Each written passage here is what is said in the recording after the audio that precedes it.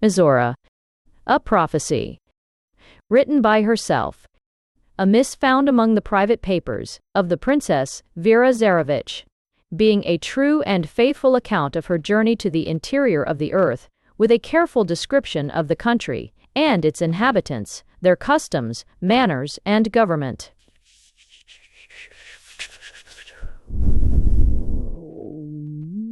Part 1. Chapter 1. Having little knowledge of rhetorical art, and possessing but a limited imagination, it is only a strong sense of the duty I owe to science and the progressive minds of the age that induces me to come before the public in the character of an author. True, I have only a simple narration of facts to deal with, and am, therefore, not expected to present artistic effects and poetical imagery, nor any of those flights of imagination that are the trial and test of genius. Yet my task is not a light one. I may fail to satisfy my own mind that the true merits of the wonderful and mysterious people I discovered have been justly described. I may fail to interest the public, which is the one difficulty most likely to occur, and most to be regretted, not for my own sake, but theirs. It is so hard to get human nature out of the ruts it has moved in for ages. To tear away their present faith is like undermining their existence, yet others who come after me will be more aggressive than I. I have this consolation: whatever reception may be given my narrative by the public, I know that it has been written solely for its good. That wonderful civilization I met with in Mizora, I may not be able to more than faintly shadow forth here, yet from it, the present age may form some idea of that grand, that ideal life that is possible for our remote posterity.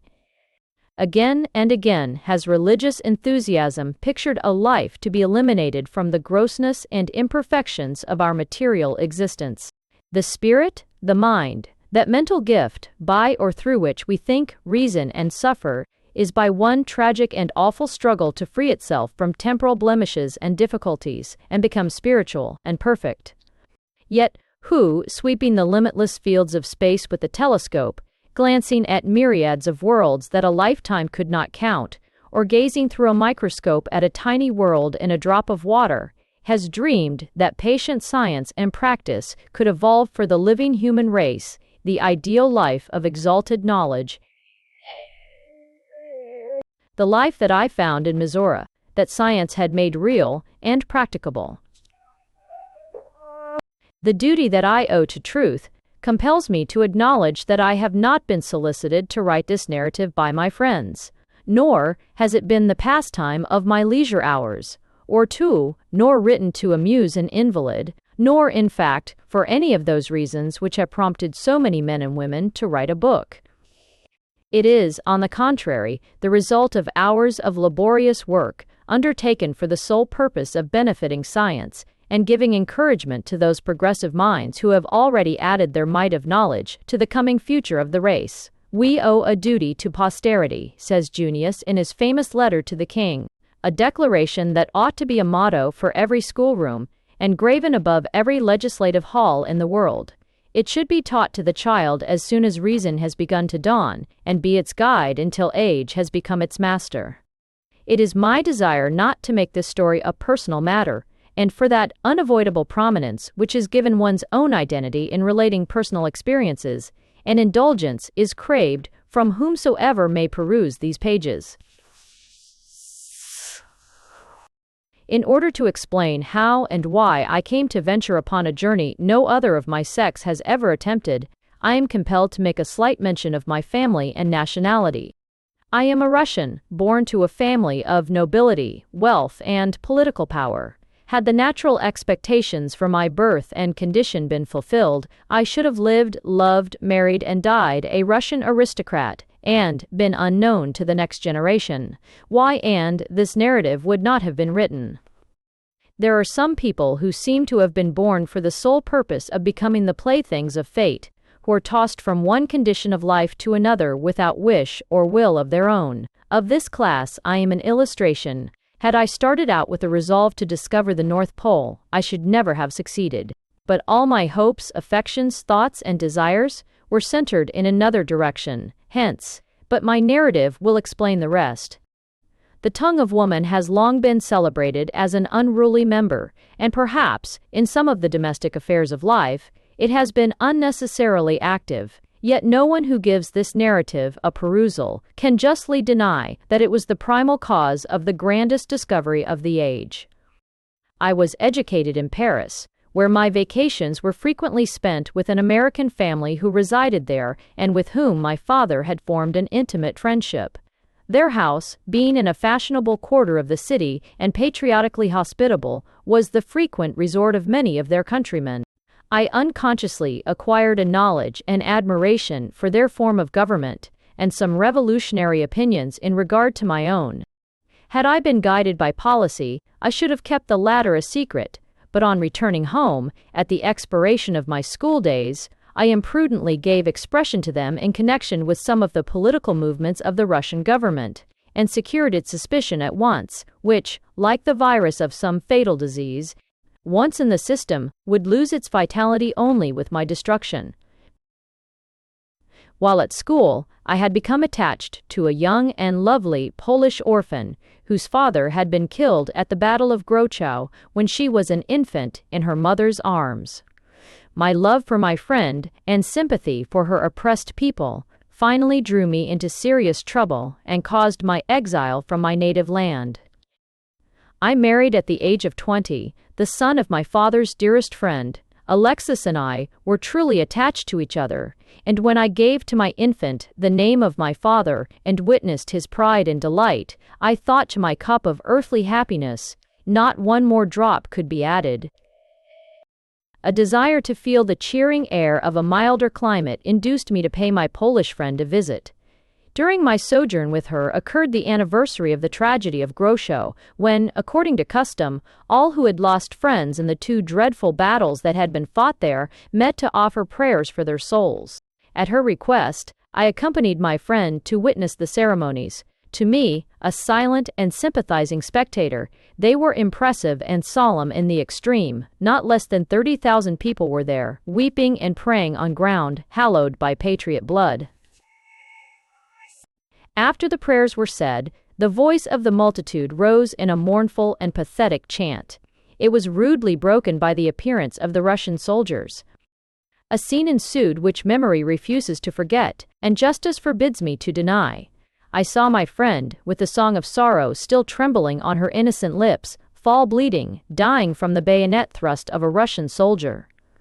I clasped the lifeless body in my arms, and in my grief and excitement, poured forth upbraidings against the government of my country, which it would never forgive, nor condone. I was arrested, tried, and condemned to the mines of Siberia for life. My father's ancient and princely lineage, my husband's rank, the wealth of both families, all were unavailing in procuring a commutation of my sentence to some less severe punishment. Through bribery, however, the cooperation of one of my jailers was secured, and I escaped in disguise to the frontier. It was my husband's desire that I proceed immediately to France, where he would soon join me. But we were compelled to accept whatever means chance offered for my escape, and a whaling vessel bound for the northern seas was the only thing I could secure passage upon with safety. The captain promised to transfer me to the first southward-bound vessel we should meet. But none came. The slow, monotonous days found me gliding farther and farther from home and love. In the seclusion of my little cabin, my fate was more endurable than the horrors of Siberia could have been, but it was inexpressibly lonesome. All too too. All too too.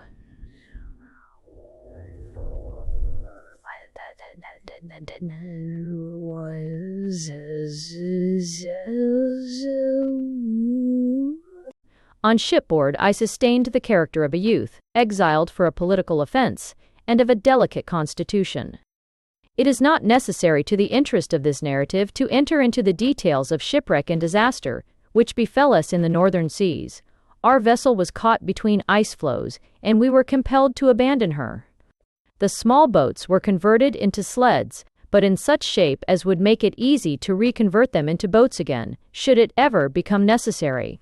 We took our march for the nearest Esquimaux settlement, where we were kindly received and tendered the hospitality of their miserable huts. The captain, who had been ill for some time, grew rapidly worse, and in a few days expired. As soon as the approach of death became apparent, he called the crew about him and requested them to make their way south as soon as possible and to do all in their power for my health and comfort. He had, he said, been guaranteed a sum of money for my safe conduct to France, sufficient to place his family in independent circumstances, and he desired that his crew should do all in their power to secure it for them. The next morning I awoke to find myself deserted, the crew having decamped with nearly everything brought from the ship. Being blessed with strong nerves, I stared my situation bravely in the face and resolved to make the best of it. I believed it could be only a matter of time when some European or American whaling vessel should rescue me, and I had the resolution to endure, while hope fed the flame. I at once proceeded to inure myself to the life of the Esquimaux. I habited myself in a suit of reindeer fur, and ate, with compulsory appetite, the raw flesh and fat that form their principal food. Acclimated by birth to the coldest region of the temperate zone, and naturally of a hardy constitution, I found it not so difficult to endure the rigors of the Arctic temperature as I had supposed. I soon discovered the necessity of being an assistance to my new friends in procuring food, as their hospitality depends largely upon the state of their larder. A compass and a small trunk of instruments belonging to the captain had been either overlooked or rejected by the crew in their flight. I secured the esteem of the Esquimaux by using the compass to conduct a hunting party in the right direction when a sudden snowstorm had obscured the landmarks by which they guide their course. I cheerfully assumed a share of their hardships, for with these poor children of the North life is a continual struggle with cold and starvation. The long, rough journeys which we frequently took over ice and ridges of snow in quest of animal food, I found monotonously destitute of everything I had experienced in former traveling, except fatigue. The wail of the winds, and the desolate landscape of ice and snow, never varied. The coruscations of the aurora borealis sometimes lighted up the dreary waste around us, and the myriad eyes of the firmament shone out with a brighter luster, as twilight shrank before the gloom of the long Arctic night. A description of the winter I spent with the Eskimo can be of little interest to the readers of this narrative. Language cannot convey to those who have dwelt always in comfort the feeling of isolation, the struggle with despair, that was constantly mine.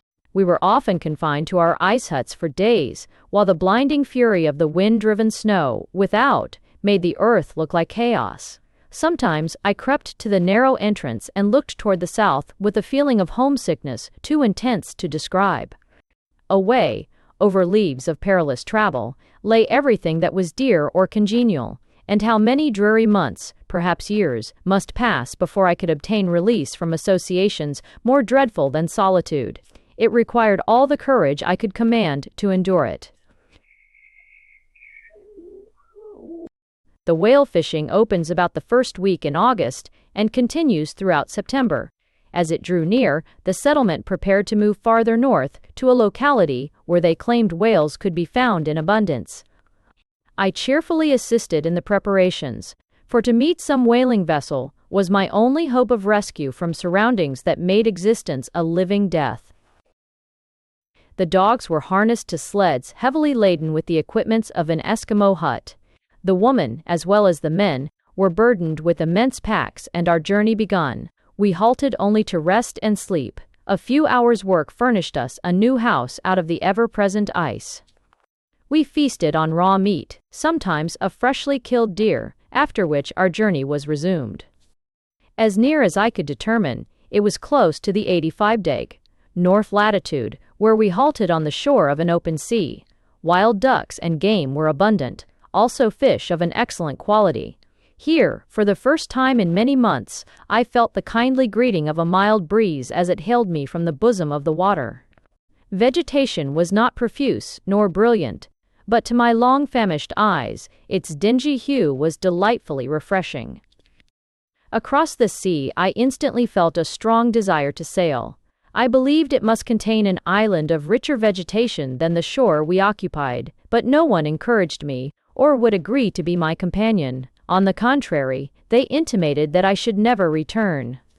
I believed that they were trying to frighten me into remaining with them, and declared my intention to go alone. Perhaps I might meet in that milder climate some of my own race. My friend smiled, and pointing to the south, said, as he designated an imaginary boundary, "Across that, no white man's foot has ever stepped."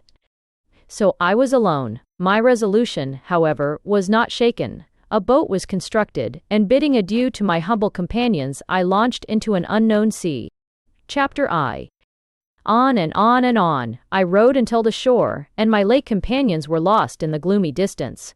On and still on, until fatigued almost to exhaustion, and still no land. A feeling of uncontrollable lonesomeness took possession of me. Silence reigned supreme. No sound greeted me save the swirl of the gently undulating waters against the boat, and the melancholy dip of the oars. Overhead, the familiar eyes of night were all that pierced the gloom that seemed to hedge me in. My feeling of distress increased when I discovered that my boat had struck a current, and was beyond my control. Visions of a cataract and inevitable death instantly shot across my mind. Made passive by intense despair, I laid down in the bottom of the boat to let myself drift into whatever fate was awaiting me. I must have lain there many hours before I realized that I was traveling in a circle. The velocity of the current had increased, but not sufficiently to ensure immediately destruction. Hope began to revive, and I sat up and looked about me with renewed courage. Directly before me rose a column of mist, so thin that I could see through it, and of the most delicate tint of green. As I gazed, it spread into a curtain that appeared to be suspended in mid-air, and began to sway gently back and forth as if impelled by a slight breeze, while sparks of fire, like countless swarms of fireflies, darted through it and blazed out into 1,000 brilliant hues and flakes of color that chased one another across, and danced merrily up and down with bewildering swiftness. Suddenly, it drew together in a single fold, a rope of yellow mist, then instantly shook itself out again as a curtain of rainbows fringed with flame. Myriads of tassels, composed of threads of fire, began to dart hither and thither through it, while the rainbow stripes deepened in hue until they looked like gorgeous ribbons glowing with intensest radiance, yet softened by that delicate misty appearance which is a special quality of all atmospheric color, and which no pencil can paint, nor the most eloquent tongue adequately describe. The swaying motion continued. Sometimes the curtain approached near enough, apparently, to flaunt its fiery fringe almost within my grasp. It hung one instant in all its marvelous splendor of colors, then suddenly rushed into a compact mass, and shot across the zenith, an arc of crimson fire that lit up the gloomy waters with a weird, unearthly glare. It faded quickly, and appeared to settle upon the water again in a circular wall of amber mist, round which the current was hurrying me with rapidly increasing speed. I saw, with alarm, that the circles were narrowing. A whirlpool was my instant conjecture, and I laid myself down in the boat, again expecting every moment to be swept into a seething abyss of waters. The spray dashed into my face as the boat plunged forward with frightful swiftness. A semi-stupor, born of exhaustion and terror, seized me in its merciful embrace. It must have been many hours that I lay thus. I have a dim recollection of my boat going on and on, its speed gradually decreasing, until I was amazed to perceive that it had ceased its onward motion and was gently rocking on quiet waters. I opened my eyes. A rosy light, like the first blush of a new day, permeated the atmosphere. I sat up and looked about me. A circular wall of pale amber mist rose behind me. The shores of a new and beautiful country stretched before. Toward them, I guided my boat with reviving hope and strength. I entered a broad river, whose current was from the sea, and let myself drift along its banks in bewildered delight. The sky appeared bluer, and the air balmier than even that of Italy's favored clime. The turf that covered the banks was smooth and fine, like a carpet of rich green velvet. The fragrance of tempting fruit was wafted by the zephyrs from numerous orchards. Birds of bright plumage flitted among the branches, anon breaking forth into wild and exultant melody, as if they rejoiced to be in so favored a clime. And truly it seemed a land of enchantment. The atmosphere had a peculiar transparency, seemingly to bring out clearly objects at a great distance, yet veiling the far horizon in a haze of gold and purple. Overhead, clouds of the most gorgeous hues, like precious gems converted into vapor, floated in a sky of the serenest azure. The languorous atmosphere, the beauty of the heavens, the inviting shores, produced in me a feeling of contentment not easily described. To add to my senses another enjoyment, my ears were greeted with sounds of sweet music, in which I detected the mingling of human voices. I wondered if I had really drifted into an enchanted country, such as I had read about in the fairy books of my childhood. The music grew louder, yet wondrously sweet, and a large pleasure boat, shaped like a fish, glided into view. Its scales glittered like gems as it moved gracefully and noiselessly through the water. Its occupants were all young girls of the highest type of blonde beauty. It was their soft voices, accompanied by some peculiar stringed instruments they carried, that had produced the music I had heard. They appeared to regard me with curiosity, not unmixed with distrust, for their boat swept aside to give me a wide berth. I uncovered my head, shook down my long black hair, and falling upon my knees, lifted my hands in supplication. My plea was apparently understood, for turning their boat around, they motioned me to follow them. This I did with difficulty, for I was weak, and their boat moved with a swiftness and ease that astonished me. What surprised me most was its lack of noise. As I watched its beautiful occupants dressed in rich garments, adorned with rare and costly gems, and noted the noiseless, gliding swiftness of their boat, an uncomfortable feeling of mystery began to invade my mind, as though I really had chanced upon enchanted territory. As we glided along, I began to be impressed by the weird stillness. No sound greeted me from the ripening orchards, save the carol of birds from the fields, came no note of harvest labor. No animals were visible, nor sound of any, no hum of life.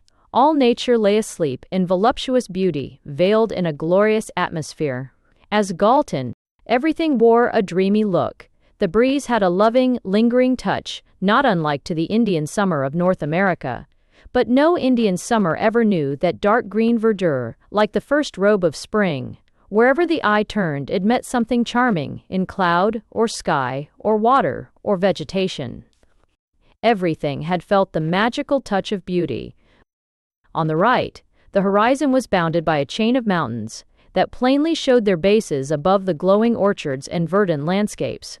It impressed me as peculiar that everything appeared to rise as it gained in distance. At last the pleasure boat halted at a flight of marble steps that touched the water. Ascending these, I gained an eminence where a scene of surpassing beauty and grandeur lay spread before me. Far, far as the eye could follow it, stretched the stately splendor of a mighty city. But all the buildings were detached and surrounded by lawns and shade trees, their white marble and gray granite walls gleaming through the green foliage. Upon the lawn, directly before us, a number of most beautiful girls had disposed themselves at various occupations. Some were reading, some sketching, and some at various kinds of needlework. I noticed that they were all blondes. I could not determine whether their language possessed a peculiarly soft accent, or whether it was an unusual melody of voice that made their conversation as musical to the ear as the love notes of some amorous woodbird to its mate. A large building of white marble crowned a slight eminence behind them. Its porticos were supported upon the hands of colossal statues of women, carved out of white marble with exquisite art and beauty. Shade trees of a feathery foliage, like plumes of finest moss, guarded the entrance and afforded homes for brilliant plumaged birds that flew about the porticos and alighted on the hands and shoulders of the ladies without fear. Some of the trees had a smooth, straight trunk and flat top, bearing a striking resemblance to a Chinese umbrella. On either side of the marble-paved entrance were huge fountains that threw upward a column of water 100 feet in height, which, dissolving into spray, fell into immense basins of clearest crystal. Below the rim of these basins, but covered with the crystal, as with a delicate film of ice, was a wreath of blood-red roses that looked as though they had just been plucked from the stems and placed there for a temporary ornament. I afterward learned that it was the work of an artist, and durable as granite. I supposed I had arrived at a female seminary, as not a man, or the suggestion of one, was to be seen. If it were a seminary, it was for the wealth of the land, as house, grounds, adornments, and the ladies' attire were rich and elegant. I stood apart from the groups of beautiful creatures like the genus of another race, enveloped in garments of fur, that had seen much service. I presented a marked contrast. The evident culture, refinement, and gentleness of the ladies banished any fear I might have entertained as to the treatment I should receive. But a singular silence that pervaded everything impressed me painfully. I stood upon the uplifted verge of an immense city, but from its broad streets came no sound of traffic, no rattle of wheels, no hum of life. Its marble homes of opulence shone white and grand through mossy foliage. From innumerable parks, the fountains sparkled, and statues gleamed like rare gems upon a costly robe, but over all, a silence, as of death, reigned unbroken. The awe and the mystery of it pressed heavily upon my spirit, but I could not refuse to obey when a lady stepped out of the group that had doubtless been discussing me, and motioned me to follow her. She led me through the main entrance into a lofty hall that extended through the entire building, and consisted of a number of grand arches representing scenes in high relief of the finest sculpture. We entered a magnificent salon, where a large assembly of ladies regarded me with unmistakable astonishment. Every one of them was a blonde. I was presented to one whom I instantly took to be the lady superior of the college, for I had now settled it in my mind that I was in a female seminary, albeit one of unheard-of luxury in its appointments. The lady had a remarkable majesty of demeanor, and a noble countenance. Her hair was white with age, but over her features the rosy bloom of youth still lingered, as if loth to depart. She looked at me kindly and critically, but not with as much surprise as the others had evinced. I may here remark that I am a brunette. My guide, having apparently received some instruction in regard to me, led me upstairs into a private apartment. She placed before me a complete outfit of female wearing apparel, and informed me by signs that I was to put it on. She then retired. The apartment was sumptuously furnished in two colors, amber and lazulite.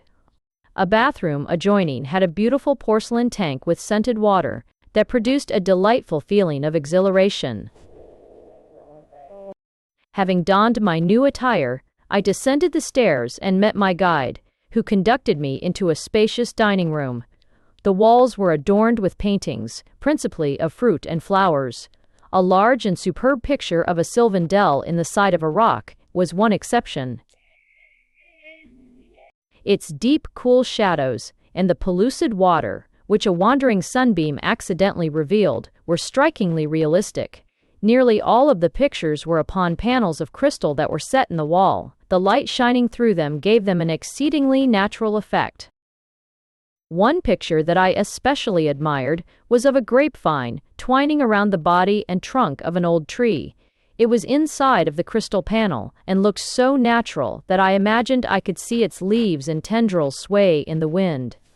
The occupants of the dining room were all ladies, and again I noted the fact that they were all blondes, beautiful, graceful, courteous, and with voices softer and sweeter than the strains of an Aeolian harp. The table, in its arrangement and decoration, was the most beautiful one I had ever seen. The white linen cloth resembled brocaded satin. The knives and forks were gold, with handles of solid amber. The dishes were of the finest porcelain. Some of them, particularly the fruit stands, looked as though composed of hoar frost. Many of the fruit stands were of gold filigree work. They attracted my notice at once, not so much on account of the exquisite workmanship and unique design of the dishes as the wonderful fruit they contained. One stand, that resembled a huge African lily in design, contained several varieties of plums, as large as hen's eggs, and transparent. They were yellow, blue, and red. The center of the table was occupied by a fruit stand of larger size than the others. It looked like a boat of seafoam fringed with gold moss. Over its outer edge hung clusters of grapes of a rich wine color, and clear as amethysts. The second row looked like globes of honey, the next were of a pale rose color, and the top of the pyramid was composed of white ones, the color and transparency of dew. The fruit looked so beautiful, I thought it would be a sacrilege to destroy the charm it had for the eye, but when I saw it removed by pink-tipped fingers, whose beauty no art could represent, and saw it disappear within such tempting lips, I thought the feaster worthy of the feast. Fruit appeared to be the principal part of their diet, and was served in its natural state. I was, however, supplied with something that resembled beefsteak of a very fine quality. I afterward learned that it was chemically prepared meat. At the close of the meal, a cup was handed me that looked like the half of a soap bubble, with all its iridescent beauty sparkling and glancing in the light. It contained a beverage that resembled chocolate, but whose flavor could not have been surpassed by the fabled nectar of the gods. Chapter IE. I have been thus explicit in detailing the circumstances of my entrance into the land of Mizora, or, in other words, the interior of the earth, lest some incredulous person might doubt the veracity of this narrative. It does seem a little astonishing that a woman should have fallen by accident, and without intention or desire, upon a discovery that explorers and scientists had for years searched for in vain.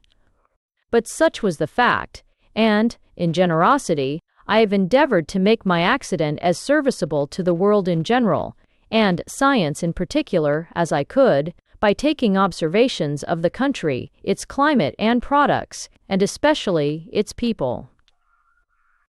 I met with the greatest difficulty in acquiring their language. Accustomed to the harsh dialect of the North, my voice was almost intractable in obtaining their melodious accentuation.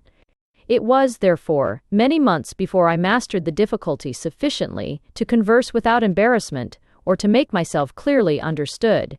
The construction of their language was simple and easily understood, and in a short time I was able to read it with ease, and to listen to it with enjoyment.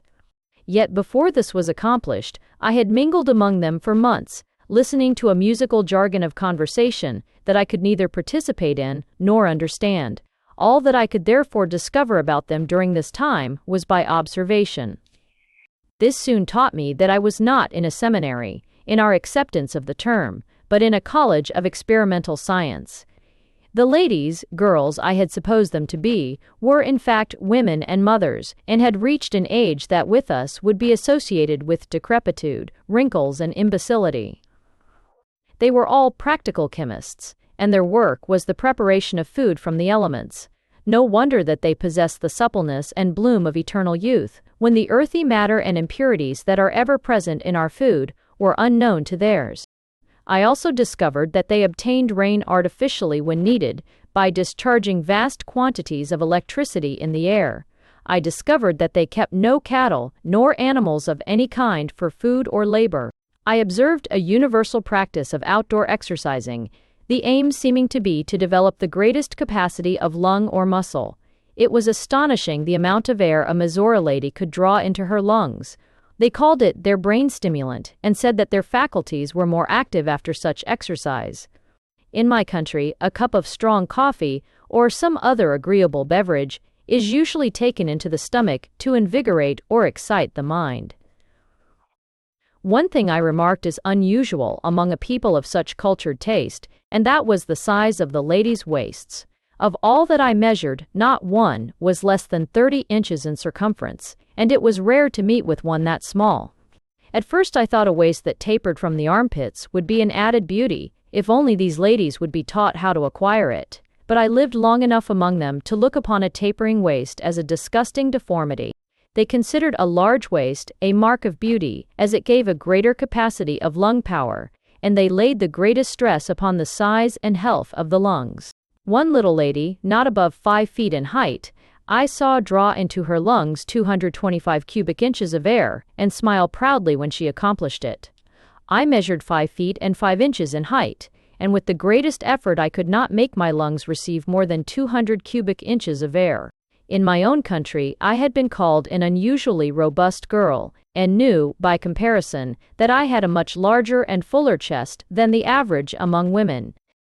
I noticed with greater surprise than anything else had excited in me the marked absence of men. I wandered about the magnificent building without hindrance or surveillance. There was not a lock or bolt on any door in it. I frequented a vast gallery filled with paintings and statues of women, noble-looking, beautiful women, but still, nothing but women. The fact that they were all blondes, singular as it might appear, did not so much impress me. Strangers came and went, but among the multitude of faces I met, I never saw a man's. In my own country, I had been accustomed to regard man as a vital necessity. He occupied all governmental offices and was the arbitrator of domestic life. It seemed, therefore, impossible to me for a country or government to survive without his assistance and advice. Besides, it was a country over which the heart of any man must yearn, however insensible he might be to beauty or female loveliness. Wealth was everywhere and abundant. The climate as delightful as the most fastidious could desire. The products of the orchards and gardens surpassed description. Bread came from the laboratory and not from the soil by the sweat of the brow. Toil was unknown, the toil that we know, menial, degrading, and harassing. Science had been the magician that had done away all that. Science, so formidable and austere to our untutored minds, had been gracious to these fair beings, and opened the door to nature's most occult secrets. The beauty of those women it is not in my power to describe. The Greeks, in their highest art, never rivaled it, for here was a beauty of mind that no art can represent. They enhanced their physical charms with attractive costumes, often of extreme elegance. They wore gems that flashed a fortune as they passed. The rarest was of a pale rose color, translucent as the clearest water, and of a brilliancy exceeding the finest diamond. Their voices, in song, could only be equaled by a celestial choir. No dryad queen ever floated through the leafy aisles of her forest with more grace than they displayed in every movement, and all this was for feminine eyes alone, on they of the most enchanting loveliness. Whew! Among all the women that I met during my stay in Mizora, comprising a period of 15 years, I saw not one homely face or ungraceful form. In my own land the voice of flattery had whispered in my ear praises of face and figure, but I felt ill-formed and uncouth beside the perfect symmetry and grace of these lovely beings. Her chief beauty appeared in a mobility of expression. It was the divine fire of thought that illumined every feature, which, while gazing upon the Aphrodite of Praxitiles, we must think was all that the matchless marble lacked. Emotion passed over their features like ripples over a stream. Their eyes were limpid wells of loveliness, where every impulse of their natures were betrayed without reserve. It would be a paradise for man. I made this observation to myself, and as secretly would I propound the question, why is he not here in lordly possession? Is chaptered, cosperbal? Well, if we feel led states, our eternal states, and states first why, and our owner, why does, or our eternal. An world man was regarded, or he had made himself regarded, as a superior being. He had constituted himself the government, the law, judge, jury, and executioner. He doled out reward or punishment as his conscience or judgment dictated. He was active and belligerent, always in obtaining and keeping every good thing for himself. He was indispensable. Yet here was a nation of fair, exceedingly fair women doing without him, and practicing the arts and sciences far beyond the imagined pale of human knowledge and skill. Of their progress in science I will give some accounts hereafter. It is impossible to describe the feeling that took possession of me as months rolled by, and I saw the active employments of a prosperous people move smoothly and quietly along in the absence of masculine intelligence and wisdom. Cut off from all inquiry by my ignorance of their language, the singular absence of the male sex began to prey upon my imagination as a mystery, the more so after visiting a town at some distance, composed exclusively of schools and colleges for the youth of the country. Here I saw hundreds of children, and all of them were girls. Is it to be wondered at that the first inquiry I made was, "Where are the men?" Chapter IV. To facilitate my progress in the language of Mizora, I was sent to their national college. It was the greatest favor they could have conferred upon me, as it opened to me a wide field of knowledge. Their educational system was a peculiar one, and, as it was the chief interest of the country, I shall describe it, before proceeding farther with this narrative. All institutions for instruction were public, as were, also, the books and other accessories. The state was the beneficent mother who furnished everything, and required of her children only their time and application. Each pupil was compelled to attain a certain degree of excellence that I thought unreasonably high, after which she selected the science or vocation she felt most competent to master, and to that she then devoted herself. The salaries of teachers were larger than those of any other public position. The principal of the National College had an income that exceeded any royal one I had ever heard of, but, as education was the paramount interest of Mizora, I was not surprised at it. Their desire was to secure the finest talent for educational purposes, and as the highest honors and emoluments belonged to such a position, it could not be otherwise. To be a teacher in Mizora was to be a person of consequence. They were its aristocracy.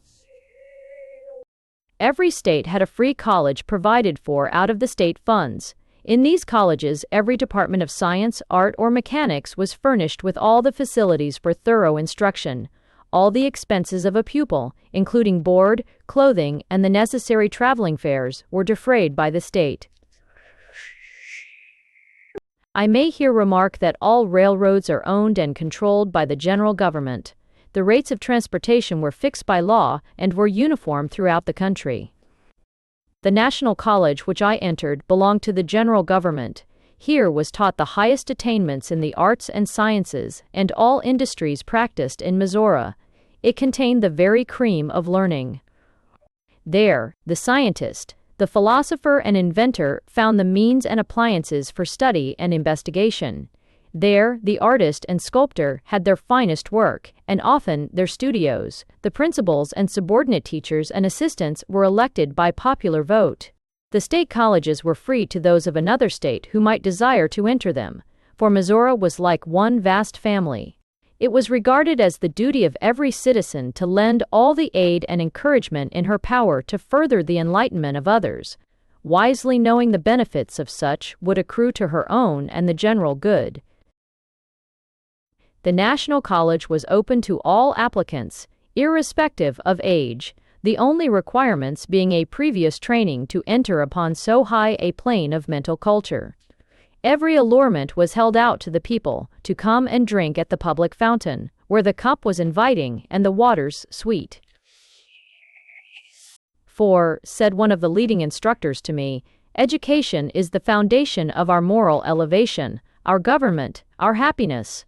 Let us relax our efforts or curtail the means and inducements to become educated, and we relax into ignorance and end in demoralization. We know the value of free education. It is frequently the case that the greatest minds are of slow development, and manifest in the primary schools no marked ability. They often leave the schools unnoticed, and when time has awakened them to their mental needs, all they have to do is to apply to the college, pass an examination, and be admitted. If not prepared to enter the college, they could again attend the common schools. We realize in its broadest sense the ennobling influence of universal education. The higher the culture of a people, the more secure is their government and happiness. A prosperous people is always an educated one, and the freer the education, the wealthier they become. The preceptress of the National College was the leading scientist of the country. Her position was more exalted than any that wealth could have given her. In fact, while wealth had acknowledged advantages, it held a subordinate place in the estimation of the people. I never heard the expression, very wealthy, used as a recommendation of a person. It was always, she is a fine scholar or mechanic or artist or musician. She excels in landscape gardening or domestic work. She is a first-class chemist. But never. The idea of a government assuming the responsibility of education, like a parent securing the interest of its children, was all so new to me, and yet, I confessed to myself, the system might prove beneficial to other countries than Mizora. In that world, from whence I had so mysteriously emigrated, education was the privilege only of the rich. And in no country, however enlightened, was there a system of education that would reach all. Charitable institutions were restricted and benefited only a few. My heart beat with enthusiasm when I thought of the mission before me. And then I reflected that the philosophers of my world were but as children in progress compared to these. Still traveling in grooves that had been worn and fixed for posterity by bygone ages of ignorance and narrow-mindedness, it would require courage and resolution, and more eloquence than I possessed, to persuade them out of these trodden paths. To be considered the privileged class was an active characteristic of human nature. Wealth and the powerful grip upon the people which the organizations of society and governments gave, made it hereditary. Yet in this country, nothing was hereditary but the prosperity and happiness of the whole people. It was not a surprise to me that astronomy was an unknown science in Mizora, as neither sun, moon, nor stars were visible there. The moon's pale beams never afford material for a blank line in poetry. Either do scientific discussions rage on the formation of Saturn's rings, or the spots on the sun.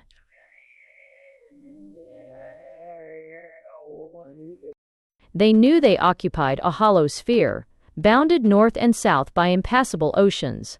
Light was a property of the atmosphere. A circle of burning mist shot forth long streamers of light from the north, and a similar phenomena occurred in the south. The recitation of my geography lesson would have astonished a pupil from the outer world. They taught that a powerful current of electricity existed in the upper regions of the atmosphere. It was the origin of their atmospheric heat and light and their change of seasons. The latter appeared to me to coincide with those of the Arctic zone, in one particular. The light of the sun during the Arctic summer is reflected by the atmosphere and produces that mellow, golden, rapturous light that hangs like a veil of enchantment over the land of Mizora for 6 months in the year. It was followed by 6 months of the shifting iridescence of the aurora borealis. As the display of the aurora borealis originated, and was most brilliant at what appeared to me to be the terminus of the pole, I believed it was caused by the meeting at that point of the two great electric currents of the earth, the one on its surface, and the one known to the inhabitants of Mizora. The heat produced by the meeting of two such powerful currents of electricity is, undoubtedly, the cause of the open polar sea. As the point of meeting is below the vision of the inhabitants of the Arctic regions, they see only the reflection of the aurora. Its gorgeous, brilliant, indescribable splendor is known only to the inhabitants of Mizora. At the National College, where it is taught as a regular science, I witnessed the chemical production of bread and a preparation resembling meat.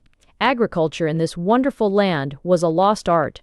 No one that I questioned had any knowledge of it. It had vanished in the dim past of their barbarism. With the exception of vegetables and fruit, which were raised in luscious perfection, their food came from the elements. A famine among such enlightened people was impossible, and scarcity was unknown. Food for the body and food for the mind were without price. Buy, socially 20.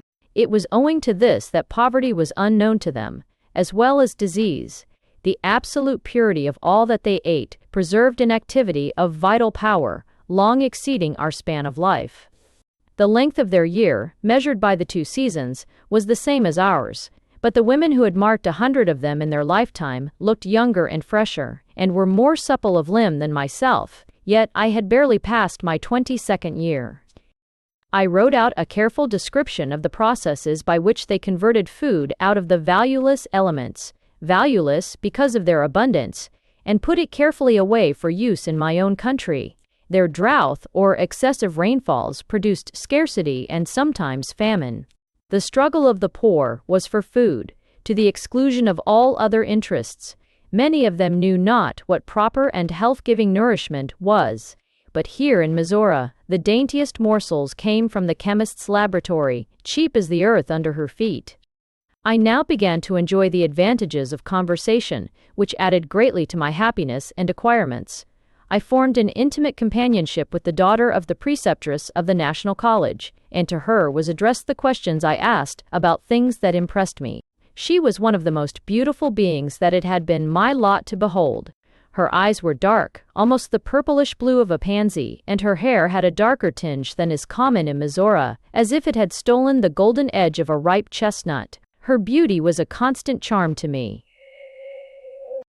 The National College contained a large and well-filled gallery. Its pictures and statuary were varied, not confined to historical portraits and busts, as was the one at the College of Experimental Science. Yet it possessed a number of portraits of women exclusively of the blonde type. Many of them were ideal in loveliness.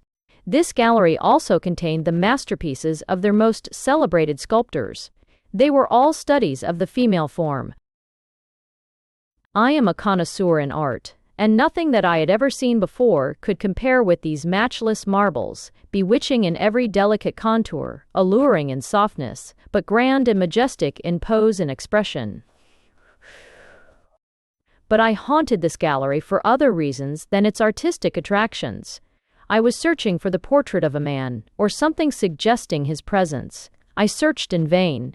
Many of the paintings were on a peculiar transparent substance that gave to the subject a startlingly vivid effect. I afterward learned that they were imperishable, the material being a translucent adamant of their own manufacture. After a picture was painted upon it, another piece of adamant was cemented over it. Each day, as my acquaintance with the peculiar institutions and character of the inhabitants of Mizora increased, my perplexity and a certain air of mystery about them increased with it. It was impossible for me not to feel for them a high degree of respect, admiration, and affection. They were ever gentle, tender, and kind to solicitude. To accuse them of mystery were a paradox, and yet they were a mystery. In conversation, manners, and habits, they were frank to singularity. It was just as common an occurrence for a poem to be read and commented on by its author as to hear it done by another. I have heard a poetess call attention to the beauties of her own production, and receive praise or adverse criticism with the same charming urbanity. Ambition of the most intense earnestness was a natural characteristic, but was guided by a stern and inflexible justice. Envy and malice were unknown to them. It was, doubtless, owing to their elevated moral character that courts and legal proceedings had become unnecessary. If a discussion arose between parties involving a question of law, they repaired to the public library, where the statute books were kept, and looked up the matter themselves, and settled it as the law directed. Which, should they fail to interpret the law alike, a third party was selected as referee, but accepted no pay. Indolence was as much a disgrace to them as is the lack of virtue to the women of my country. Hence, every citizen, no matter how wealthy, had some regular trade, business, or profession. I found those occupations we are accustomed to see, accepted by the people of inferior birth and breeding, were there filled by women of the highest social rank, refined in manner, and frequently of notable intellectual acquirements. It grew, or was the result of the custom of selecting whatever vocation they felt themselves competent to most worthily fill, and as no social favor or ignominy rested on any kind of labor, the whole community of Mizora was one immense family of sisters who knew no distinction of birth or position among themselves. There were no paupers and no charities, either public or private, to be found in the country. The absence of poverty, such as I knew, existed in all civilized nations upon the face of the earth, was largely owing to the cheapness of food. But there was one other consideration that bore vitally upon it.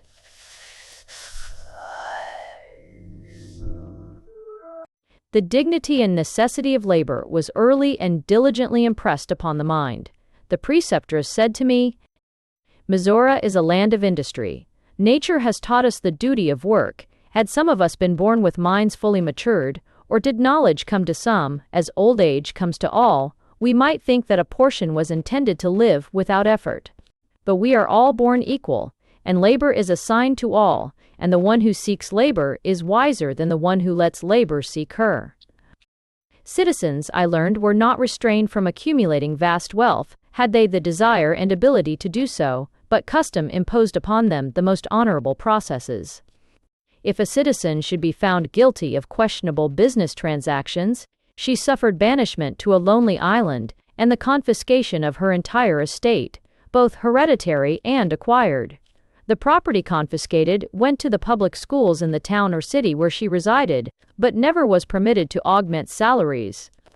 I discovered this in the statute books, but not in the memory of anyone living had it been found necessary to inflict such a punishment.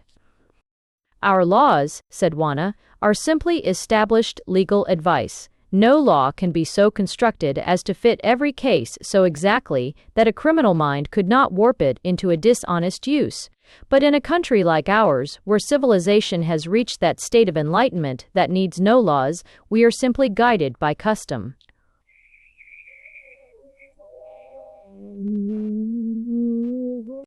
The love of splendor and ornament was a pronounced characteristic of these strange people, but where gorgeous colors were used, they were always of rich quality. The humblest homes were exquisitely ornamented and often displayed a luxury that, with us, would have been considered an evidence of wealth. They took the greatest delight in their beauty and were exceedingly careful of it. A lovely face and delicate complexion, they averred, added to one's refinement. The art of applying an artificial bloom and fairness to the skin, which I had often seen practiced in my own country, appeared to be unknown to them. But everything savoring of deception was universally condemned.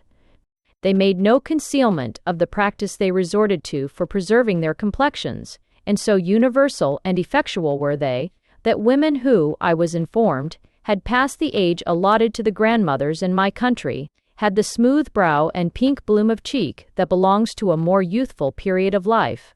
Our youthful period of life. There was, however, a distinction between youth and old age. The hair was permitted to whiten, but the delicate complexion of old age, with its exquisite coloring, excited in my mind as much admiration as astonishment. I cannot explain why I hesitated to press my first enquiry as to where the men were. I had put the question to Juana one day, but she professed never to have heard of such beings. It silenced me, for a time. Perhaps it is some extinct animal, she added naively. We have so many new things to study and investigate that we pay but little attention to ancient history. I bided my time and put the query in another form. Where is your other parent? She regarded me with innocent surprise. You talk strangely. I have but one parent. How could I have any more? You ought to have two. She laughed merrily. You have a queer way of jesting. I have but one mother, one adorable mother. How could I have two? And she laughed again. I saw that there was some mystery I could not unravel at present, and fearing to involve myself in some trouble, refrained from further questioning on the subject.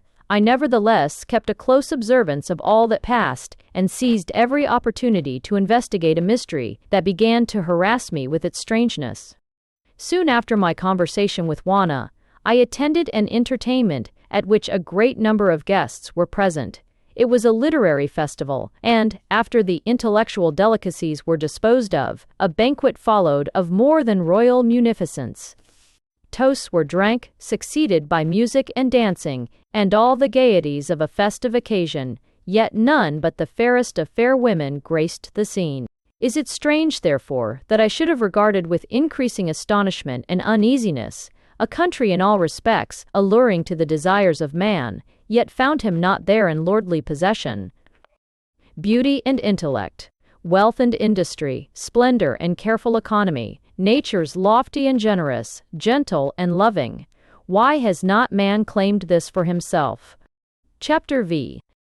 The preceptress of the National College appointed her daughter Juana as a guide and instructor to me. I formed a deep and strong attachment for her, which, it pains me to remember, was the cause of her unhappy fate. In stature she was above the medium height, with a form of the fairest earthly loveliness and exquisite grace. Her eyes were so deep a blue, that at first I mistook them for brown. Her hair was the color of a ripe chestnut frosted with gold, and in length and abundance would cover her like a garment. She was vivacious and fond of athletic sports. Her strength amazed me. Those beautiful hands, with their tapering fingers, had a grip like a vice. They had discovered in this wonderful land that a body possessing perfectly developed muscles must, by the laws of nature, be symmetrical and graceful. They rode a great deal on small two-wheeled vehicles, which they propelled themselves.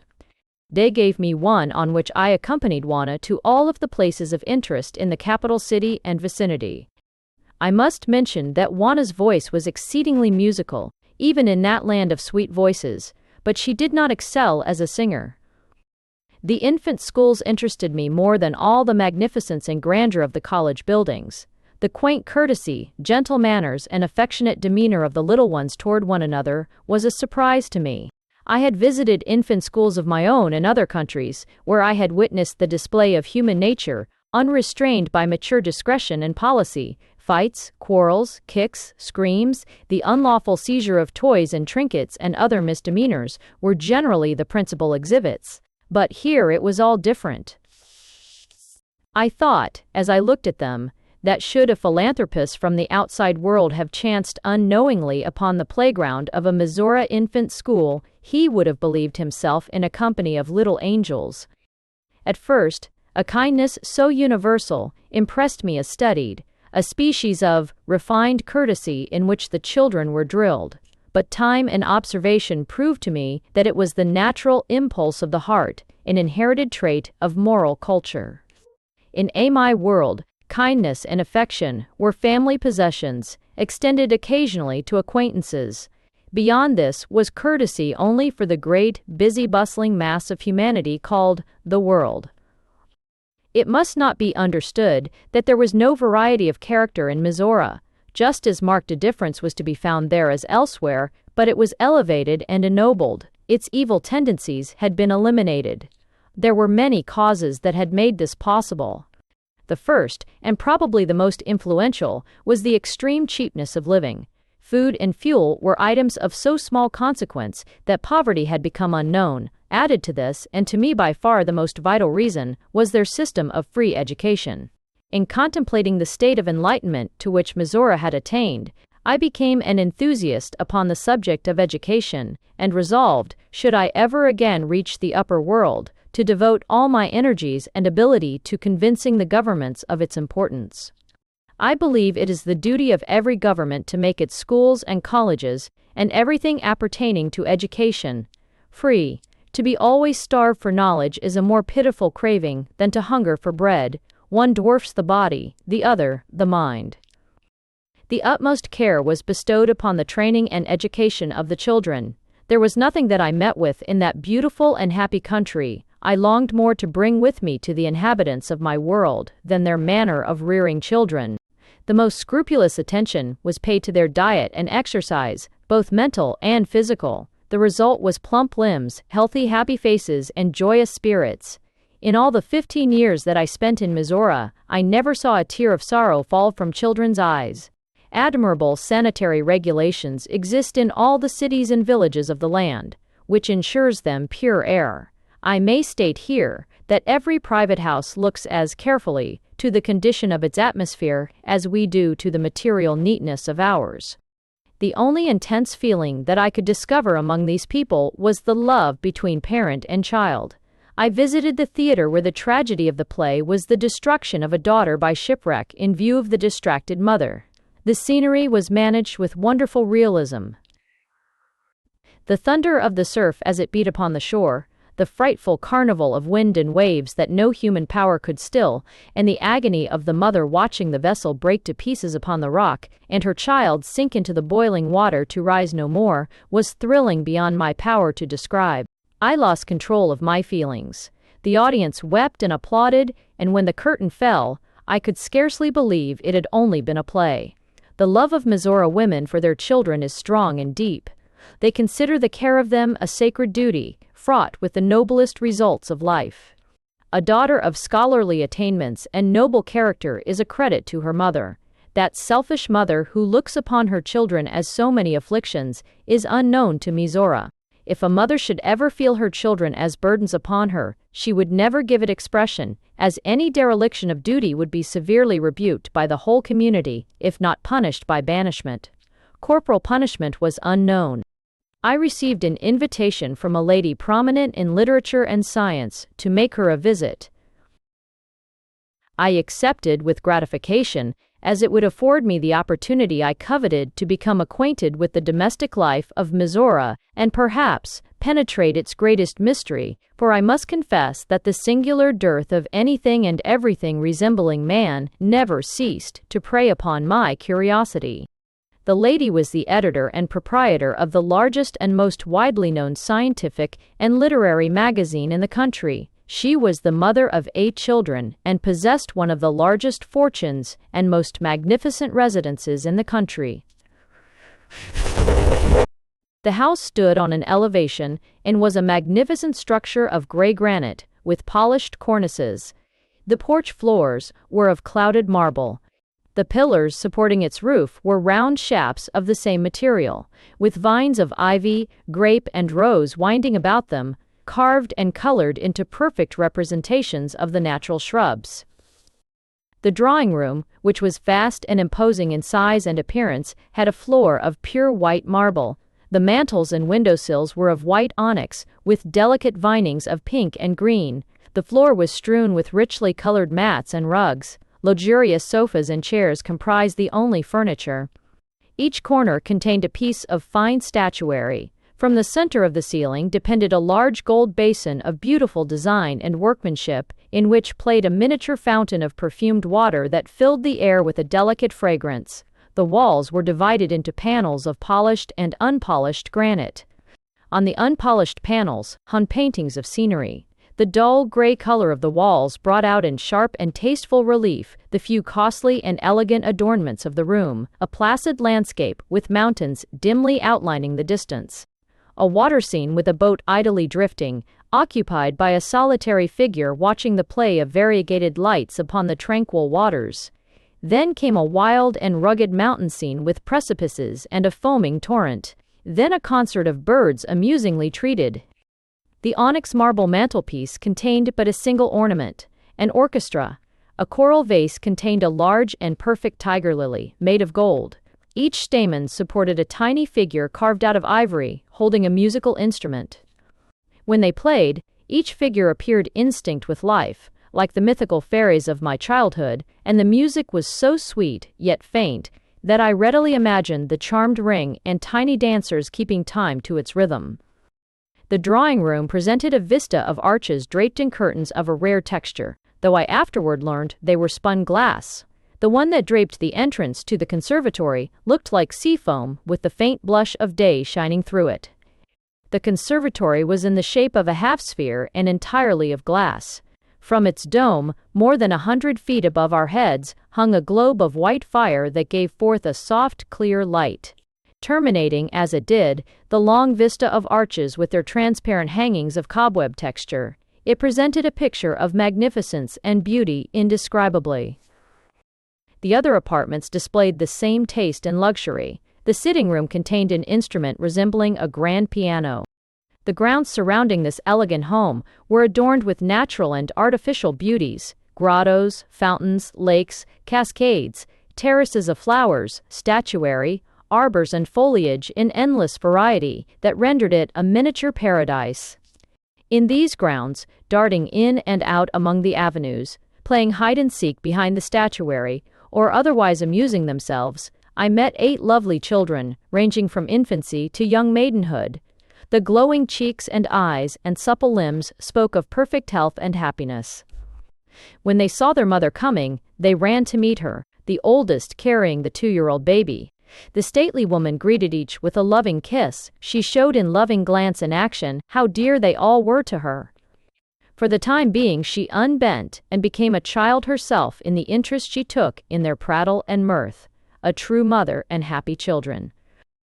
I discovered that each department of this handsome home was under the care of a professional artist. I remarked to my hostess that I had supposed her home was the expression of her own taste. "So it is," she replied, "but it requires an equally well-educated taste to carry out my designs. The arrangement and ornamentation of my grounds were suggested by me and planned and executed by my landscape artist." After supper, we repaired to the general sitting room. The eldest daughter had been deeply absorbed in a book before we came in. She closed and left it upon a table. I watched for an opportunity to carelessly pick it up and examine it. It was a novel, I felt sure, for she appeared to resign it reluctantly out of courtesy to her guest. I might, from it, gather some clue to the mystery of the male sex. I took up the book and opened it. It was The Conservation of Force and the Phenomena of Nature. I laid it down with a sigh of discomfiture. The next evening, my hostess gave a small entertainment, and what was my amazement, not to say offense, to perceive the cook, the chambermaid, and in fact all the servants in the establishment, enter and join in the conversation and amusement. The cook was asked to sing, with the exception of myself, and I tried to conceal it. No one appeared to take umbrage at her presence. She sat down to the piano and sang a pretty ballad in a charming manner. Her voice was cultivated and musical, as are all the voices in Mizora, but it was lacking in the qualities that make a great singer, yet it had a plaintive sweetness that was very attractive. I was dumbfounded at her presumption. In my country such a thing is unknown as a servant entertaining guests in such a capacity, and especially among people of my rank and position in the world. I repelled some advances she made me with a hauteur and coldness that it mortified me afterward to remember. Instead of being my inferior, I was hers, and she knew it, but neither by look, tone, nor action did she betray her consciousness of it. I had to acknowledge that her hands were more delicately modeled than mine, and her bearing had a dignity and elegance that might have been envied by the most aristocratic dame of my own land. Knowing that the Mizora people were peculiar in their social ideas, I essayed to repress my indignation at the time, but later I unburdened myself to Juana, who, with her usual sweetness and gentleness, explained to me that her occupation was a mere matter of choice with her. She is one of the most distinguished chemists of this nation. She solved the problem of making bread out of limestone of a much finer quality than had been in use before.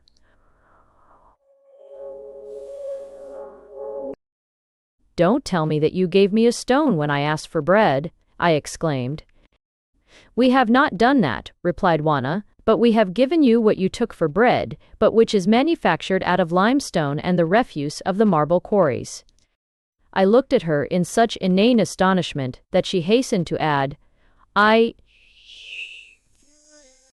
will take you to one of the large factories some day. They are always in the mountains where the stone is abundant. You can there see lobes by the thousands packed in great glass tanks for shipment to the different markets, and they do not cost the manufacturer above 1 centime per 100. And what royalty does the discoverer get for this wonder of chemistry? None. Whenever anything of that kind is discovered in our country, it is purchased outright by the government and then made public for the benefit of all. The competition among manufacturers consists in the care and exactness with which they combine the necessary elements. There is quite a difference in the taste and quality of our bread, as it comes from different factories.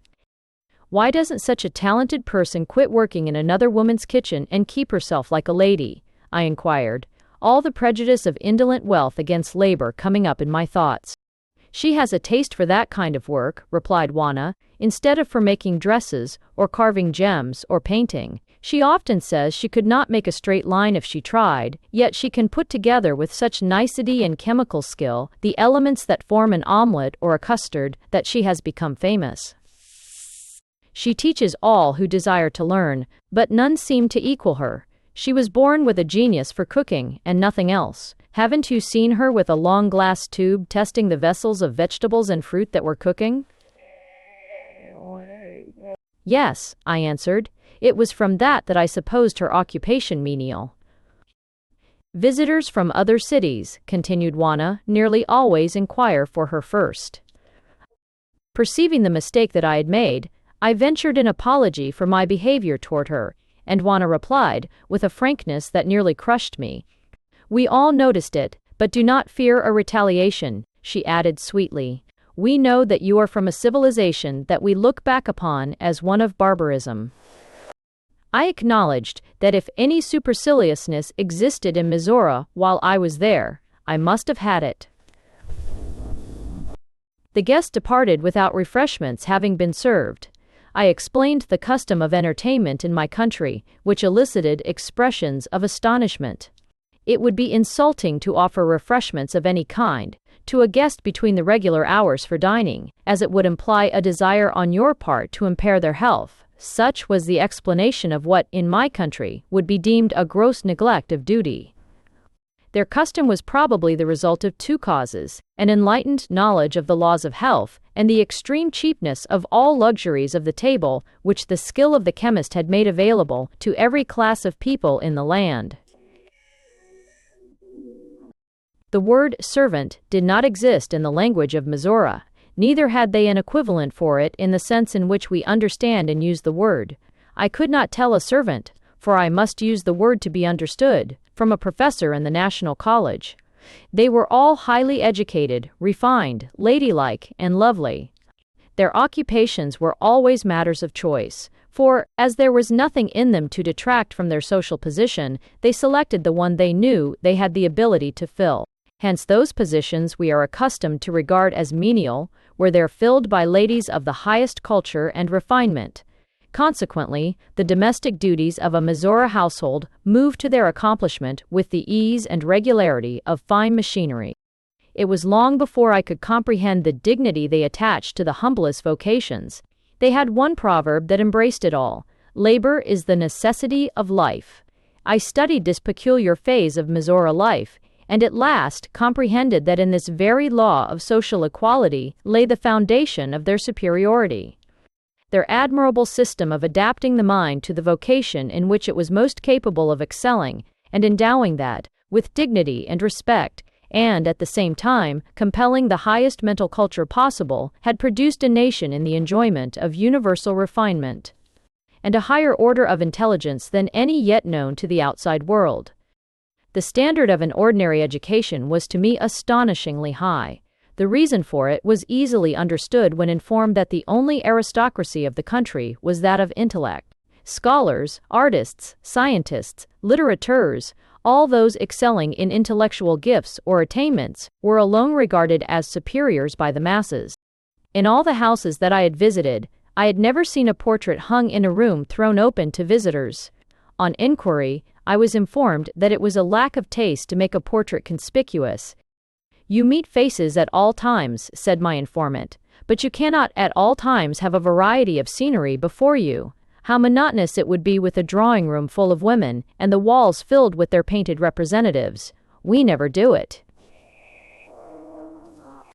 "Then where do you keep your family portraits?" "Ours is in a gallery upstairs."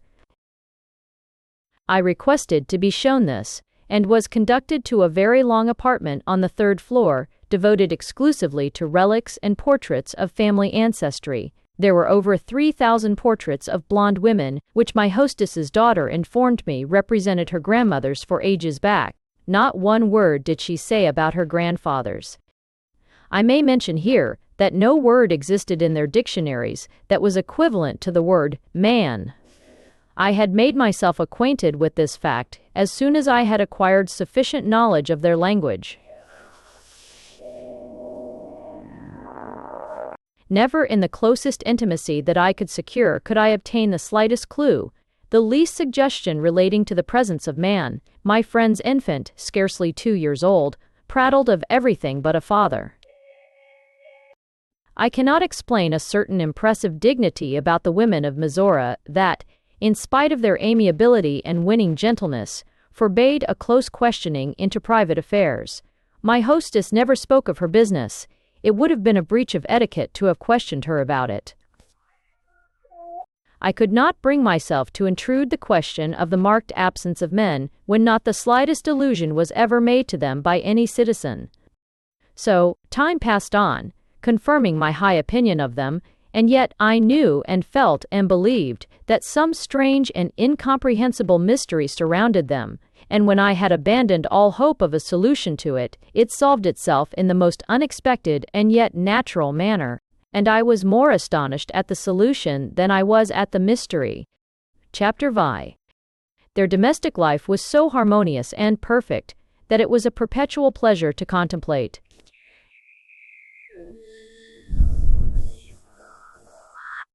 Human nature finds its sweetest pleasure, its happiest content, within its own home circle, and in Mizora, I found no exception to the rule. The arrangement and adornment of every house in Mizora were evidently for the comfort and happiness of its inmates. To purchase anything for merely outside show, or to excite the envy or jealousy of a neighbor, was never thought of by an inhabitant of Mizora. The houses that were built to rent excited my admiration quite as much as did the private residences. They all seemed to have been designed with two special objects in view: beauty and comfort.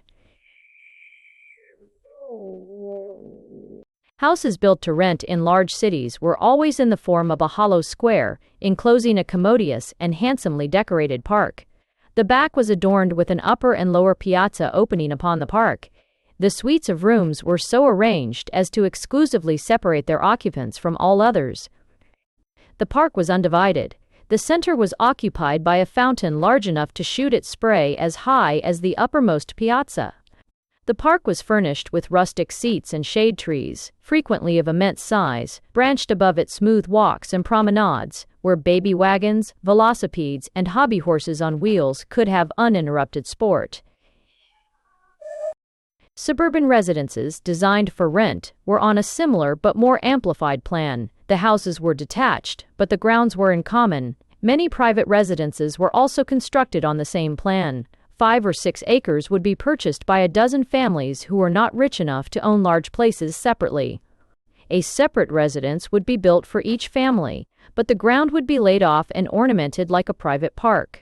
Each of the dozen families would thus have a beautiful view and the privilege of the whole ground. In this way, cascades, fountains, rustic arbors, rockeries, aquariums, tiny lakes, and every variety of landscape ornamenting could be supplied at a comparatively small cost to each family. Should anyone wish to sell, they disposed of their house and 1/12 of the undivided ground and a certain % of the value of its ornaments. The established custom was never to remove or alter property thus purchased without the consent of the other shareholders. Where a people had been educated to regard justice and conscience as their law, such an arrangement could be beneficial to an entire city. Financial ability does not belong to everyone, and this plan of uniting small capitals gave opportunity to the less wealthy classes to enjoy all the luxuries that belong to the rich. In fact, some of the handsomest parks I saw in Mizora were owned and kept up in this manner.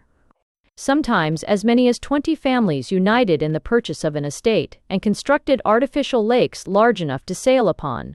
Artificial cascades and fountains of wonderful size and beauty were common ornaments in all the private and public parks of the city. I noticed in all the cities that I visited the beauty and charm of the public parks, which were found in all sections. The walks were smoothly paved and shaded by trees of enormous size. They were always frequented by children who could romp and play in these sylvan retreats of beauty in perfect security. The high state of culture arrived at by the Mizora people rendered a luxurious style of living a necessity to all. Many things that I had been brought up to regard as the exclusive privileges of the rich were here the common pleasure of everyone. There was no distinction of classes, no genteel poverty people who denied themselves necessities that they might appear to have luxuries. There was not a home in Mizora that I entered, and I had access to many, that did not give the impression of wealth in all its appointments. I asked the preceptress to explain to me how I might carry back to the people of my country this social happiness, this equality of physical comfort and luxury, and she answered me with emphasis. Educate them. Convince the rich that by educating the poor, they are providing for their own safety. They will have fewer prisons to build, fewer courts to sustain. Educated labor will work out its own salvation against capital. Let the children of toil start in life with exactly the same educational advantages that are enjoyed by the rich. Give them the same physical and moral training, and let the rich pay for it by taxes. I shook my head. They will never submit to it, was my reluctant admission.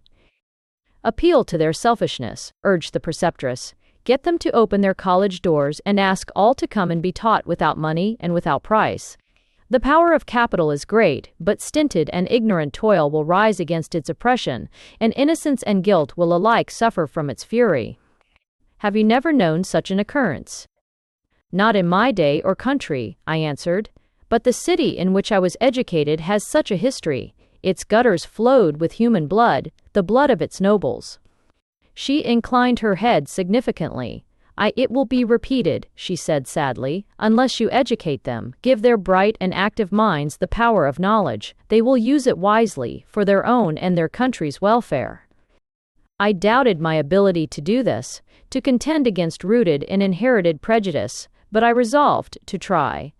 I did not need to be told that the rich and powerful had a monopoly of intellect. Nature was not partial to them, for the children of the poor, I well knew, were often handsomer and more intellectual than the offspring of wealth and aristocratic birth.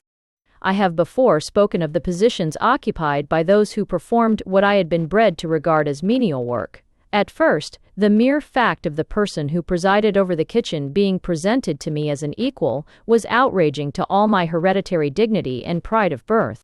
No one could be more pronounced in a consciousness of inherited nobility than I. I had been taught from infancy to regard myself as a superior being, merely because the accident of birth had made me so, and the arrogance with which I had treated some of my less favored schoolmates reverted to me with mortifying regret, when, having asked Juana to point out to me the nobly born, she looked at me with her sweet expression of candor and innocence and said, "We have no nobility of birth. As I once before told you, intellect is our only standard of excellence. It alone occupies an exalted place and receives the homage of our people." In a subsequent conversation with her mother, the preceptress, she said, "In remote ages, great honor and deference was paid to all who were born of rulers, and the designation noble blood was applied to them. At one time in the history of our country, they could commit any outrage upon society or morals without fear of punishment, simply because they belonged to the aristocracy. Even a heinous murder would be unnoticed if perpetrated by one of them. Nature alone did not favor them. Imbecile and immoral minds fell to the lot of the aristocrat as often as to the lowly born. Nature's laws are inflexible and swerve not for any human wish. They outraged them by the admixture of kindred blood, and degeneracy was often the result. A people should always have for their chief ruler the highest and noblest intellect among them, but in those dark ages they were too often compelled to submit to the lowest, simply because it had been born to the position. But," she added with a sweet smile, "that time lies many centuries behind us, and I sometimes think we had better forget it entirely." My first meeting with the domestics of my friend's house impressed me with their high mental culture, refinement, and elegance. Certainly no grande dame of my own country, but would have been proud of their beauty and graceful dignity. Prejudice, however deeply ingrained, could not resist the custom of a whole country, and especially such a one as Mizora, so I soon found myself on a familiar footing with my friend's artist, for the name by which they were designated as a class had very nearly the same meaning. Cooking was an art, and one which the people of Mizora had cultivated to the highest excellence. It is not strange, when their enlightenment is understood, that they should attach as much honor to it as the people of my country do to sculpture, painting, and literature.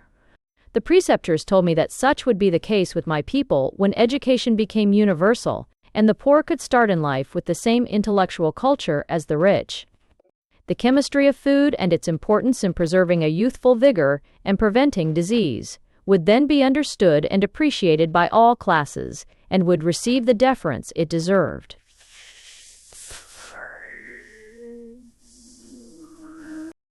"You will never realize," said the preceptress earnestly, "the incalculable benefit that will accrue to your people from educating your poor. Urge that government to try it for just 20 years, long enough for a generation to be born and mature. The bright and eager intellects of poverty will turn to chemistry to solve the problems of cheap light, cheap fuel, and cheap food. When you can clothe yourselves from the fiber of the trees, and warm and light your dwellings from the water of your rivers, and eat of the stones of the earth, poverty and disease will be as unknown to your people as it is to mine. If I should preach that to them, they would call me a maniac." None but the ignorant will do so. From your description of the great thinkers of your country, I am inclined to believe there are minds among you advanced enough to believe in it. I remembered how steamboats and railroads and telegraphy had been opposed and ridiculed until proven practicable, and I took courage and resolved to follow the advice of my wise counselor. I had long felt a curiosity to behold the inner workings of a domestic's life, and one day ventured to ask my friend's permission to enter her kitchen. Surprise was manifested at such a request when I began to apologize and explain. But my hostess smiled and said, "My kitchen is at all times as free to my guests as my drawing room." Every kitchen in Mizora is on the same plan and conducted the same way. To describe one, therefore, is to describe all.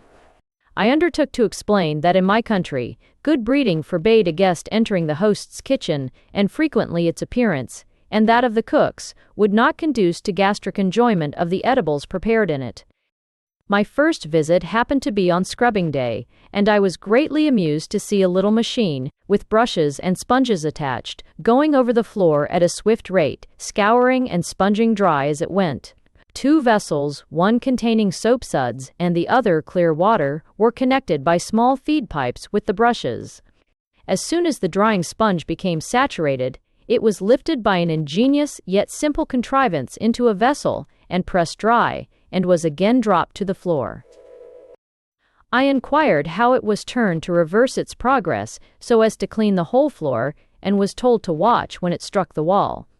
I did so, and saw that the jar not only reversed the machine, but caused it to spring to the right about 2 feet, which was its width, and again begin work on a new line, to be again reversed in the same manner when it struck the opposite wall. Carpeted floors were swept by a similar contrivance.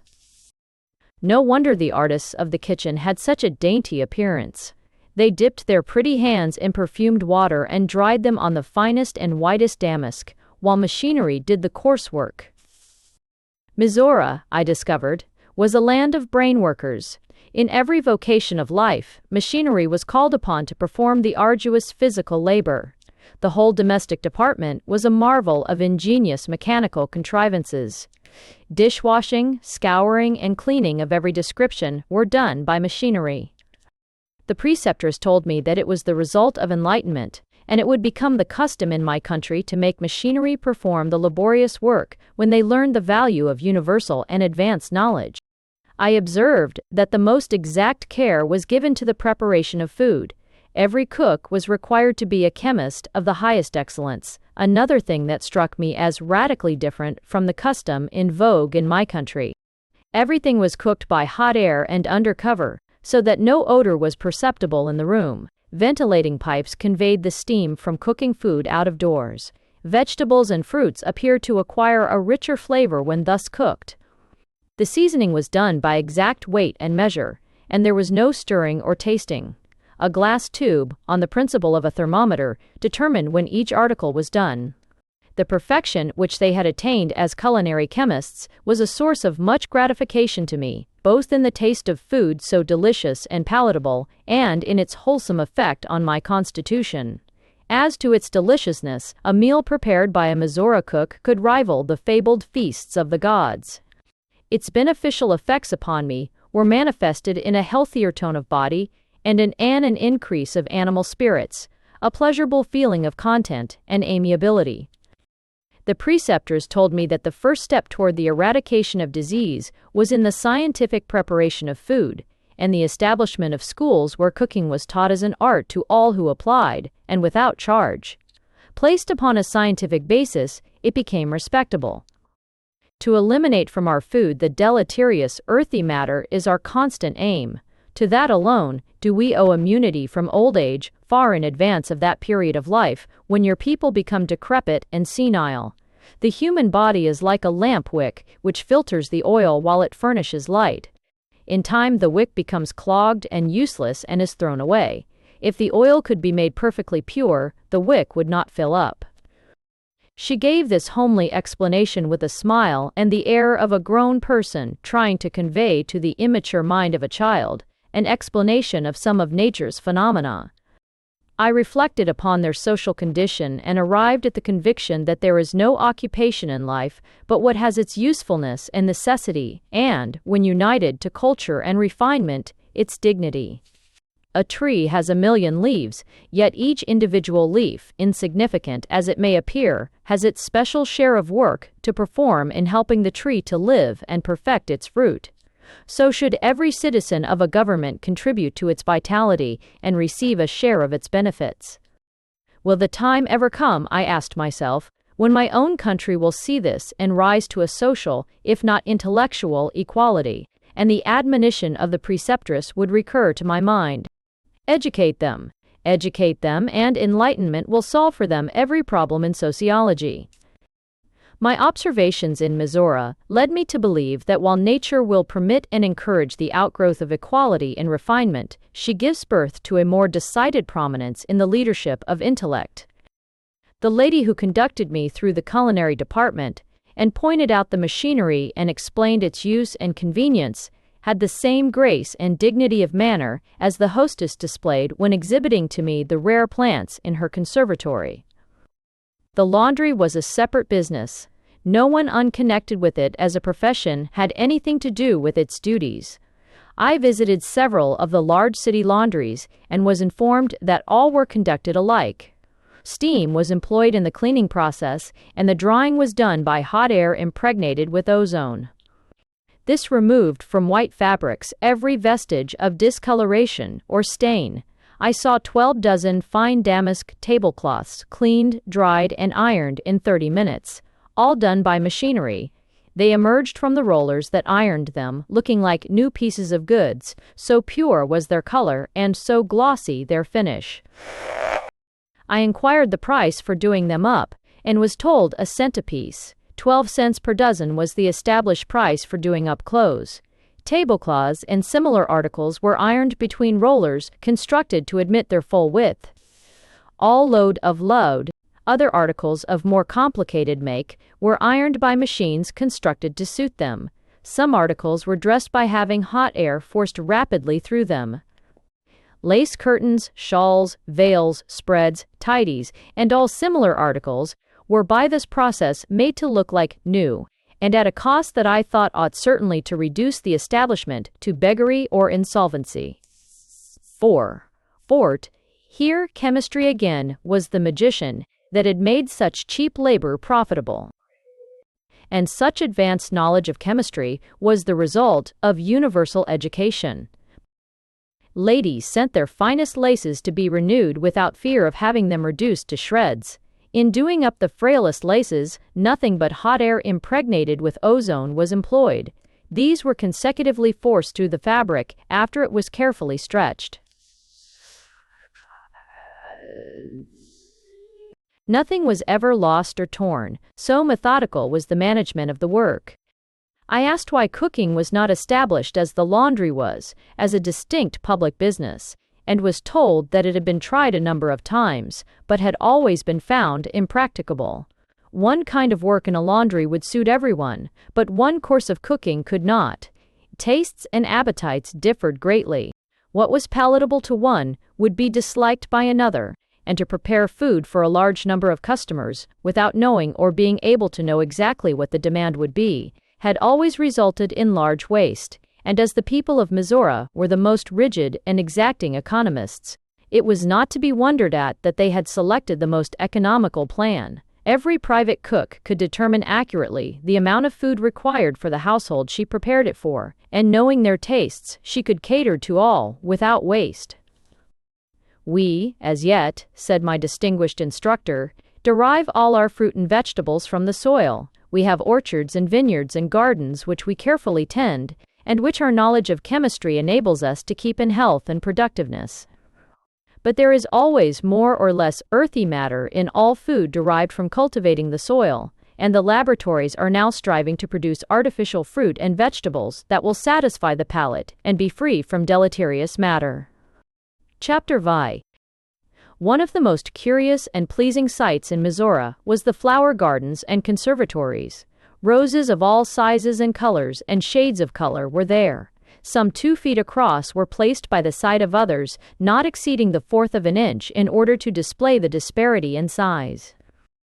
To enter into a minute description of all the discoveries made by the Mizora people in fruit and floriculture would be too tedious. Suffice to say, they had laid their hands upon the beautiful and compelled nature to reveal to them the secret of its formation. The number of petals, their color, shape, and size were produced as desired. The only thing they could neither create nor destroy was its perfume. I questioned the preceptress as to the possibility of its ever being discovered. She replied, "It is the one secret of the rose that nature refuses to reveal. I do not believe we shall ever possess the power to increase or diminish the odor of a flower. I believe that nature will always reserve to herself the secret of its creation." The success that we enjoy in the wonderful cultivation of our fruits and flowers was one of our earliest scientific conquests. I learned that their orchards never failed to yield a bounteous harvest. They had many fruits that were new to me, and some that were new and greatly improved species of kinds that I had already seen and eaten in my own or other countries. Nothing that they cultivated was ever without its own peculiar beauty as well as usefulness. Their orchards, when the fruit was ripe, presented a picture of unique charm. Their trees were always trained into graceful shapes, and when the ripe fruit gleamed through the dark green foliage, every tree looked like a huge bouquet. A cherry tree that I much admired, and the fruit of which I found surpassingly delicious, I must allow myself to describe. The cherries were not surprisingly large, but were of the colors and transparency of honey. They were seedless, the tree having to be propagated from slips. When the fruit was ripe, the tree looked like a huge ball of pale amber gems hiding in the shadows of dark pointed leaves. Their grape arbors were delightful pictures in their season of maturity. Some vines had clusters of fruit 3 feet long, but these, I was told, were only to show what they could do in grape culture. The usual and marketable size of a bunch was from 1 to 2 pounds weight. The fruit was always perfect that was offered for sale. Science had provided the fruit growers of Mizora with permanent protections from all kinds of blight or decay.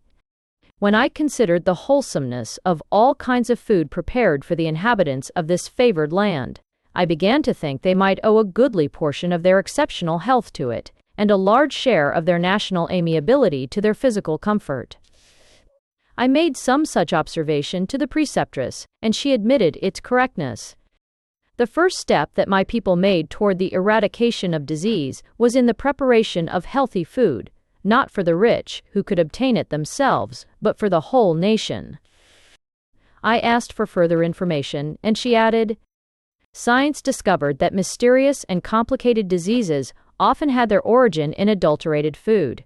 People suffered and died, ignorant of what produced their disease.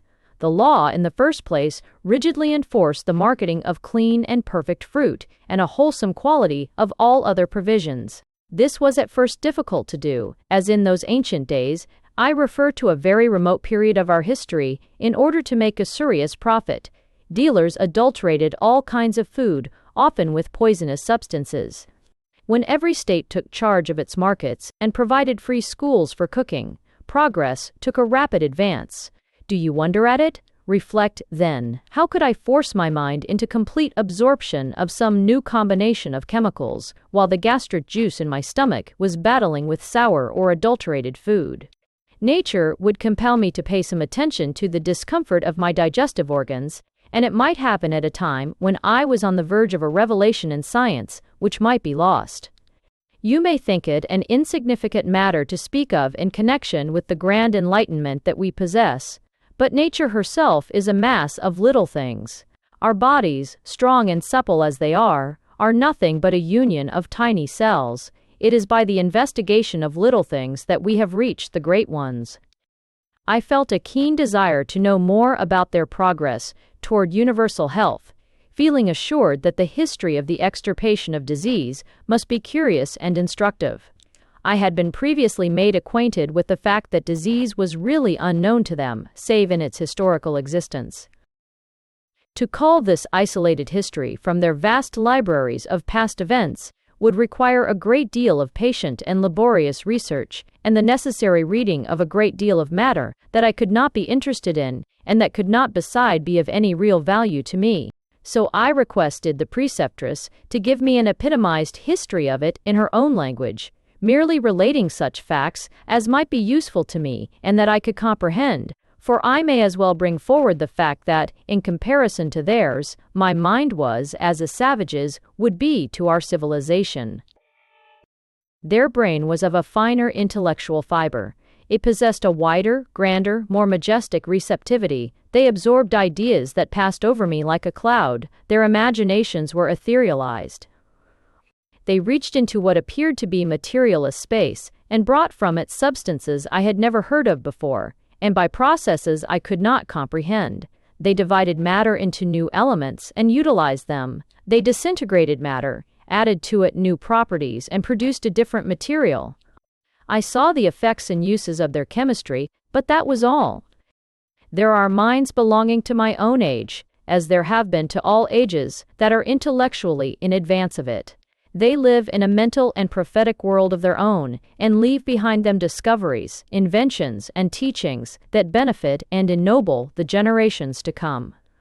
Could such a mind have chanced upon Mizora, as I chanced upon it, it might have consorted with its intellect, and brought from the companionship ideas that I could not receive, and sciences that I can find no words in my language to represent.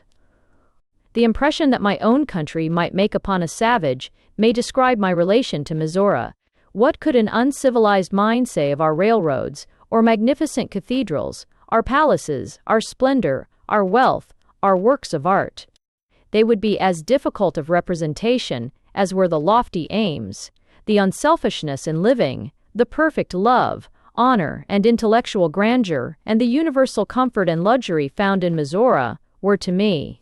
To them, the cultivation of the mind was an imperative duty that neither age nor condition retarded.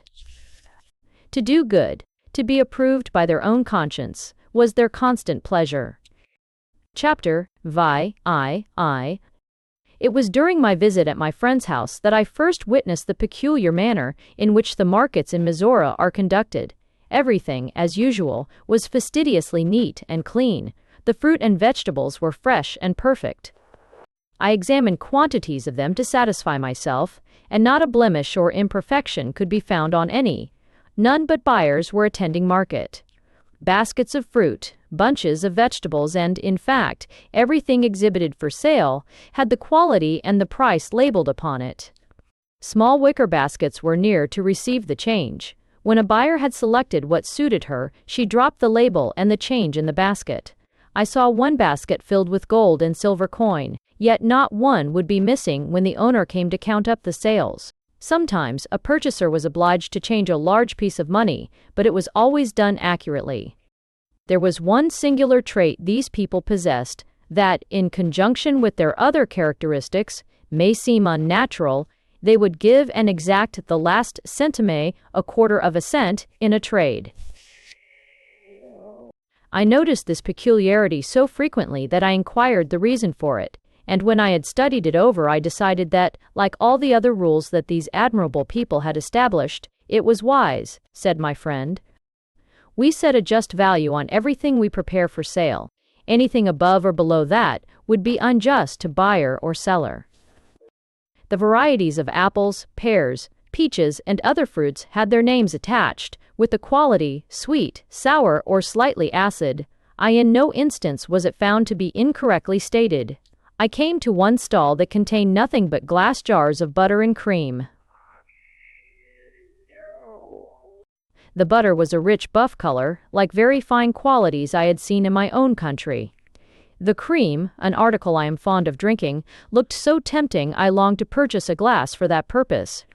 The lady whom I accompanied, my hostess's cook, informed me that it was artificially prepared. The butter and cheese were chemical productions. Different laboratories produced articles of varying flavor according to the chemist's skill. Although their construction was no secret, yet some laboratories enjoyed special reputation for their butter and cheese, owing to the accuracy with which their elements were combined. She gave me quite a history about artificial food.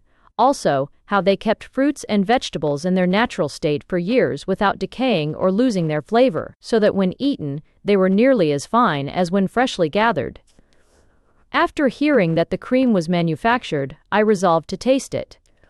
Dropping my coin into the basket, I took up a glass and drank it. A look of disgust crossed the countenance of my companion. "Do you not drink this?" I asked in surprise as I set down the empty vessel. "It is truly delicious." At regular mealtimes we all use it and sometimes drink it in preference to other beverages, but never in public. You will never see a citizen of Mizora eating in public. Look all over this market and you will not discover one person, either adult or child, eating or drinking, unless it be water. I could not, and I felt keenly mortified at my mistake. Yet in my own country and others that, according to our standard, are highly civilized, a beverage is made from the juice of the corn that is not only drank in public places, but its effects, which are always unbecoming, are exhibited also, and frequently without reproof. However, I said nothing to my companion about this beverage. It bears no comparison in color or taste to that made in Mizora. I could not have distinguished the latter from the finest dairy cream. The next place of interest that I visited were their mercantile bazaars, or stores. Here I found things looking quite familiar. The goods were piled upon shelves behind counters, and numerous clerks were in attendance. It was the regular day for shopping among the Mizora ladies, and the merchants had made a display of their prettiest and richest goods. I noticed the ladies were as elegantly dressed as if for a reception, and learned that it was the custom. They would meet a great many friends and acquaintances, and dress to honor the occasion. It was my first shopping experience in Mizora, and I quite mortified myself by removing my glove and rubbing and examining closely the goods I thought of purchasing. I entirely ignored the sweet voice of the clerk that was gently informing me that it was pure linen or pure wool. So habituated had I become in my own country to being my own judge of the quality of the goods I was purchasing, regardless always of the seller's recommendation of it. I found it difficult, especially in such circumstances, to always remember their strict adherence to honesty and fair dealing. I felt rebuked when I looked around and saw the actions of the other ladies in buying. In manufactured goods, as in all other things, not the slightest cheatery is to be found. Woolen and cotton mixtures were never sold for pure wool.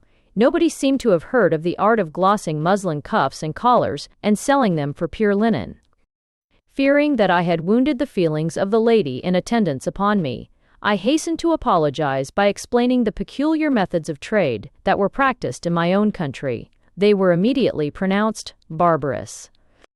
I noticed that ladies in shopping examined colors and effects of trimmings or combinations, but never examined the quality.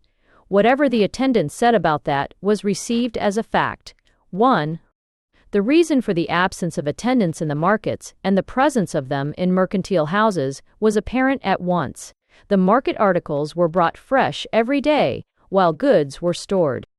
Their business houses and their manner of shopping were unlike anything I had ever met with before. The houses were all built in a hollow square, enclosing a garden with a fountain in the center. These were invariably roofed over with glass, as was the entire building. In winter, the garden was as warm as the interior of the store. It was adorned with flowers and shrubs.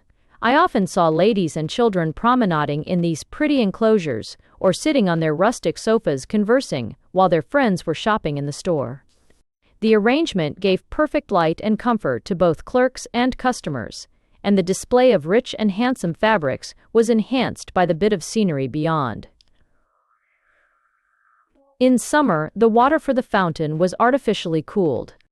Every clerk was provided with a chair, suspended by pulleys from strong iron rods fastened above. They could be raised or lowered at will, and when not occupied, could be drawn up out of the way. After the goods were purchased, they were placed in a machine that wrapped and tied them, ready for delivery. A dining room was always a part of every store. I desired to be shown this, and found it as tasteful and elegant in its appointments as a private one would be. Silver and china and fine damask made it inviting to the eye, and I had no doubt the cooking corresponded as well with the taste. The streets of Mizora were all paved, even the roads through the villages were furnished, an artificial cover, durable, smooth and elastic. For this purpose a variety of materials were used. Some had artificial stone, in the manufacture of which Mizora could surpass nature's production. Artificial wood they also made and used for pavements, as well as cement made of fine sand. The latter was the least durable, but possessed considerable elasticity and made a very fine driving park. They were experimenting when I came away on sanded glass for roadbeds. The difficulty was to overcome its susceptibility to attrition. After business hours, every street was swept by a machine. The streets and sidewalks, in dry weather, were as free from soil as the floor of a private house would be. Animals and domestic fowls had long been extinct in Mizora. This was one cause of the weird silence that so impressed me on my first view of their capital city. Invention had superseded the usefulness of animals in all departments, in the field and the chemistry of food. Artificial power was utilized for all vehicles. This can be interesting. This convenes desir tea. The vehicle most popular with the Mizora ladies for shopping and culling purposes was a very low carriage, sometimes with 2 seats, sometimes with 1. They were upholstered with the richest fabrics, were exceedingly light and graceful in shape, and not above 3 feet from the ground. They were strong and durable, though frequently not exceeding 50 pounds in weight. The wheel was the curious and ingenious part of the structure, for in its peculiar construction lay the delight of its motion. Its spokes were flat bands of steel, curved outward to the tire. The carriage had no spring other than these spokes, yet it moved like a boat gliding downstream with the current. I was fortunate enough to preserve a drawing of this wheel, which I hope someday to introduce in my own land. The carriages were propelled by compressed air or electricity, and sometimes with a mechanism that was simply pressed with the foot. I liked the compressed air best. It was most easily managed by me. The Mizora ladies preferred electricity, of which I was always afraid. They were experimenting with a new propelling power during my stay that was to be acted upon by light, but it had not come into general use, although I saw some vehicles that were propelled by it. They moved with incredible speed, so rapid indeed, that the upper part of the carriage had to be constructed of glass and securely closed while in motion to protect the occupant. It was destined, I heard some of their scientists say, to become universal, as it was the most economical power yet discovered. They patiently tried to explain it to me, but my faculties were not receptive to such advanced philosophy, and I had to abandon the hope of ever introducing it into my own country. There was another article manufactured in Mizora that excited my wonder and admiration. It was elastic glass. I have frequently mentioned the unique uses that they made of it, and I must now explain why. They had discovered a process to render it as pliable as rubber. It was more useful than rubber could be, for it was almost indestructible. It had superseded iron in many ways. All cooking utensils were made of it. It entered largely into the construction and decoration of houses. All cisterns and cellars had an inner lining of it. All underground pipes were made of it, and many things that are the necessities and luxuries of life. They spun it into threads as fine and delicate as a spider's gossamer, and wove it into a network of clear or variegated colors that dazzled the eye to behold. Innumerable were the lovely fabrics made of it. The frailest lace, in the most intricate and aerial patterns, that had the advantage of never soiling, never tearing, and never wearing out. Curtains for drawing-room arches were frequently made of it. Some of them looked like woven dewdrops. One set of curtains that I greatly admired, and was a long time ignorant of what they were made of, were so unique, I must do myself the pleasure to describe them. They hung across the arch that led to the glass conservatory attached to my friend's handsome dwelling. 3 very thin sheets of glass were woven separately and then joined at the edges so ingeniously as to defy detection. The inside curtain was one solid color, crimson. Over this was a curtain of snowflakes, delicate as those aerial nothings of the sky, and more durable than any fabric known. Hung across the arched entrance to a conservatory, with a great globe of white fire shining through it. It was lovely as the blush of Aphrodite when she rose from the sea, veiled in its fleecy foam. They also possessed the art of making glass highly refractive. Their tableware surpassed in beauty all that I had ever previously seen. I saw teacups as frail-looking as soap bubbles, possessing the delicate iridescence of opals. Many other exquisite designs were the product of its flexibility and transparency. The first article that attracted my attention was the dress of an actress on the stage. It was lace, made of gossamer threads of amber in the design of lilies and leaves, and was worn over black velvet. The wonderful water scene that I beheld at the theater was produced by waves made of glass and edged with foam, a milky glass spun into tiny bubbles. They were agitated by machinery that caused them to roll with a terribly natural look. The blinding flashes of lightning had been the display of genuine electricity. Nothing in the way of artistic effect could call forth admiration or favorable comment, unless it was so exact an imitation of nature as to not be distinguished from the real without the closest scrutiny. In private life, no one assumed a part. All the acting I ever saw in Mizora was done upon the stage. I could not appreciate their mental pleasures, any more than a savage could delight in a nocturne of Chopin. Yet one was the intellectual ecstasy of a sublime intelligence, and the other, the harmonious rapture of a divinely melodious soul. I must here mention that the processes of chemical experiment in Mizora differed materially from those I had known. I had once seen and tasted a preparation called artificial cream that had been prepared by a friend of my father's, an eminent English chemist. It was simply a combination of the known properties of cream united in the presence of gentle heat. But in Mizora, they took certain chemicals and converted them into milk, and cream, and cheese, and butter, and every variety of meat, in a vessel that admitted neither air nor light. They claimed that the elements of air and light exercised a material influence upon the chemical production of foods, that they could not be made successfully by artificial processes when exposed to those two agents. Their earliest efforts had been unsuccessful of exact imitation, and a perfect result had only been obtained by closely counterfeiting the processes of nature. The cream prepared artificially that I had tasted in London was the same color and consistency as natural cream, but it lacked its relish. The cream manufactured in Mizora was a perfect imitation of the finest dairy product. It was the same with meats. They combined the elements, and the article produced possessed no detrimental flavor. It was a more economical way of obtaining meat than by fattening animals. They were equally fortunate in the manufacture of clothing. Every mountain was a cultivated forest, from which they obtained every variety of fabric, silks, satins, velvets, laces, woolen goods, and the richest articles of beauty and luxury, in which to array themselves, were put upon the market at a trifling cost, compared to what they were manufactured at in my own country. Pallid and haggard women and children, working incessantly for a pittance that barely sustained existence, was the ultimatum that the search after the cause of cheap prices arrived at in my world, but here it traveled from one bevy of beautiful workwomen to another until it ended at the laboratory where science sat throned, unsole.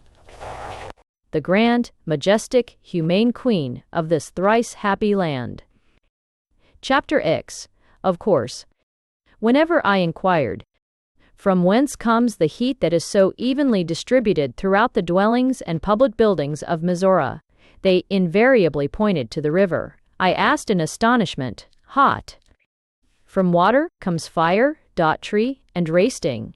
Although well came, it mined azo. From water, well came, from.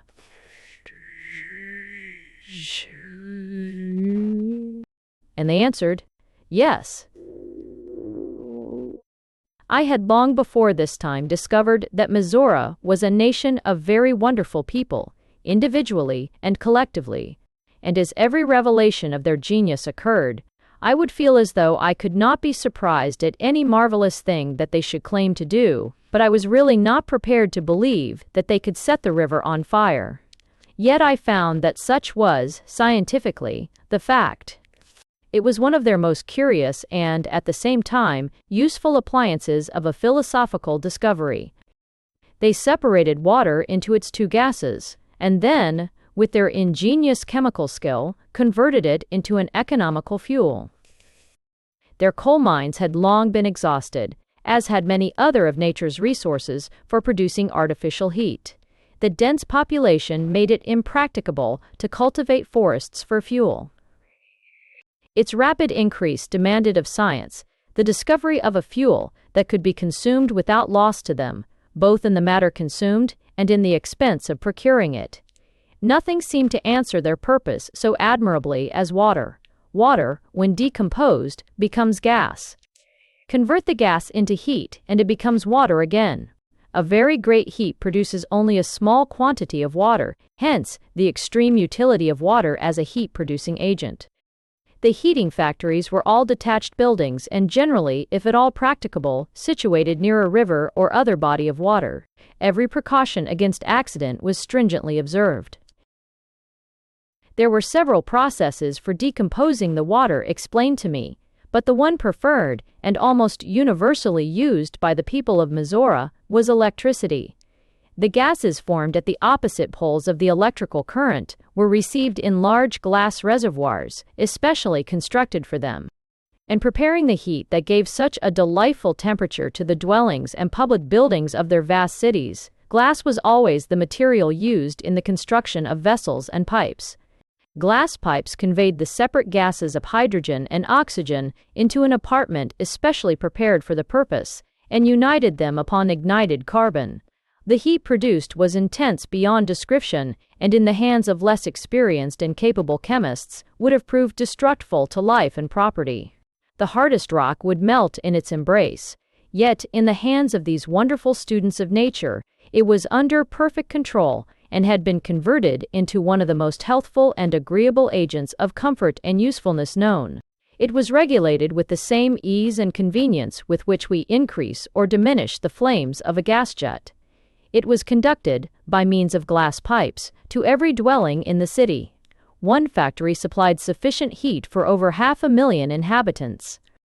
I thought I was not so far behind Mizora in a knowledge of heating with hot air. Yet, when I saw the practical application of their method, I could see no resemblance to that in use in my own world. In winter, every house in Mizora had an atmosphere throughout as balmy as the breath of the young summer. Country houses and farm dwellings were all supplied with the same kind of heat. In point of economy, it could not be surpassed. A city residence, containing 20 rooms of liberal size and an immense conservatory, was heated entire, at a cost of 400 centimes a year, $1 per annum for fuel. There was neither smoke, nor soot, nor dust. Instead of entering a room through a register, as I had always seen heated air supplied, it came through numerous small apertures in the walls of a room quite close to the floor, thus rendering its supply imperceptible and making a draught of cold air impossible. The extreme cheapness of artificial heat made a conservatory a necessary luxury of every dwelling. The same pipes that supplied the dwelling rooms with warmth supplied the hothouse also, but it was conveyed to the plants by a very different process. They used electricity in their hothouses to perfect their fruit, but in what way I could not comprehend, neither could I understand their method of supplying plants and fruits with carbonic acid gas. They manufactured it and turned it into their hothouses during sleeping hours. No one was permitted to enter until the carbon had been absorbed. They had an instrument resembling a thermometer which gave the exact condition of the atmosphere. They were used in every house as well as in the conservatories. The people of Mizora were constantly experimenting with those two chemical agents, electricity and carbonic acid gas, in their conservatories. They confidently believed that with their service they could yet produce fruit from their hothouses that would equal in all respects the season-grown article. They produced very fine hothouse fruit. It was more luscious than any artificially ripened fruit that I had ever tasted in my own country, yet it by no means compared with their season-grown fruit. Their preserved fruit I thought much more natural in flavor than their hothouse fruit. Many of their private greenhouses were on a grand scale and contained fruit as well as flowers. A family that could not have a hothouse for fresh vegetables with a few fruit trees in it would be poor indeed. Where a number of families had united in purchasing extensive grounds, very fine conservatories were erected, their expense being divided among the property holders, and their luxuries enjoyed in common. So methodical were all the business plans of the Mizora people, and so strictly just were they in the observance of all business and social duties, that no ill feeling or jealousy could arise from a combination of capital in private luxuries. Such combinations were formed and carried out upon strictly business principles. If the admirable economy with which every species of work was carried on in Mizora could be thoroughly comprehended, the universality of luxuries need not be wondered at. They were drilled in economy from a very early period. It was taught them as a virtue. Machinery, with them, had become the slave of invention. I lived long enough in Mizora to comprehend that the absence of pauperism, genteel and otherwise, was largely due to the ingenious application of machinery to all kinds of physical labor. When the cost of producing luxuries decreases, the value of the luxuries produced must decrease with it. The result is they are within reach of the narrowest incomes. A life surrounded by refinement must absorb some of it. I had a conversation with the preceptress upon this subject, and she said, "Some natures are so undecided in character that they become only what their surroundings make them. Others only partially absorb tastes and sentiments that form the influence about them. They maintain a decided individuality, yet they are most always noticeably marked with the general character of their surroundings. It is very, very seldom that a nature is fixed from infancy in one channel." I told her that I knew of a people whose minds from infancy to mature age never left the grooves they were born in. They belonged to every nationality, and had palaces built for them, and attendants with cultivated intelligences employed to wait upon them. Are their minds of such vast importance to their nation? You have never before alluded to intellect so elevated as to command such royal homage. My friend spoke with awakened interest. They are of no importance at all, I answered, humiliated at having alluded to them. Some of them have not sufficient intelligence to even feed themselves. And what are they? She inquired anxiously. Winningly, want of they opened oft. They are idiots, human vegetables. And you build palaces for them, and hire servants to feed and tend them, while the bright, ambitious children of the poor among you struggle and suffer for mental advancement. How deplorably short-sighted are the wise ones of your world.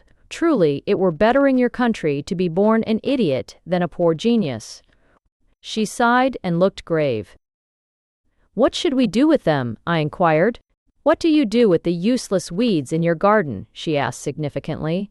Do you carefully tend them, while drought and frost and lack of nourishment cause your choice plants to wither and die? We are far behind you, I answered humbly.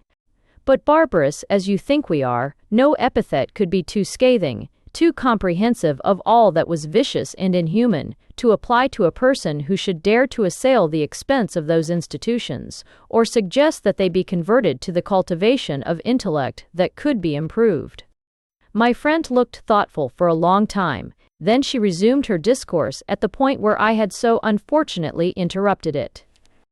No people, she said, can rise to universal culture as long as they depend upon hand labor to produce any of the necessities of life. The absence of a demand for hand labor gives rise to an increasing demand for brain labor, and the natural and inevitable result is an increased mental activity. The discovery of a fuel that is furnished at so small a cost, and with really no labor but what machinery performs, marks one grand era in our mental progress. In mentioning the numerous uses made of glass in Mizora, I must not forget to give some notice to their water supply in large cities. Owing to their cleanly advantages, the filtering and storing of rainwater in glass-lined cisterns supplied many family uses.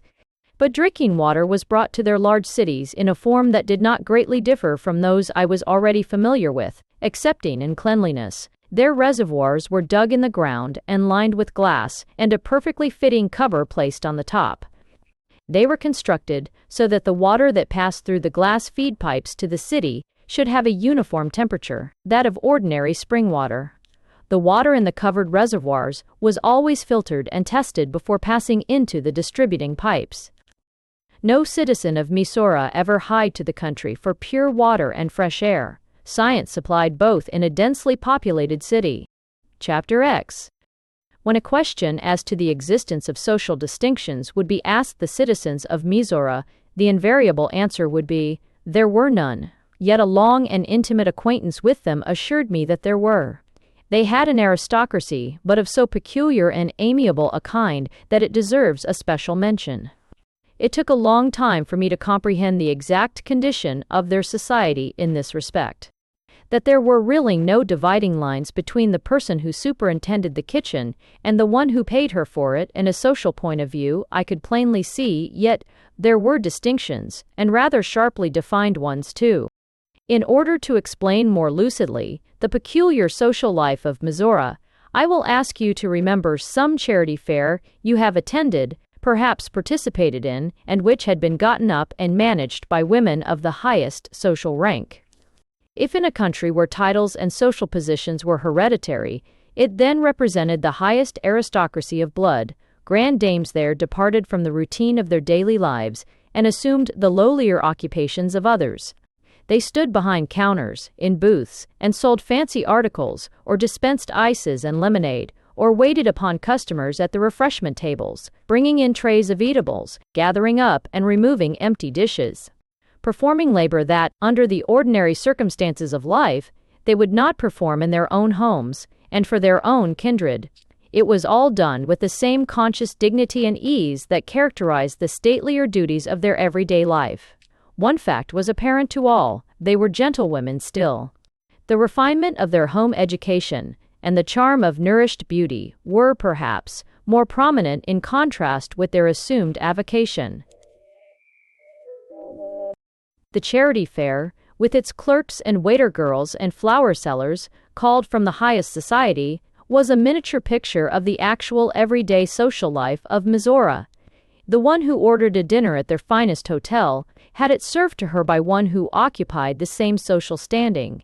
Yet there was a difference, but it was the difference of mind. The student in sociology discovers that in all grades of society, congenial natures gravitate to a center. A differentiation of the highest mental quality was the result of this law in Mizora, and its coordinate part, their aristocracy. The social organism did not need legislation to increase its benefits. It turned to science, and, through science, to nature. The laboratory of the chemist was the focus that drew the attention of all minds. Mizora might be called a great school of nature, whose pupils studied her every phase, and pried into her secrets with persistent activity, and obeyed her instructions as an imperative duty. They observed nature to be an economist, and practiced economy with scrupulous exactness.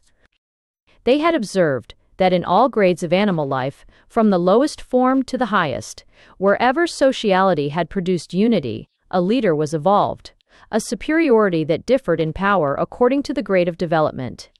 In the earlier histories, the leaders were chosen for their prowess in arms. Great warriors became rulers, and soldiers were the aristocracy of the land. As civilization progressed and learning became more widely disseminated, the military retired before the more intellectual aristocracy of statesmanship.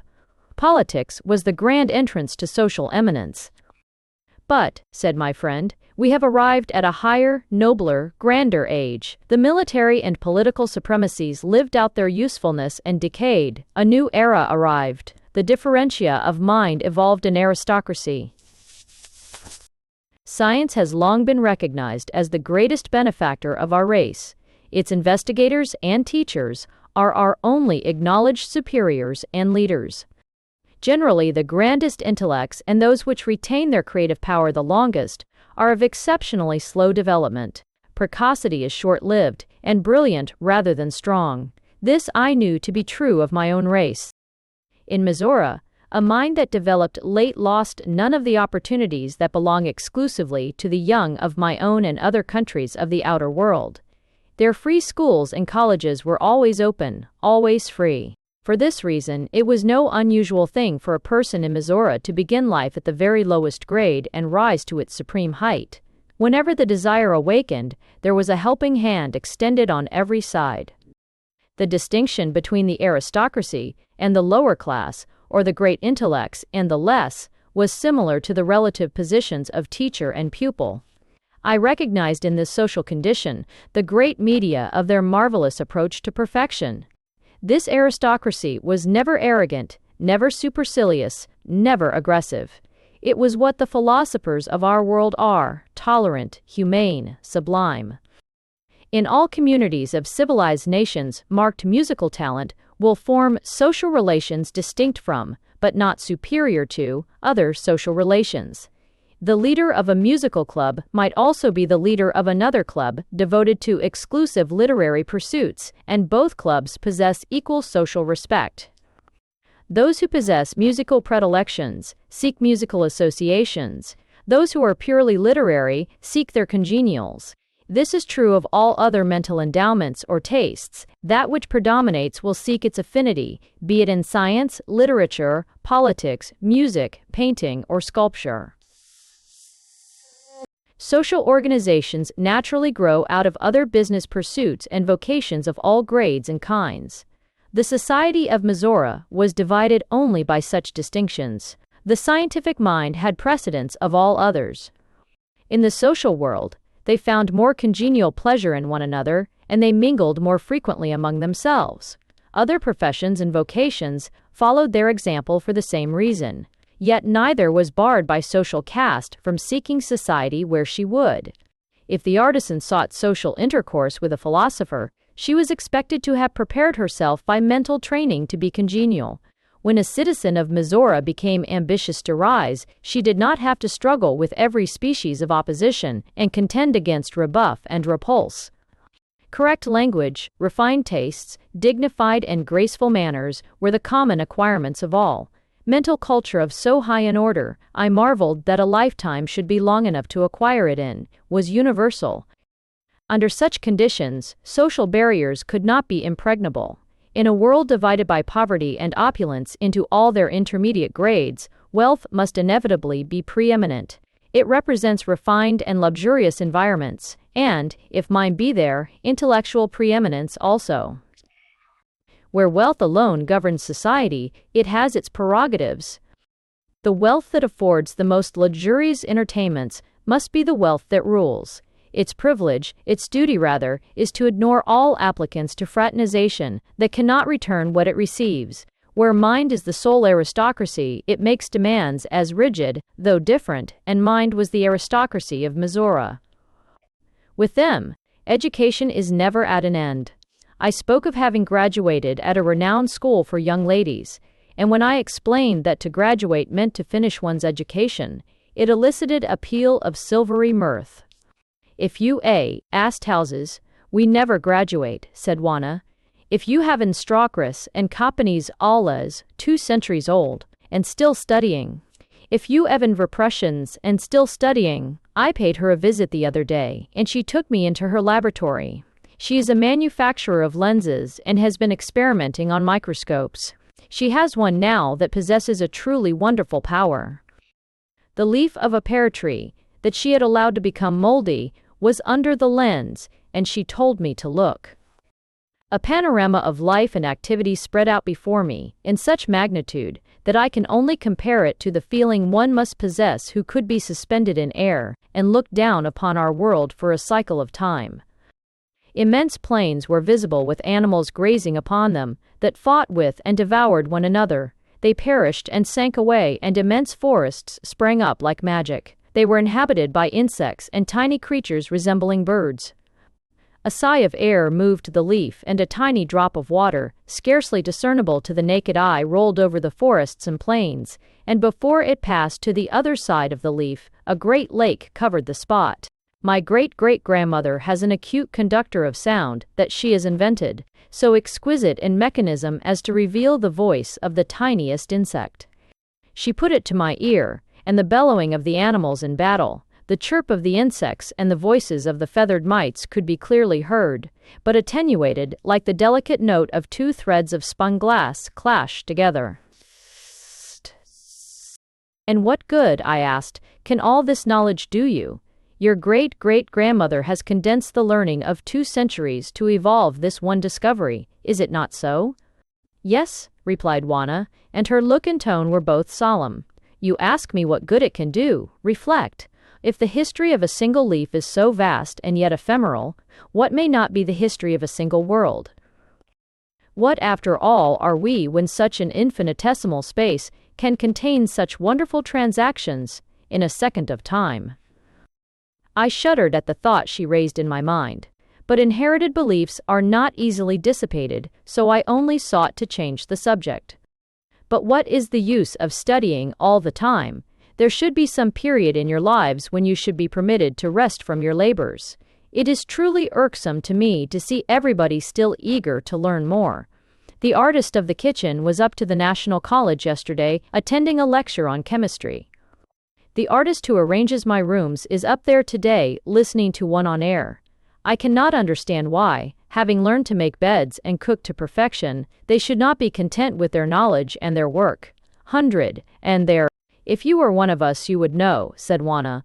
It is a duty with us to constantly seek improvement.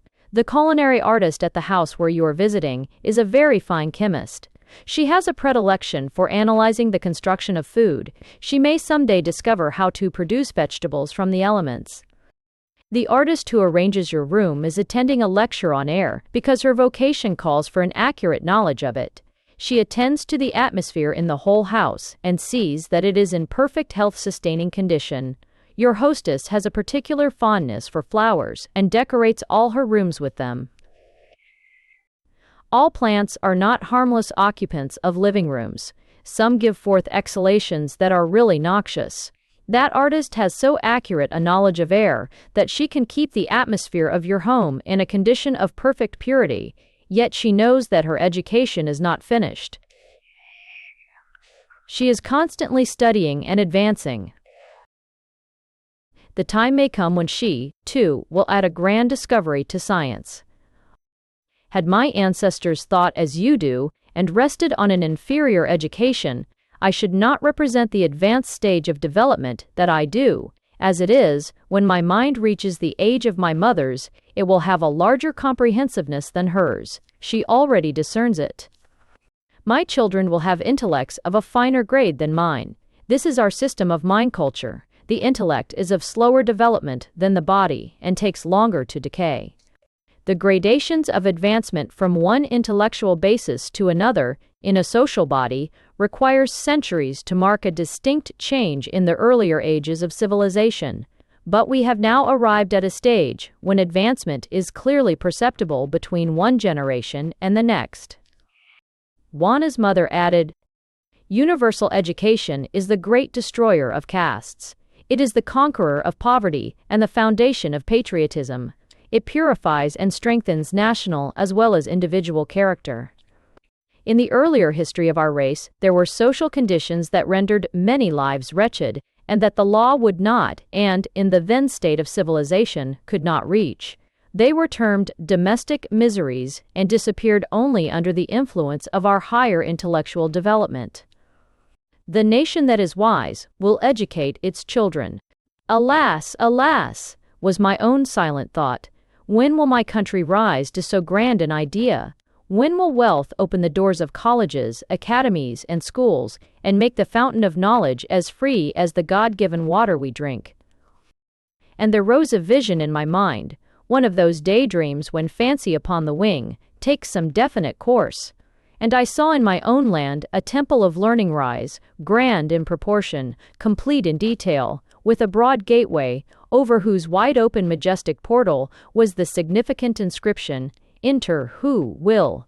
No warder stands watch at the gate. Chapter X. The government of Mizora not being of primary importance in the estimation of the people, I have not made more than a mere mention of it heretofore. In this respect, I have conformed to the generally expressed taste of the Mizora people. In my own country, the government and the aristocracy were identical. In praction. The government offices and emoluments were the highest pinnacles of ambition. I mentioned the disparity of opinion between Mizora and all other countries I had known in regard to this.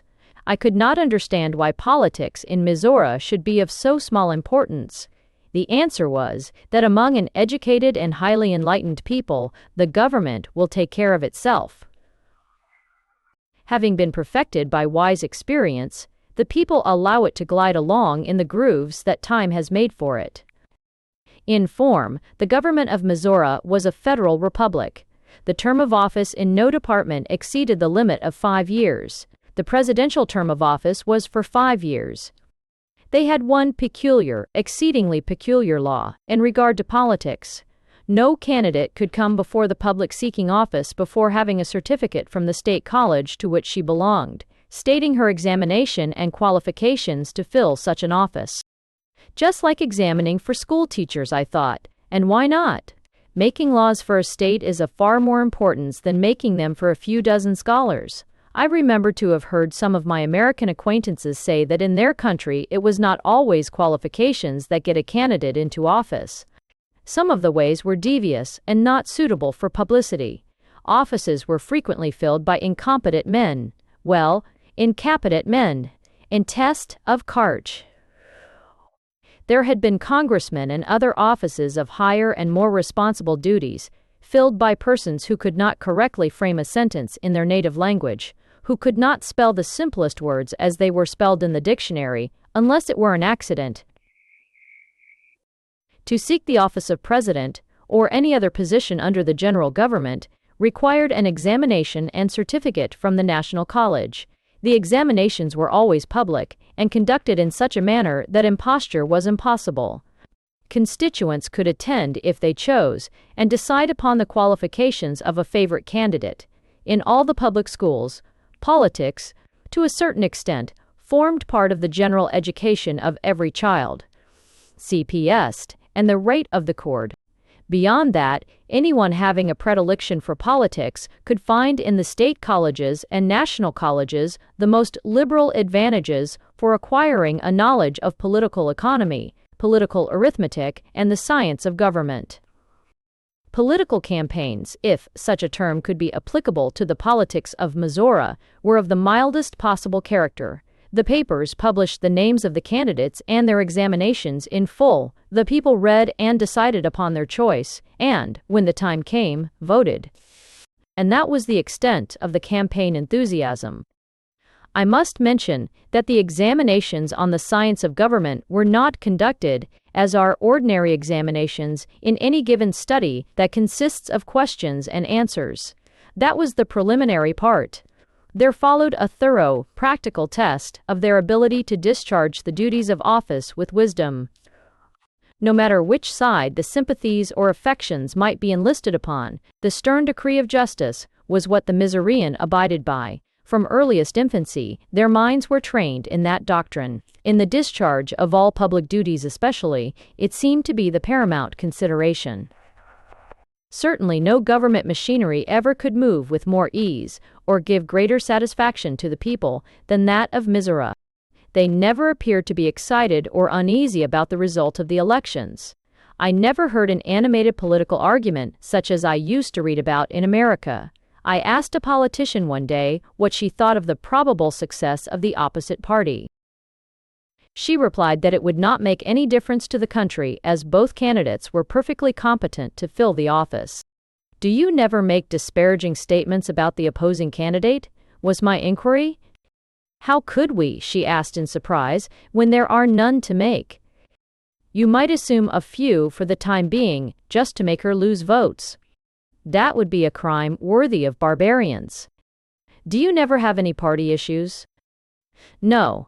There is never anything to make an issue of. We all work for the good of the people, and the whole people. There is no greed of glory or gain, no personal ambition to gratify. Were I to use any artifice to secure office or popularity, I should be instantly deprived of public esteem and notice. I do my duty conscientiously. That is the aim of public life. I work for the public good, and my popularity comes as it is earned and deserved. I have no fear of being slighted or underrated. Every politician feels and acts the same way. Have politicians ever bought votes with money, or offered bribes by promising positions that it would be in their official power to grant when elected? Never. There is not a citizen of Mizora who would not scorn an office obtained in such a way. The profession of politics, while not to be compared in importance with the sciences, is yet not devoid of dignity. It is not necessary to make new laws. Hires. They were perfected long ago, and what has been proven good, we have no desire to change. We manage the government according to a conscientious interpretation of the law. We have repealed laws that were in force when our republic was young, and dropped them from the statute books. They were laws unworthy of our civilization.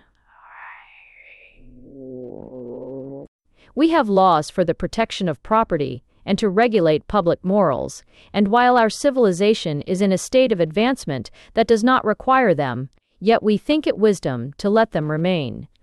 The people know that we have such laws and live up to them without surveillance. They would abide by the principles of justice set forth in them just as scrupulously if we should repeal them. You spoke of bribes. In remote ages, when our country was emerging from a state of semi-barbarism, such things were in common practice. Political chicanery was a name given to various underhand and dishonest maneuvers to gain office and public power. It was frequently the case that the most responsible positions in the government would be occupied by the basest characters, who used their power only for fraud to enrich themselves and their friends by robbing the people. They deceived the masses by preaching purity. They were never punished.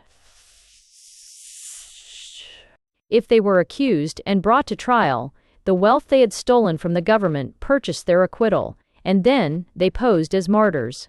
The form of government was then, as now, a federal republic, but the people had very little to do with it. They were merely the tools of unscrupulous politicians. In those days, a sensitively honest person would not accept office, because the name politician was a synonym for flexible principles. It was derogatory to one's character to seek office. Was dishonesty more prominent in one party than another? I asked, thinking how very Americanish this history sounded.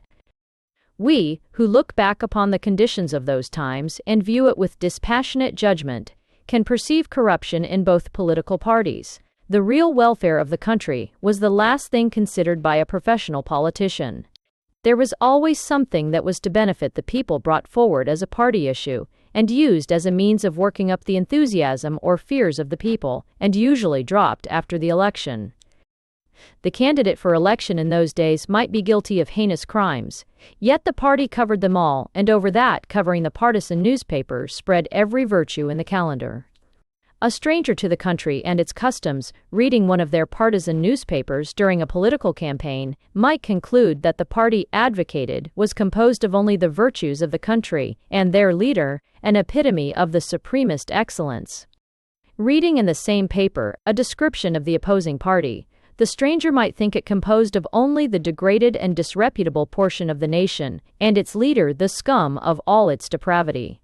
If curiosity should induce a perusal of some partisan paper of the other party, the same thing could be read in its columns, with a change of names. It would be the opposite party that was getting represented in the most despicable character, and their leader was the only one who possessed enough honesty and talent to keep the country from going to wreck. The other party leader was the one who was guilty of all the crimes in the calendar. A vast number of people were ignorant enough to cling blindly to one party and to believe every word published by its partisan papers. This superstitious party faith was what the unscrupulous politicians handled dexterously for their own selfish ends. It was not until education became universal and a higher culture was forced upon the majority, the working classes, that politics began to purify itself and put on the dignity of real virtue and receive the respect that belongs to genuine justice. The people became disgusted with defamatory political literature, and the honorable members of both parties abjured it altogether. In such a government as this, two great parties could not exist, where one was altogether bad and the other altogether good. I-card. It became apparent to the people that there was good in both parties, and they began to elect it irrespective of party prejudice. Politicians began to work for their country instead of themselves and their party, and politics took the noble position that the rights of humanity designed it for. I have been giving you quite a history of our ancient politics. Our present condition is far different. As the people became enlightened to a higher degree, the government became more compact. It might now be compared to a large family. There are 100 states in the Union. There was a time when every state made its own laws for its own domestic government. One code of laws is now enforced in every state. In going from one state to another, citizens now suffer no inconvenience from a confusion of laws. Every state owes allegiance to the general government. No state or number of states could set up an independent government without obtaining the consent and legal dissolution from the general government. But such a thing will never be thought of. We have prospered as a great united nation. Our union has been our strength, our prosperity. I visited with Juana a number of the state's capitals. In architecture, the Mizora people display an excellent taste. Their public buildings might all be called works of art. Their government buildings, especially, were on a scale of magnificent splendor. A very sea perversiony of Gotten, follow Timon, on the way of Surchend accipitals. On the ravening 15 towns are ravenays of a hollow square by Deseating, in attractions of great natings to be a favorite form.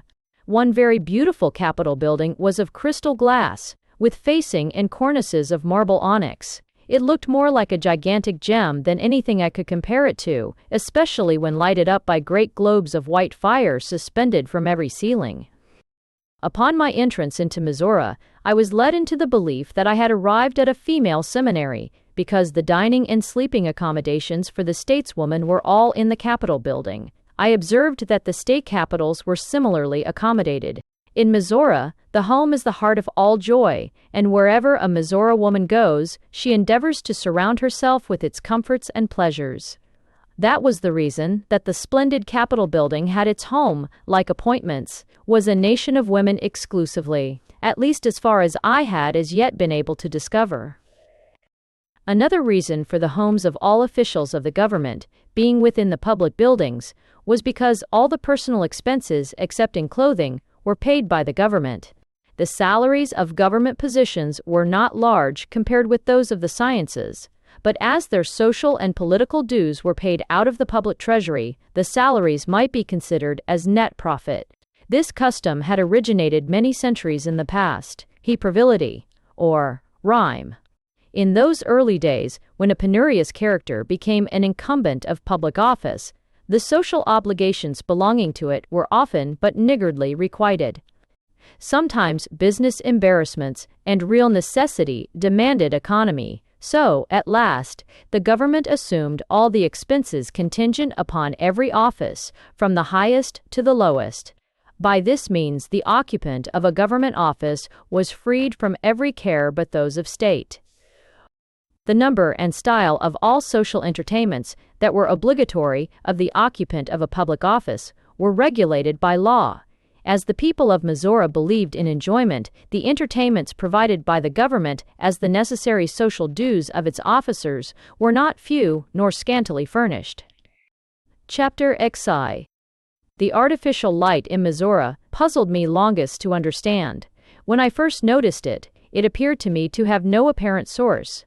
At the touch of a delicate hand, it blazed forth like a star in the center of the ceiling.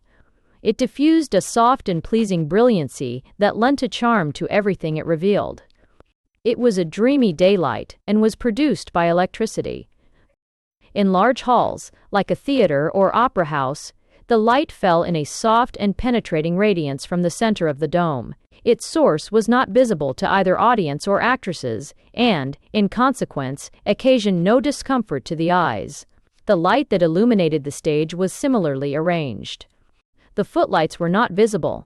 They were in the rear of the stage. The light came upward like the rays of the setting sun, revealing the setting of the stage with vivid distinctness. I can best describe the effect of this singular arrangement by calling attention to the appearance of the sun when declining behind a small elevation, how sharply every object is outlined before it, how soft and delicate is the light in which everything is bathed. Every cloud that floats has all of its fleecy loveliness limned with a radiant clearness. I was very desirous to know how this singular effect was produced, and at my request was taken to the stage. An opening in the back part of it was covered with pink-colored glass. The glass was highly refractive and so perfectly translucent, I at first thought there was none there, and when I stood upon its edge and looked down into a fiery gulf below, I instinctively thought of the lost people, who are said to wander amid torturing yet unconsumable flames. But, happily, the ones I gazed upon were harmless ones. The streetlights of Mizora were at a considerable elevation from the ground. They were in, or over, the center of the street, and of such diffuse brilliancy as to render the city almost as light as day. They were in the form of immense globes of soft, white fire, and during the 6 months that answered to the Mizora night, were kept constantly burning. It was during this period that the aurora borealis shone with such marvelous brilliancy, or generally, its display was heralded by an arc of delicate green-tinted light that spanned the heavens. The green tint deepened into emerald, assuming a delicate rose hue as it faded upward into rays that diverged from the top, until the whole resembled a gigantic crown. Every ray became a panorama of gorgeous colors, resembling tiny sparks, moving hither and thither with inconceivable swiftness. Sometimes a veil of mist of delicate green hue depended from the base of the crown, and swayed gently back and forth. As soon as the swaying motion commenced, the most gorgeous colors were revealed. Myriads of sparks, no larger than snowflakes, swarmed across the delicate green curtain in every conceivable color and shade, but always of that vapory, vivid softness that is indescribable. The dancing colors resembled gems encased in a film of mist, whereeth aspect of rada, hundreds of rados, where any peopled in stocks, and of vido, of the dancing colors, and, using a picture, when others were disting. One display that I witnessed I shall attempt to describe. The arc of delicate green appeared first, and shot upward diverging rays of all the warm, rich hues of red. They formed a vast crown, outlined with a delicate halo of fire. A veil of misty green fluttered down from its base, and, instantly, tiny crowns, composed of every brilliant color, with a tracery of fire defining every separate one, began to chase one another back and forth with bewildering rapidity. As the veil swayed to and fro, it seemed to shake the crowns into skeins of fire, each thread strung with countless minute globes of every conceivable color and hue. Those fiery threads, aerial as thistledown, wove themselves in and out in a tangled mass of gorgeous beauty. Suddenly, the beads of color fell in a shower of gems, topaz and emerald, ruby and sapphire, amethyst and pearly crystals of dew. I looked upward, where the rays of variegated colors were sweeping the zenith, and high above the first crown was a second more vivid still. Myriads of rainbows, the colors broad and intense, fluttered from its base, the whole outlined by a halo of fire. It rolled together in a huge scroll, and, in an instant, fell apart a shower of flakes, minute as snow, but of all the gorgeous dazzling hues of earth and sky combined. Combined. They disappeared in the mystery of space, to instantly form into a fluttering, waving banner of delicate green mist and vanish, only to repeat itself. The display of the aurora borealis was always an exhibition of astonishing rapidity of motion of intense colors. The most glorious sunset, where the vapory billows of the sky have caught the bloom of the dying autumn, cannot rival it. All the precious gems of earth appear to have dissolved into mist, to join in a wild and aerial dance. The people of Mizora attributed it entirely to electricity. Although the sun never rose or set in Mizora, yet for 6 months in a year, that country had the heart of a voluptuous summer. It beat with a strong, warm pulse of life through all nature. The orchards budded and bloomed, and mellowed into perfect fruition, their luscious globes. The fields laughed in the warm, rich light, and smiled on the harvest. I could feel my own blood bound as with a new lease of life at the first breath of spring. The winters of Mizora had clouds and rain and sleet and snow, and sometimes, especially near the circular sea, the fury of an Arctic snowstorm, but so well prepared were they that it became an amusement. Looking into the chaos of snowflakes, driven hither and thither by fierce winds, the pedestrians in the street presented no painful contrast to the luxury of your own room, with its balmy breath and cheerful flowers. You saw none but what were thoroughly clad, and you knew that they were hurrying to homes that were bright and attractive, if not as elegant as yours, where loving welcomes were sure to greet them, and happiness would sit with them at the feast, for the heart that is pure has always a kingly guest for its company. A wonderful discovery that the people of Mizora had made was the power to annihilate space as an impediment to conversation. They claimed that the atmosphere had regular currents of electricity that were accurately known to them. They talked to them by means of simply constructed instruments, and the voice would be as audible and as easily recognized at 3,000 miles distant as at only 3 feet. Stations were built similar to our telegraph offices, but on high elevations.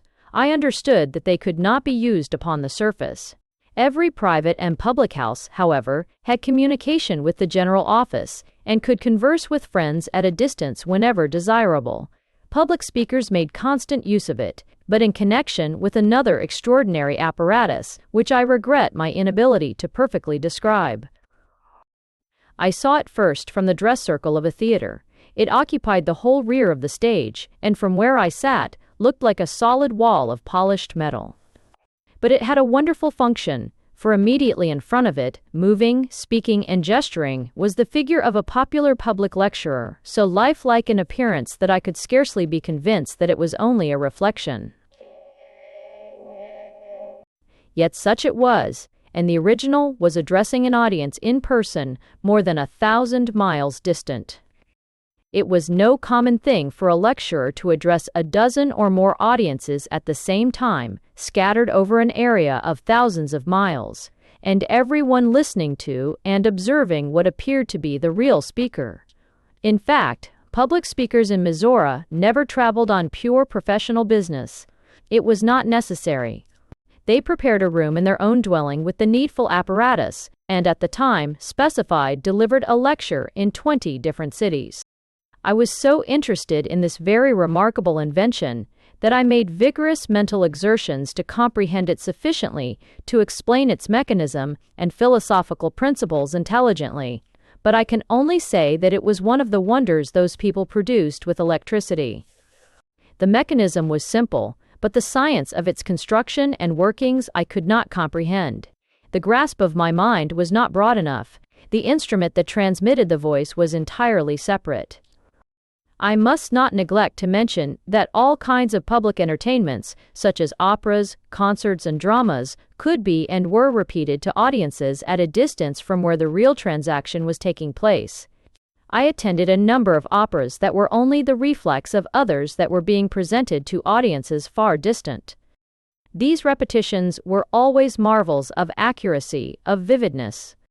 Small reflecting apparatus were to be found in every dwelling and business house. It is hardly necessary to state that letter writing was an unknown accomplishment in Mizora. The person who desired to converse with another, no matter how far distant, placed herself in communication with her 2 instruments and signaled.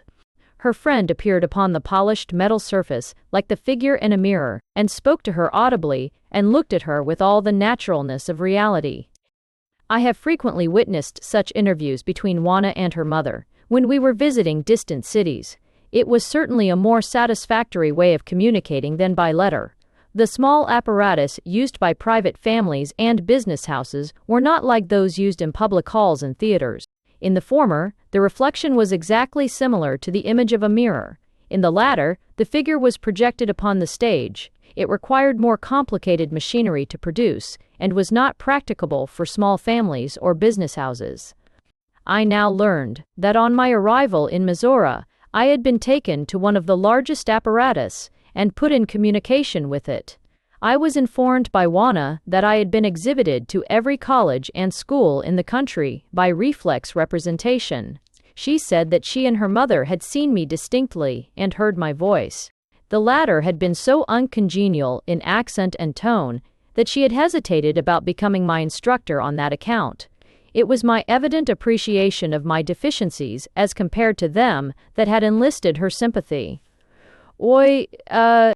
Now, in my own country, my voice had attracted attention by its smoothness and modulation, and I was greatly surprised to hear Juana speak of its unmusical tone as really annoying. In Mizora, there are no voices but what are sweet enough to charm the birds. In the journeys that Juana and I took during the college vacation, we were constantly meeting strangers, but they never appeared the least surprised at my dark hair and eyes, which were such a contrast to all the other hair and eyes to be met with in Mizora, that I greatly wondered at it until I learned of the power of the reflector. I requested permission to examine one of the large ones used in a theater, and it was granted me. Juana accompanied me and signaled to a friend of hers. As if by magic a form appeared and moved across the stage. It bowed to me, smiled and motioned with its hand, to all appearances a material body. I asked Juana to approach it, which she did, and passed her hand through it. There was nothing that resisted her touch, yet I plainly saw the figure, and recognized it as the perfect representation of a friend of Juana's, an actress residing in a distant city. When I ascended the stage, the figure vanished, and I understood that it could be visible only at a certain distance from the reflector. In traveling great distances, or even short ones where great speed was desired, the Mizorans used airships, but only for the transportation of passengers and the very lightest of freight. Heavy articles could not be as conveniently carried by them as by railroads. Their railroads were constructed and conducted on a system so perfect that accidents were never known. Every engineer had an electric signal attached to the engine that could signal a train 3 miles distant. The motive power for nearly all engines was compressed air. Electricity, which was recognized by Mizora scientists as a force of great intensity, was rarely used as a propelling power on railroads. Its use was attended by possible danger, but compressed air was not. Electricity produced the heat that supplied the airships and railroads with that very necessary comfort. In case there should be an accident, as a collision, or thrown from the track, heat could not be a source of danger when furnished by electricity. But I never heard of a railroad accident during the whole 15 years that I spent in Mizora. Airships, however, were not exempt from danger, although the precautions against it were ingenious and carefully observed. The Mizora people could tell the approach of a storm and the exact time it would arrive. They had signal stations established for the purpose all over the country. But, though they were skilled mechanics and far in advance of my own world, and the limits of my comprehension in their scientific discoveries and appliances, they had not yet discovered the means of subduing the elements or driving unharmed through their fury. When nature became convulsed with passion, they guarded themselves against it, but did not endeavor to thwart it. Their airships were covered and furnished with luxurious seats. The whole upper part of the car was composed of very thin glass. They traveled with, to me, astonishing rapidity. Towns and cities flew away beneath us like birds upon the wing. I grew frightened and apprehensive, but Juana chatted away with her friends with the most charming unconcern. I was looking down when I perceived, by the increasing size of objects below, that we were descending. The conductor entered almost immediately and announced that we were going down to escape an approaching storm. A signal had been received and the ship was at once lowered. I felt intensely relieved to step again on solid earth and hoped I might escape another trial of the upper regions. But after waiting until the storm was over, we again entered the ship. I was ashamed to refuse when everyone else showed no fear. In waiting for the storm to pass, we were delayed so long that our journey could have been performed almost as speedily by rail. I wondered why they had not invented some means by which they could drive through a tempest in perfect safety. As usual, I addressed my inquiries to Juana. she answered, "a knot, or fix, boys. So frail a thing as an airship must necessarily be, when compared with the strength of a storm, is like a leaf in the wind. We have not yet discovered, and we have but little expectation of discovering, any means by which we can defy the storms that rage in the upper deeps. The electricity that we use for heat is also a source of danger during a storm. Our policy is to evade a peril we cannot control or destroy. Hence, when we receive a signal that a storm is approaching, we get out of its way. Our railroad carriages, having no danger to fear from them, ride right through the storm." The people of Mizora, I perceived, possessed a remarkable acuteness of vision. They could see the odor emanating from flowers and fruit. They described it to me as resembling attenuated mist. They also named other colors in the solar spectrum than those known to me. When I first heard them speak of them, I thought it a freak of the imagination, but I afterward noticed artists, and persons who had a special taste for colors, always detected them with greater readiness. The presence of these new colors were apparent to all with whom I spoke upon the subject. When I mentioned my own inability to discern them, Juana said that it was owing to my inferior mental development. "A child," she said, "if you will observe, is first attracted by red, the most glaring color known. The untutored mind will invariably select the gaudiest colors for personal adornment. It is the gentle, refined taste of civilization that chooses the softened hues and colors. But you, as a nation, are remarkable for rich, warm colors in your houses and often in your dress," I said. "But they are never glaring," she replied. "If you will notice, the most intense colors are always so arranged as to present a halo instead of sharply defined brilliancy. If a gorgeous color is worn as a dress, it will be covered with filmy lace. You have spoken of the splendor of the aurora borealis.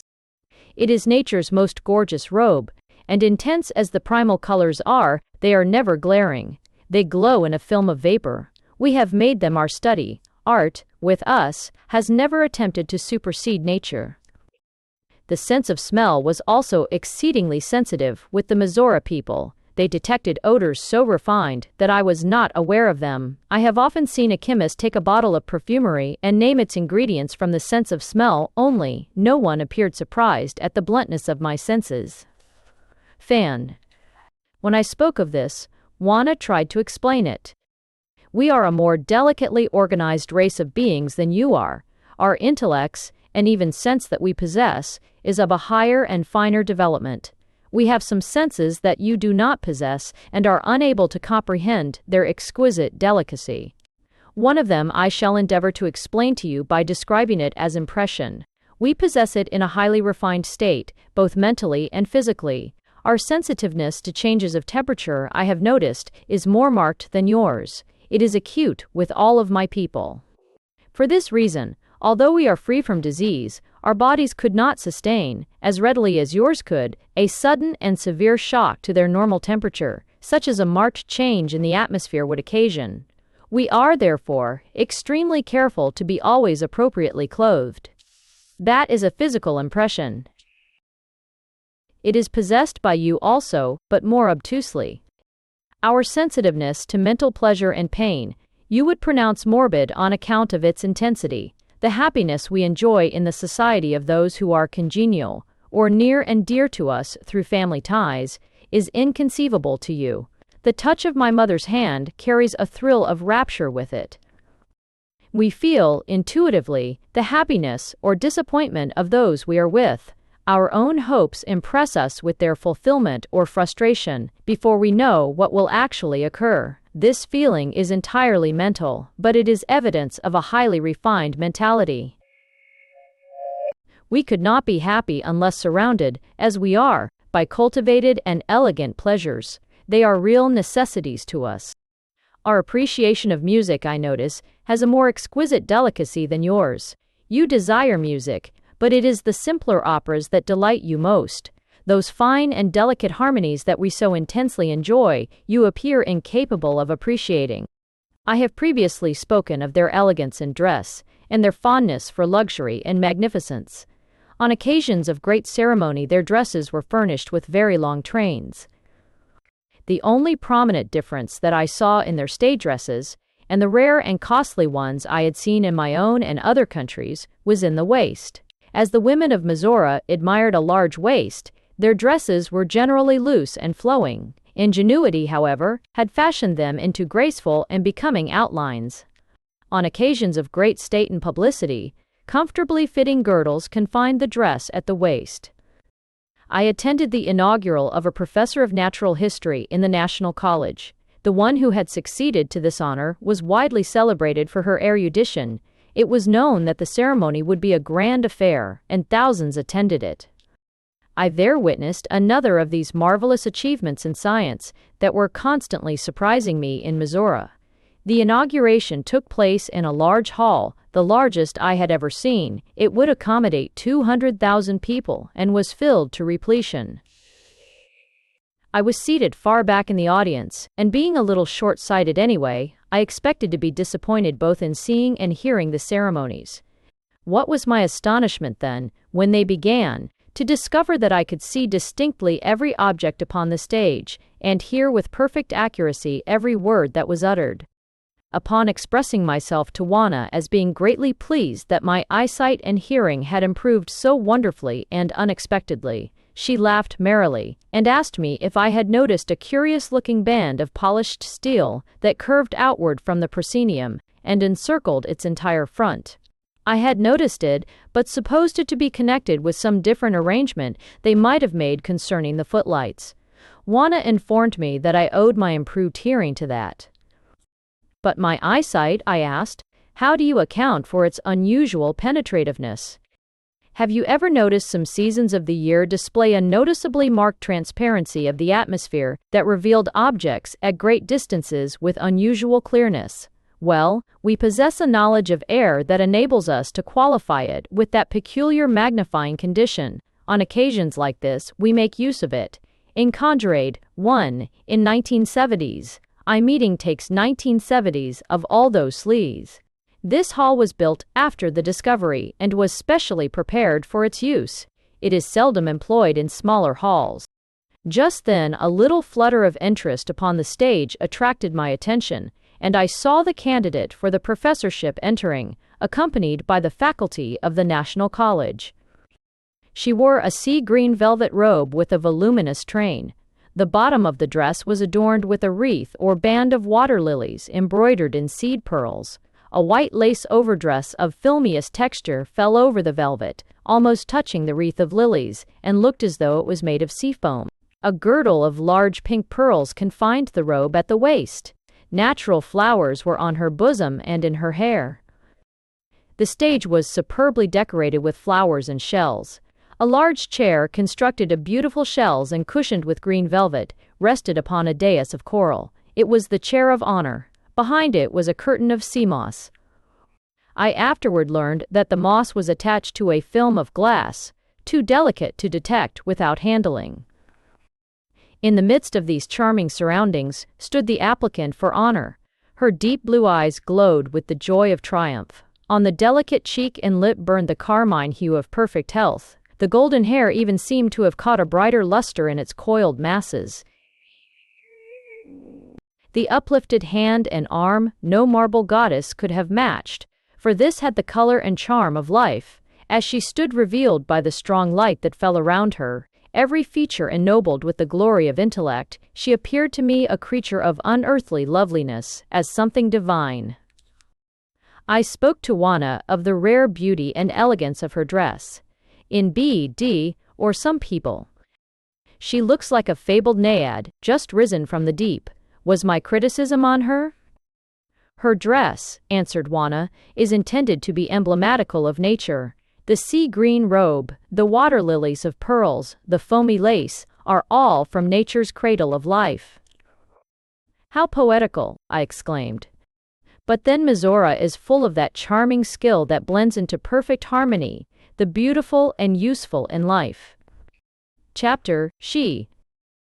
On my return to college, after the close of vacation, I devoted myself exclusively to history. It began with their first president, and from the evidence of history itself, I knew that the nation was enjoying a high state of culture when its history began. No record of a more primitive race was to be found in all the library, assiduously as I searched for it. I read with absorbing interest their progress toward perfect enlightenment, their laborious searchings into science that had resulted in such marvelous achievements. But earnestly as I sought for it, and anxiously as I longed for it, I found and heard no mention of a race of men. From the most intimate intercourse with the people of Mizora, I could discover no attempt at concealment in anything, yet the inquiry would crowd itself upon me. Where are the men? Hard door. Hor wrath. Hor. And as constantly would I be forced to the conclusion that Mizora was either a land of mystery beyond the scope of the wildest and weirdest fancy, or else they were utterly oblivious of such a race. And the last conclusion was most improbable of all, affidably. Man, in my country, was a necessity of government, law, and protection. His importance, as I viewed it from inherited ideas, was incalculable. It could not be possible that he had no existence in a country so eminently adapted to his desires and ability. The expression, domestic misery, that the preceptress made use of one day in conversation with me, haunted my imagination with a persistent suspicion of mystery. It had a familiar sound to me. It intimated knowledge of a world CP it knew so well, where ill nature, malice, spite, envy, deceit, falsehood, and dishonesty made life a continual anxiety. Locks, bolts, and bars shut out the thief who coveted your jewels. But no bolts nor bars, however ingeniously constructed or strongly made, could keep out the thief who coveted your character. One little word from a pretended friend might consummate the sorrow of your whole life and be witnessed by the perpetrator without a pang, nay, even with exultation. There were other miseries I thought of that were common in my country. There are those we love, some who are woven into our lives and affections by the kinship of blood, who grow up weak and vacillating, and are won away, sometimes through vice, to estrangement. Our hearts ache not the less painfully that they have ceased to be worthy of a throb, or that they have been weak enough to become estranged, to benefit some selfish alien. There were other sorrows in that world that I had come from, that brought anguish alike to the innocent and the guilty. It was the sorrow of premature death. Diseases of all kinds made lives wretched, or tore them asunder with death. R2, with death. How many hearts have ached with cankering pain, to see those who are vitally dear, wasting away slowly but surely, with unrelievable suffering, and to know that life but prolongs their misery, and death relieves it only with inconsolable grief for the living.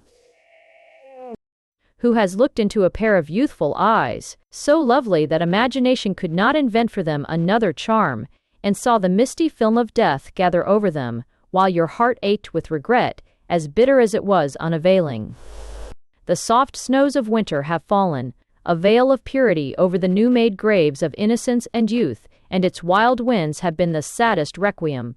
The dews of summer have wept with your tears, and its zephyrs have sighed over the moldering loveliness of youth. I had known no skill in my world that could snatch from death its unlawful prey of youth. But here, in this land so eminently blessed, no one regarded death as a dreaded invader of their household. "We cannot die until we get older," said Juana naively.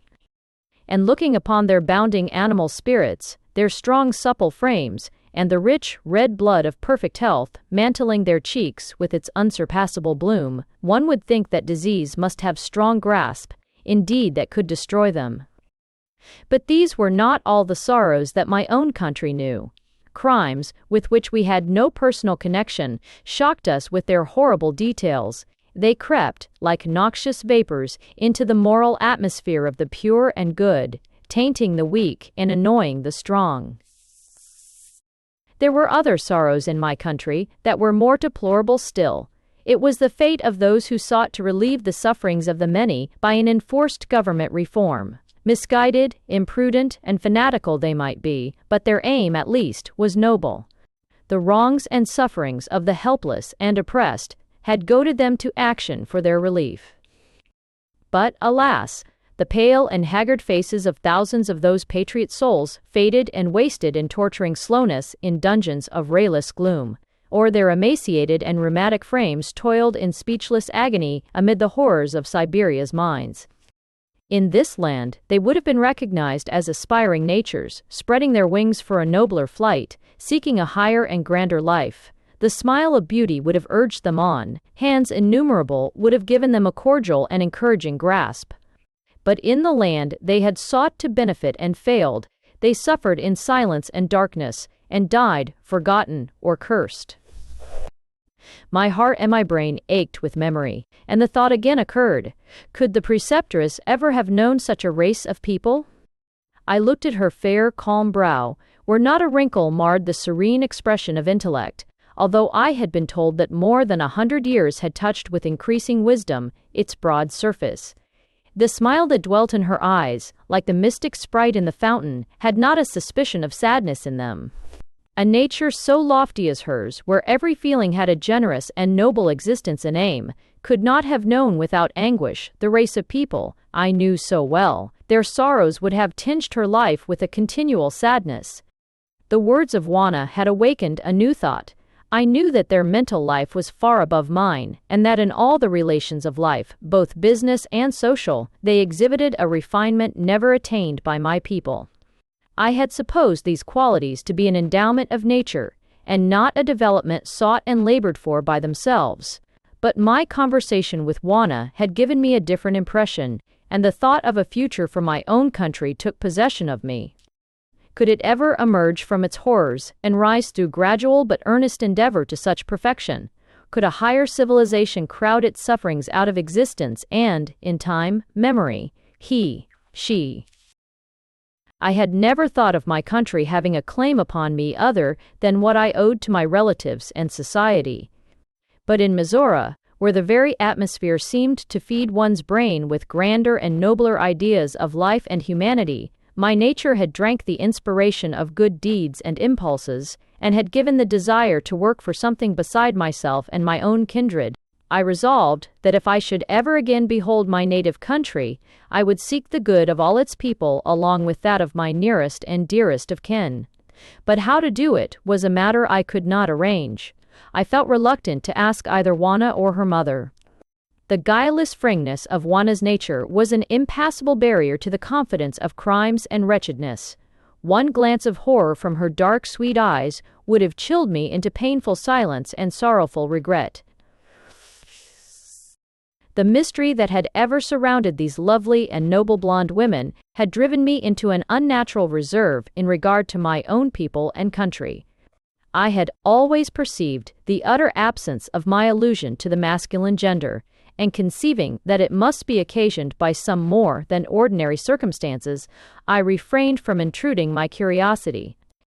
That the singular absence of men was connected with nothing criminal or ignoble on their part, I felt certain, but that it was associated with something weird and mysterious, I had now become convinced.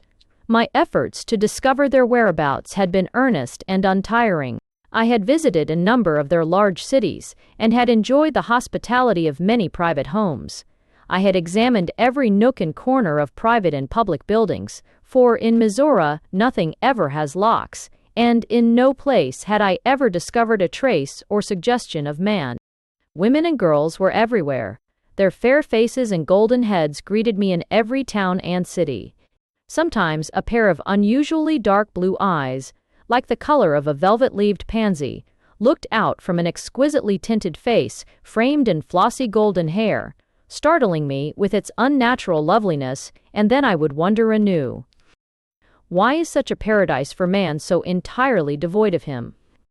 I even endeavored to discover from the conversation of young girls some allusion to the male sex, but listen as attentively and discreetly as I could, not one allusion did I hear made to the mysteriously absent beings. I was astonished that young girls, with cheeks like the downy bloom of a ripe peach, should chatter and laugh merrily over every conversational topic, but that of the lords of society. The older and the wiser among women might acquire a depreciating idea of their worth, but innocent and inexperienced girlhood was apt to surround that name with a halo of romance and fancied nobility that the reality did not always possess. What, then, was my amazement to find them indifferent and wholly neglectful of that, to me, very important class of beings. Conjecture at last exhausted itself, and curiosity became indifferent. Mizora, as a nation or an individual representative, was incapable of dishonor. Whatever their secret, I should make no farther effort to discover it. Their hospitality had been generous and unreserved. Their influence upon my character, morally, had been an incalculable benefit. I had enjoyed being among them. The rhythm of happiness that swept like a strain of sweet music through all their daily life touched a chord in my own nature that responded. And when I contrasted the prosperity of Mizora, a prosperity that reached every citizen in its vast territory, with the varied phases of life that are found in my own land, it urged me to inquire if there could be hope for such happiness within its borders. To the preceptress, whose sympathies I knew were broad as the lap of nature, I at last went with my desire and perplexities. A sketch of my country's condition was the inevitable prelude. I gave it without once alluding to the presence of man. She listened quietly and attentively. Her own land lay like a charming picture before her. I spoke of its peaceful happiness, its perfected refinement, its universal wealth, and paramount to all its other blessings, its complete ignorance of social ills. With them, love did not confine itself to families, but encircled the nation in one embrace. How dismal, in contrast, was the land that had given me birth! But one eminent distinction exists among us as a people, I added in conclusion. We are not all of one race. I paused and looked at the preceptress. She appeared lost in reverie. Her expression was one of solicitude, and approached nearer to actual pain than anything I had ever noticed upon it before. She looked up and caught my eye regarding her. Then she quietly asked, "Are there men in your country?" NETS. Part 2nd. Chapter, IT. I, also, 4 of the Openses, IT, and many money, says the Dias, or a visit, Chapter 1. I answered in the affirmative, and further added that I had a husband and a son. The effect of a confession, so simple and so natural, wounded and amazed me. The preceptress started back with a look of loathing and abhorrence, but it was almost instantly succeeded by one of compassion. "You have much to learn," she said gently, "and I desire not to judge you harshly. You are the product of a people far back in the darkness of civilization. We are a people who have passed beyond the boundary of what was once called natural law. But, more correctly, we have become mistresses of nature's peculiar processes. We influence or control them at will. But before giving you any further explanation, I will show you the gallery containing the portraits of our very ancient ancestors." She then conducted me into a remote part of the National College, and sliding back a panel containing a magnificent painting, she disclosed a long gallery, the existence of which I had never suspected, although I knew their custom of using ornamented sliding panels instead of doors. Into this I followed her with wonder and increasing surprise. Paintings on canvas, old and dim with age, paintings on porcelain, and a peculiar transparent material, of which I have previously spoken, hung so thick upon the wall, you could not have placed a hand between them. They were all portraits of men. Some were represented in the ancient or medieval costumes of my own ancestry, and some in garbs resembling our modern styles. Some had noble countenances, and some bore on their painted visages the unmistakable stamp of passion and vice. It is not complimentary to myself to confess it, but I began to feel an odd kind of companionship in this assembly of good and evil-looking men, such as I had not felt since entering this land of preeminently noble and lovely women. As I gazed upon them, arrayed in the armor of some stern warrior, or the velvet doublet of some gay cavalier, the dark eyes of a debonair knight looked down upon me with familiar fellowship. There was pride of birth and the passion of conquest in every line of his haughty, sensuous face. I seemed to breathe the same moral atmosphere that had surrounded me in the outer world. They had lived among noble and ignoble deeds. I felt sure. They had been swayed by conflicting desires. They had known temptation and resistance and reluctant compliance, science, or empertage, and reluctant compliance, science it, and ingratitude of humanity, and had dealt in it themselves. They had known joy as I had known it, and their sorrow had been as my sorrows. They had loved as I had loved, and sinned as I had sinned, and suffered as I had suffered. I wept for the first time since my entrance into Mizora, the bitter tears of actual experience, and endeavored to convey to the preceptress some idea of the painful emotion that possessed me. I have noticed, she said, in your own person and the descriptions you have given of your native country, a close resemblance to the people and history of our nation in ages far remote. These portraits are very old. The majority of them were painted many thousands of years ago. It is only by our perfect knowledge of color that we are enabled to preserve them. Some have been copied by expert artists upon a material manufactured by us for that purpose. It is a transparent adamant that possesses no refractive power. Consequently, the picture has all the advantage of a painting on canvas, with the addition of perpetuity. They can never fade nor decay. I am astonished at the existence of this gallery, I exclaimed. I have observed a preference for sliding panels instead of doors, and that they were often decorated with paintings of rare excellence, but I had never suspected the existence of this gallery behind one of them. Any student, said the preceptress, who desires to become conversant with our earliest history can use this gallery. It is not a secret, for nothing in Mizora is concealed, but we do not parade its existence, nor urge upon students an investigation of its history.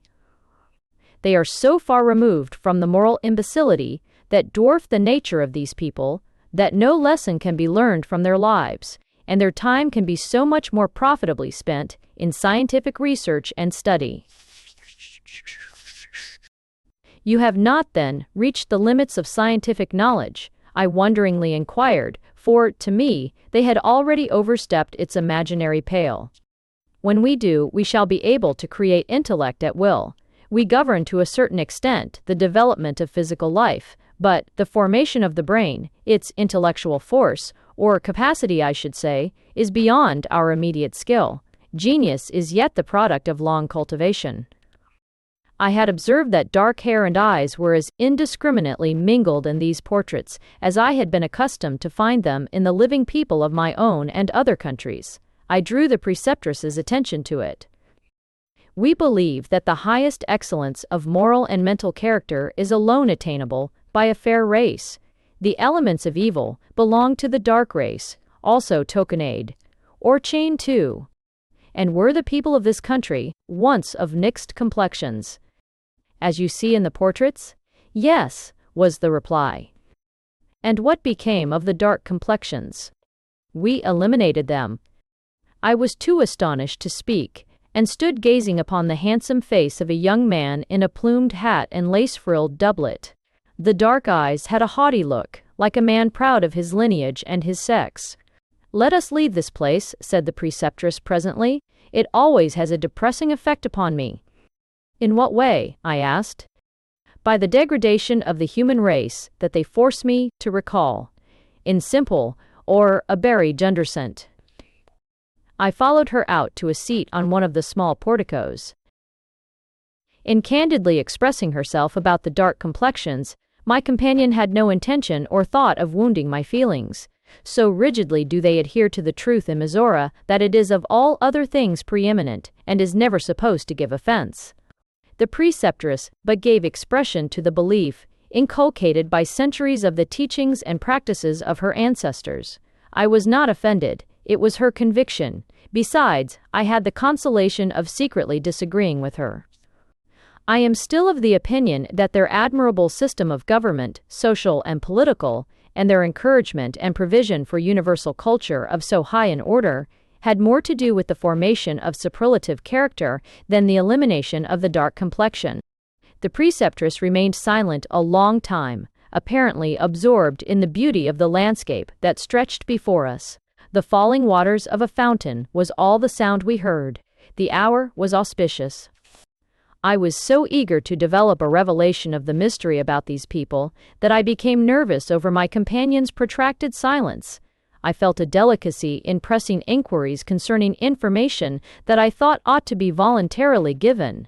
Inquisitiveness was regarded as a gross rudeness by them, and I could frame no question that I did not fear would sound impertinent. But at last patience gave way and, at the risk of increasing her commiseration for my barbarous mental condition, I asked, "He bad. Are you conversant with the history of the times occupied by the originals of the portraits we have just seen?" "I am," she replied. "And would you object to giving me a condensed recital of it?" "Not if it can do you any good." "What has become of their descendants, of those portraits?"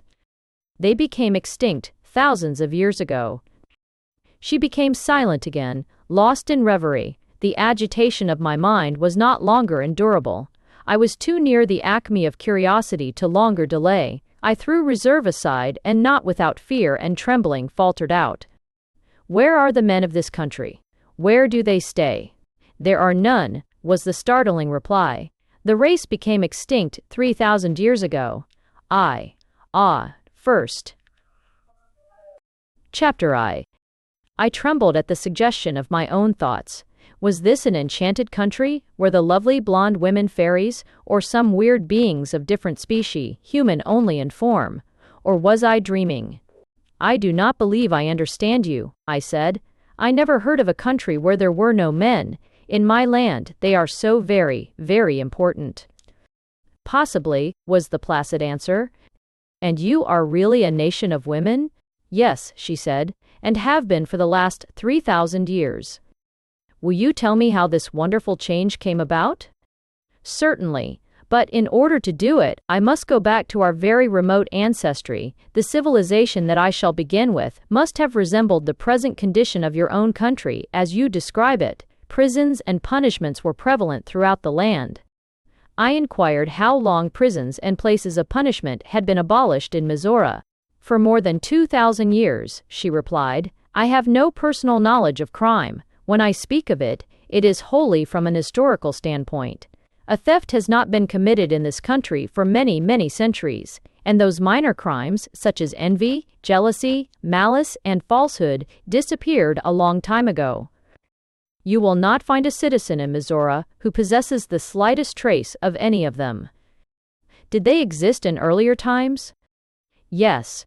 Our oldest histories are but records of a succession of dramas in which the actors were continually striving for power and exercising all of those ancient qualities of mind to obtain it. Plots, intrigues, murders, and wars were the active employments of the very ancient rulers of our land. As soon as death laid its inactivity upon one actor, another took his place. It might have continued so, and we might still be repeating the old tragedy, but for one singular event. In the history of your own people, you have no doubt observed that the very thing plotted, intrigued, and labored for, has in accomplishment proved the ruin of its projectors. You will remark this in the history I am about to relate. Many ages ago, this country was peopled by two races, male and female. The male race were rulers in public and domestic life. Their supremacy had come down from prehistoric time, when strength of muscle was the only master. Woman was a beast of burden. She was regarded as inferior to man, mentally as well as physically.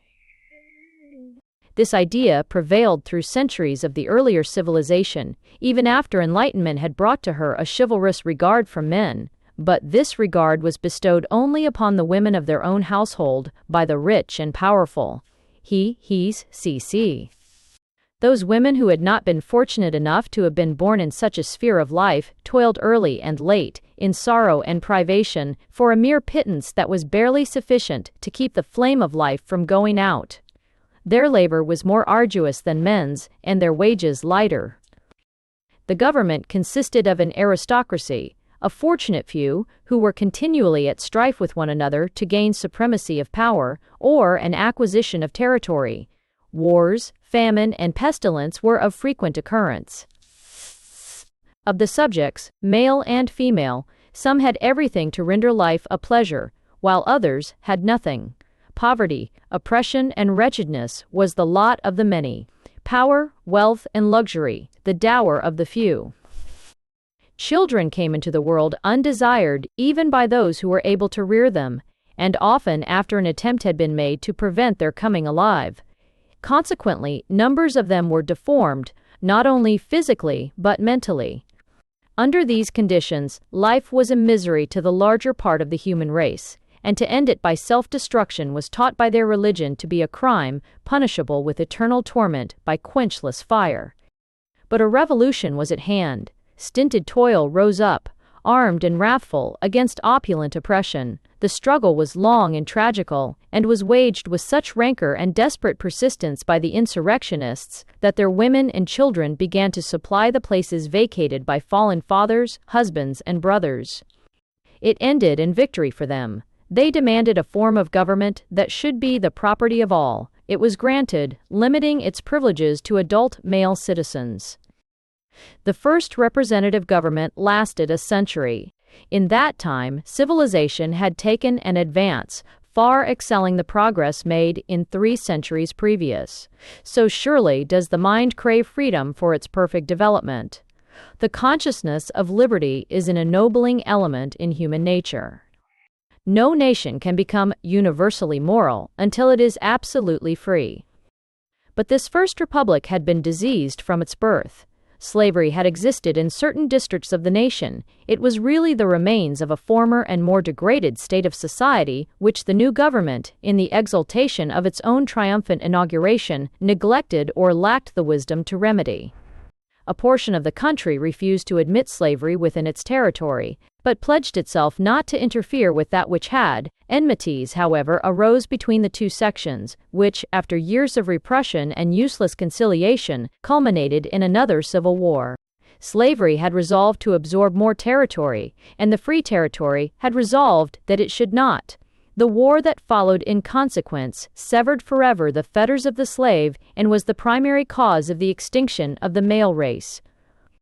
The inevitable effect of slavery is enervating and demoralizing. It is a canker that eats into the vitals of any nation that harbors it, no matter what form it assumes. The free territory had all the vigor, wealth, and capacity for long endurance that self-dependence gives. It was in every respect prepared for a long and severe struggle. Its forces were collected in the name of the united government. Considering the marked inequality of the combatants, the war would necessarily have been of short duration.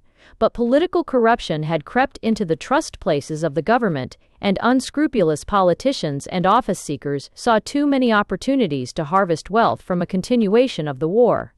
It was to their interest to prolong it, and they did. They placed in the most responsible positions of the army military men whose incapacity was well known to them, and sustained them there while the country wept its maimed and dying sons. The slave territory brought to the front its most capable talent. It would have conquered had not the resources against which it contended been almost unlimited. Utterly worn out, every available means of supply being exhausted, it collapsed from internal weakness. The general government, in order to satisfy the clamors of the distressed and impatient people whose sons were being sacrificed and whose taxes were increasing, to prolong the war, had kept removing and reinstating military commanders, but always of reliable incapacity. A man of mediocre intellect and boundless self-conceit happened to be the commander-in-chief of the government army when the insurrection collapsed. The politicians, whose nefarious scheming had prolonged the war, saw their opportunity for furthering their own interests by securing his popularity. They assumed him to be the greatest military genius that the world had ever produced, as evidenced by his success where so many others had failed. It was known that he had never risked a battle until he was assured that his own soldiers were better equipped and outnumbered the enemy. But the politicians asserted that such a precaution alone should mark him as an extraordinary military genius. The deluded people accepted him as a hero. The politicians exhausted their ingenuity in inventing honors for him. A new office of special military eminence, with a large salary attached, was created for him. He was burdened with distinctions and emoluments, always worked by the politicians, for their benefit. The nation, following the lead of the political leaders, joined in their adulation, It failed to perceive the dangerous path that leads to anarchy and despotism, the worship of one man. It had unfortunately selected one who was cautious and undemonstrative, and who had become convinced that he really was the greatest prodigy that the world had ever produced. He was made president, and then the egotism and narrow selfishness of the man began to exhibit itself. He assumed all the prerogatives of royalty that his position would permit. He elevated his obscure and numerous relatives to responsible offices. Large salaries were paid them, and intelligent clerks hired by the government to perform their official duties. Corruption spread into every department, but the nation was blind to its danger. The few who did perceive the weakness and presumption of the hero were silenced by popular opinion. A second term of office was given him, and then the real character of the man began to display itself before the people. The whole nature of the man was selfish and stubborn. The strongest mental trait possessed by him was cunning. His long lease of power, and the adulation of his political beneficiaries, acting upon a superlative self-conceit, imbued him with the belief that he had really rendered his country a service so inestimable that it would be impossible for it to entirely liquidate it. He exalted to unsuitable public offices his most intimate friends. They grew suddenly exclusive and aristocratic, forming marriages with eminent families. He traveled about the country with his entire family, at the expense of the government, to gradually prepare the people for the ostentation of royalty. The cities and towns that he visited furnished fetes, illuminations, parades, and every variety of entertainment that could be thought of or invented for his amusement or glorification. Lest the parade might not be sufficiently gorgeous or demonstrative, he secretly sent agents to prepare the program and size of his reception, always at the expense of the city he intended to honor with his presence. He manifested a strong desire to subvert the will of the people to his will. When informed that a measure he had proposed was unconstitutional, he requested that the Constitution be changed. His intimate friends he placed in the most important and trustworthy positions under the government, and protected them with the power of his own office. Many things that were distasteful and unlawful in a free government were flagrantly flaunted in the face of the people, and were followed by other slow but sure approaches to the usurpation of the liberties of the nation. He urged the government to double his salary as president, and it complied. There had long existed a class of politicians who secretly desired to convert the republic into an empire, that they might secure greater power and opulence. They had seen in the deluded enthusiasm of the people for one man the opportunity for which they had long waited and schemed. He was unscrupulous and ambitious, and power had become a necessity to feed the cravings of his vanity. The Constitution of the country forbade the office of president to be occupied by one man for more than 2 terms. The Empire Party proposed to amend it, permitting the people to elect a president for any number of terms, or for life if they choose. They tried to persuade the people that the country owed the greatest general of all time so distinctive an honor. They even claimed that it was necessary to the preservation of the government, that his popularity could command an army to sustain him if he called for it. But the people had begun to penetrate the designs of the hero, and bitterly denounced his resolution to seek a 3rd term of power. The terrible corruptions that had been openly protected by him had advertised him as criminally unfit for so responsible an office. But, alas, the people had delayed too long. A balded noun. They had taken a young elephant into the palace. They had petted and fed him and admired his bulky growth, and now they could not remove him without destroying the building. Or, the politicians who had managed the government so long proved that they had more power than the people. They succeeded, by practices that were common with politicians in those days, in getting him nominated for a 3rd term. The people, now thoroughly alarmed, began to see their past folly and delusion. They made energetic efforts to defeat his election, but they were unavailing. The politicians had arranged the ballot, and when the counts were published, the hero was declared president for life. When too late, the deluded people discovered that they had helped dig the grave for the corpse of their civil liberty, and those who were loyal and had been misled saw it buried with unavailing regret. The undeserved popularity bestowed upon a narrow and selfish nature had been its ruin. In his inaugural address, he declared that nothing but the will of the people governed him. He had not desired the office, public life was distasteful to him, yet he was willing to sacrifice himself for the good of his country. Had the people been less enlightened, they might have yielded without a murmur, but they had enjoyed too long the privileges of a free government to see it usurped without a struggle. Tumult and disorder prevailed over the country. Soldiers were called out to protect the new government, but numbers of them refused to obey. The consequence was they fought among themselves. A dissolution of the government was the result. The general they had lauded so greatly failed to bring order out of chaos, and the schemers who had foisted him into power now turned upon him with the fury of treacherous natures when foiled of their prey. Innumerable factions sprung up all over the land, each with a leader ambitious and hopeful of subduing the whole to his rule. They fought until the extermination of the race became imminent, when a new and unsuspected power arose and mastered. The female portion of the nation had never had a share in the government. Their privileges were only what the chivalry or kindness of the men permitted. In law, their rights were greatly inferior. The evils of anarchy fell with direct effect upon them. At first, they organized for mutual protection from the lawlessness that prevailed. The organizations grew, united, and developed into military power. They used their power wisely, discreetly, and effectively. With consummate skill and energy, they gathered the reins of government in their own hands. Their first aim had been only to force the country into peace. The anarchy that reigned had demoralized society, and they had suffered most. They had long pleaded for an equality of citizenship with men, but had pleaded in vain. They now remembered it, and resolved to keep the government that their wisdom and power had restored. They had been hampered in educational progress. Colleges and all avenues to higher intellectual development had been rigorously closed against them. The professional pursuits of life were denied them. But a few, with sublime courage and energy, had forced their way into them amid the revilings of some of their own sex and opposition of the men.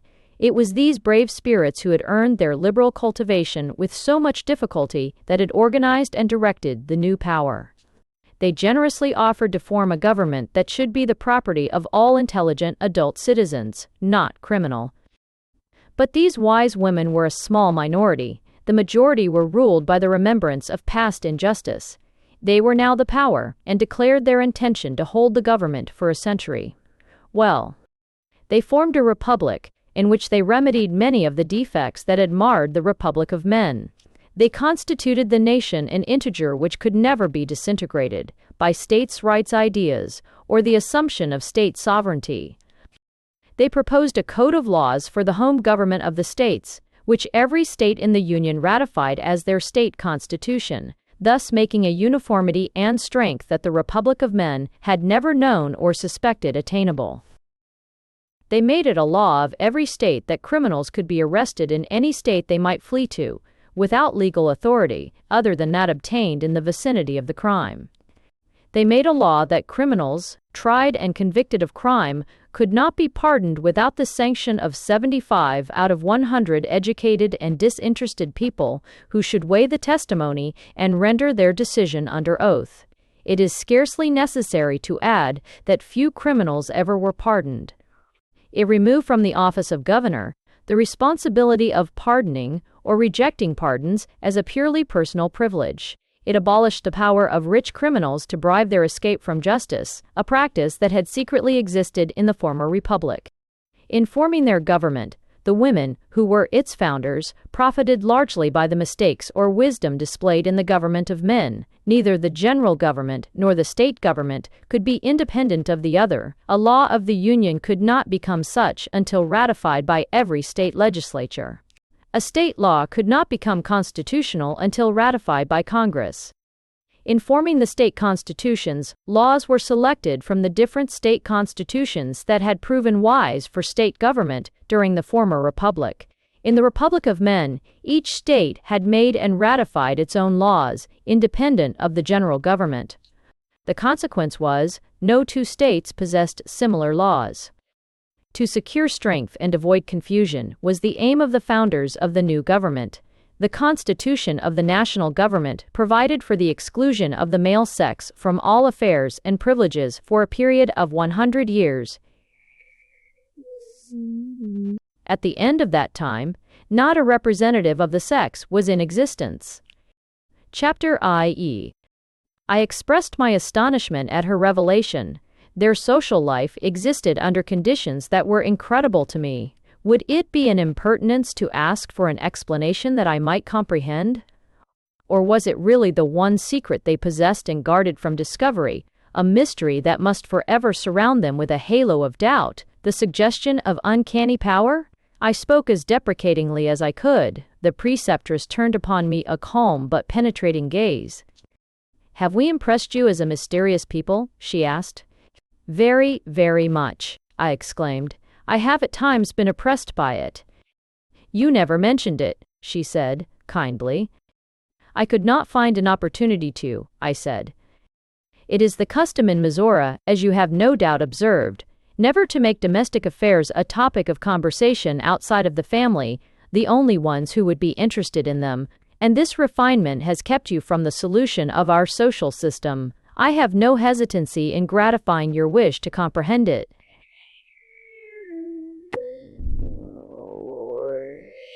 The best way to do it is to let history lead up to it, if you have the patience to listen.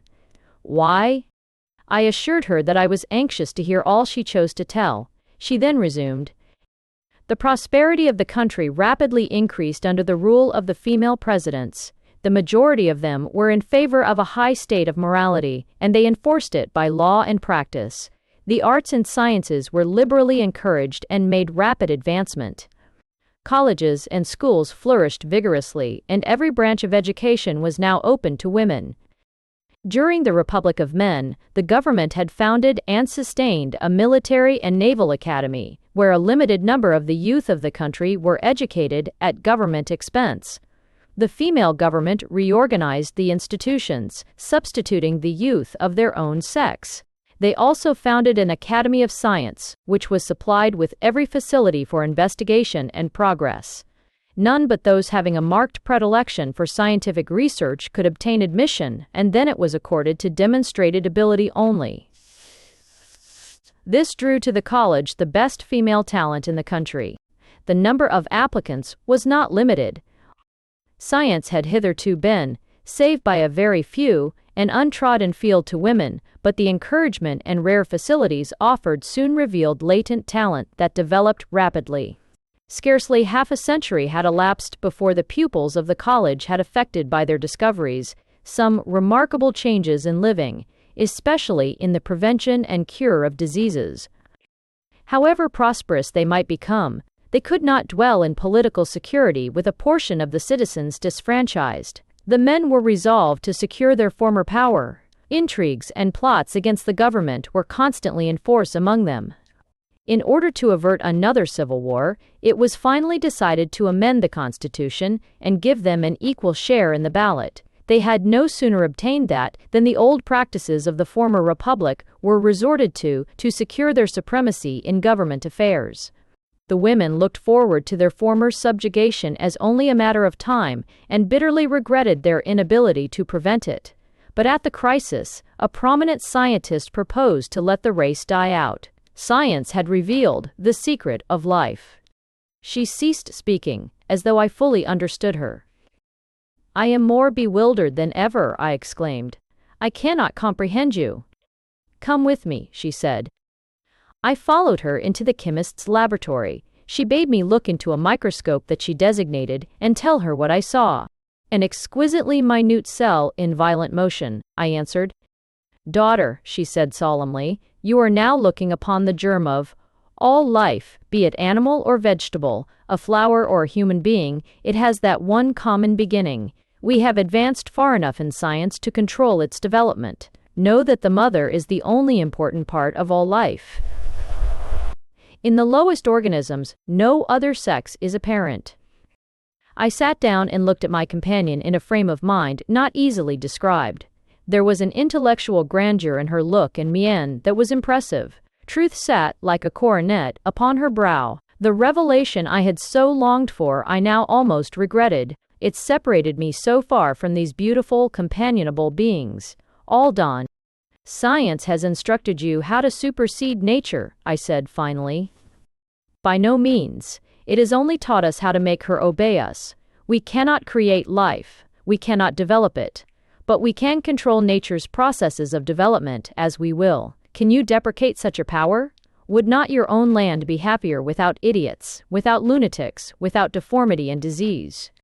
You will give me little hope of any radical change in my own lifetime, when I inform you that deformity, if extraordinary, becomes a source of revenue to its possessor. All reforms are of slow growth, she said. The moral life is the highest development of nature. It is evolved by the same slow processes, and like the lower life, its succeeding forms are always higher ones. Its ultimate perfection will be mind, where all happiness shall dwell, where pleasure shall find fruition, and desire its ecstasy. It is the duty of every generation to prepare the way for a higher development of the next, as we see demonstrated by nature in the fossilized remains of long-extinct animal life, a preparatory condition for a higher form in the next evolution. If you do not enjoy the fruit of your labor in your own lifetime, the generation that follows you will be the happier for it. Be not so selfish as to think only of your own narrow span of life. By what means have you reached so grand a development? I asked. By the careful study of, and adherence to, nature's laws. It was long years, I should say centuries, before the influence of the coarser nature of men was eliminated from the present race. We devote the most careful attention to the mothers of our race. No retarding mental or moral influences are ever permitted to reach her. On the contrary, the most agreeable contacts with nature, all that can cheer and ennoble in art or music, surround her. She is an object of interest and tenderness to all who meet her. Guarded from unwholesome agitation, furnished with nourishing and proper diet, both mental and physical, the child of a Mizora mother is always an improvement upon herself. With us, childhood has no sorrows. Austin, C. St. We believe, and the present condition of our race proves, that a being environed from its birth, with none but elevating influences, will grow up amiable and intelligent, though inheriting unfavorable tendencies. On this principle, we have ennobled our race and discovered the means of prolonging life and youthful loveliness far beyond the limits known by our ancestors. Temptation and necessity will often degrade a nature naturally inclined and desirous to be noble. We early recognized this fact, and that a nature once debased by crime would transmit it to posterity. For this reason, we never permitted a convict to have posterity. But how have you become so beautiful? I asked. For in all my journeys, I have not met an uncomely face or form. On the contrary, all the Mizora women have perfect bodies and lovely features. We followed the gentle guidance of our mother, nature. Good air and judicious exercise for generations and generations before us have helped. Our ancestors knew the influence of art, sculpture, painting, and music, which they were trained to appreciate. But has not nature been a little generous to you? I inquired. Not more so than she will be to any people who follow her laws. When you first came here, you had an idea that you could improve nature by crowding your lungs and digestive organs into a smaller space than she, the maker of them, intended them to occupy. If you construct an engine, and then cram it into a box so narrow and tight that it cannot move, and then crowd on the motive power, what would you expect?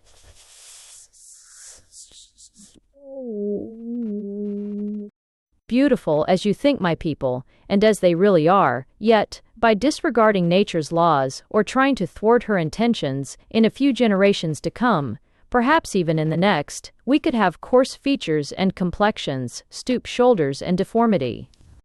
It has required patience, observation, and care on the part of our ancestors to secure to us the priceless heritage of health and perfect bodies. Your people can acquire them by the same means. Also buys. Chapter 5. As to physical causes, I am inclined to doubt altogether of their operation in this particular, nor do I think that men owe anything of their temper or genius to the air, food, or climate.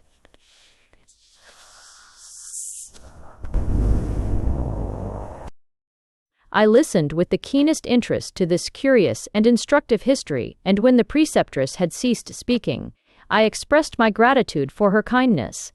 There were many things about which I desired information, but particularly their method of eradicating disease and crime. These two evils were the prominent afflictions of all the civilized nations I knew. I believe that I could comprehend enough of their method of extirpation to benefit my own country. Would she kindly give it? I shall take disease first, she said, as it is a near relative of crime. You look surprised. You have known lifelong and incurable invalids who were not criminals. Who were not criminals? But go to the squalid portion of any of your large cities, where poverty and disease go hand in hand, where the child receives its life and its first nourishment from a haggard and discontented mother. Starvation is her daily dread. The little tendernesses that make home the haven of the heart are never known to her. Ill-fed, ill-clothed, ill-cherished, all that might be refined and elevated in her nature, if properly cultivated, is choked into starveling shapes by her enemy, want. Want. If you have any knowledge of nature, ask yourself if such a condition of birth and infancy is likely to produce a noble, healthy human being. Do your agriculturists expect a stunted, neglected tree to produce rare and luscious fruit? I was surprised at the preceptor's graphic description of wretchedness, so familiar to all the civilized nations that I knew, and asked, "Did such a state of society ever exist in this country?" Ages ago, it was as marked a social condition of this land as it is of your own today. The first great move toward eradicating disease was in providing clean and wholesome food for the masses. It required the utmost rigor of the law to destroy the pernicious practice of adulteration. The next endeavor was to crowd poverty out of the land. In order to do this, the labor question came first under discussion, and resulted in the establishment in every state of a board of arbitration that fixed the price of labor on a % of the profits of the business. Public and private charities were forbidden by law as having an immoral influence upon society. Charitable institutions had long been numerous and fashionable, and many persons engaged in them as much for their own benefit as that of the poor. It was not always the honest and benevolent ones who became treasurers, nor were the funds always distributed among the needy and destitute, or those whom they were collected for. The law put a stop to the possibility of such frauds and of professional impostors seeking alms. Those who needed assistance were supplied with work, respectable, independent work, furnished by the city or town in which they resided. A love of industry, its dignity and independence, was carefully instilled into every young mind. There is no country but what ought to provide for every one of its citizens a comfortable, if not luxurious, home by humane legislation on the labor question. The penitentiaries were reconstructed by the female government. One half the time formerly allotted to labor was employed in compulsory education. Industrial schools were established in every state, where all the mechanical employments were taught free. Objects of charity were sent there, and compelled to become self-supporting. These industrial schools finally became state colleges, where are taught, free, all the known branches of knowledge, intellectual and mechanical. Pauperism disappeared before the wide-reaching influence of these industrial schools, but universal affluence had not come. It could not exist until education had become universal. With this object in view, the government forbade the employment of any citizen under the age of 21 and compelled their attendance at school up to that time. At the same time, a law was passed that authorized the furnishing of all schoolroom necessaries out of the public funds. If a higher education were desired, the state colleges furnished it free of all expenses contingent. All of these measures had a marked influence in improving the condition of society, but not all that was required. The necessity for strict sanitary laws became obvious. In cities and towns and even farms were visited, and everything that could breed malaria or produce impure air was compelled to be removed. Personal and household cleanliness at last became an object of public interest, and inspectors were appointed who visited families and reported the condition of their homes. All kinds of outdoor sports and athletic exercises were encouraged and became fashionable.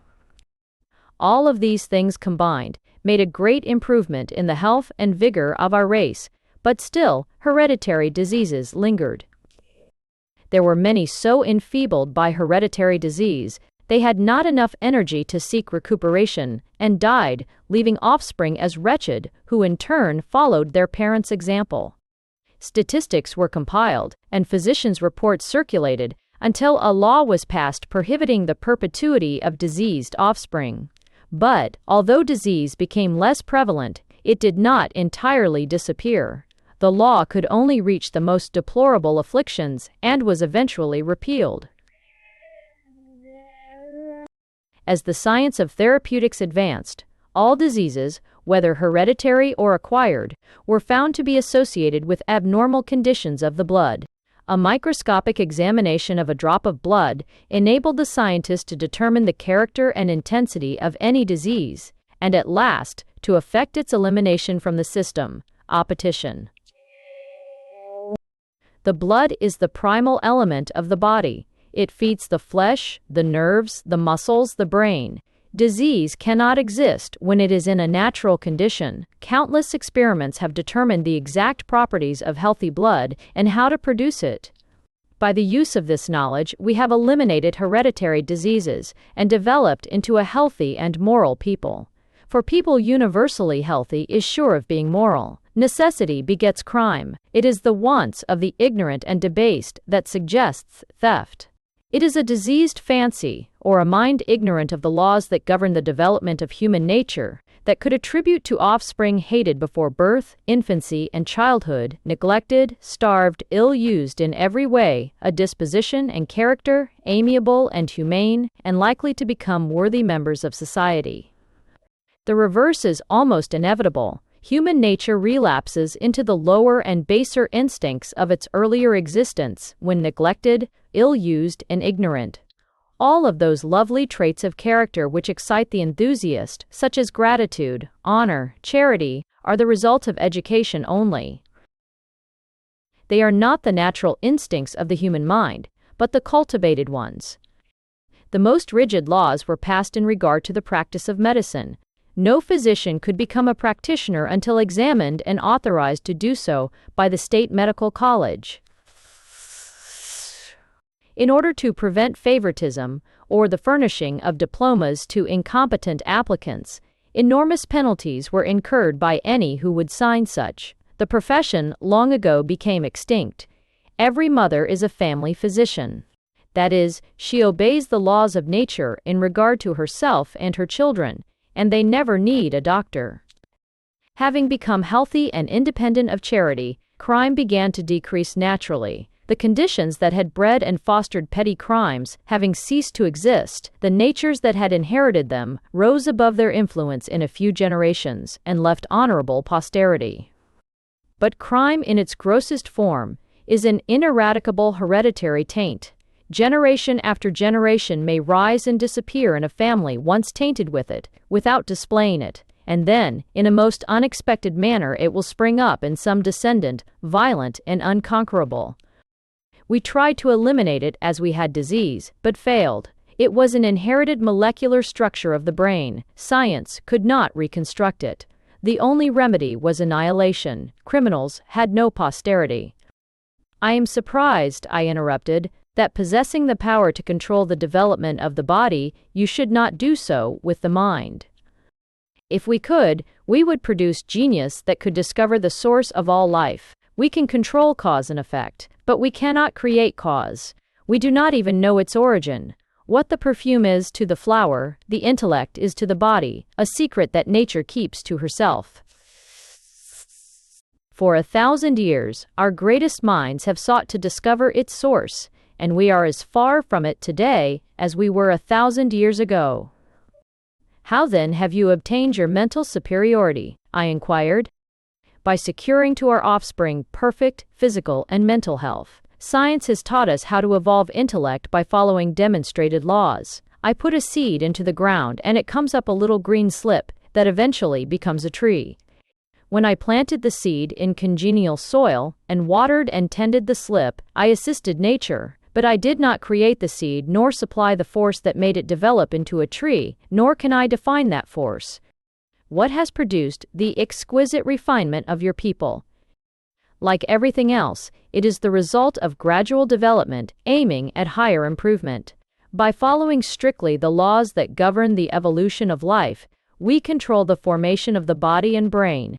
Strong mental traits become intensified by cultivation from generation to generation, and finally culminate in one glorious outburst of power, called genius.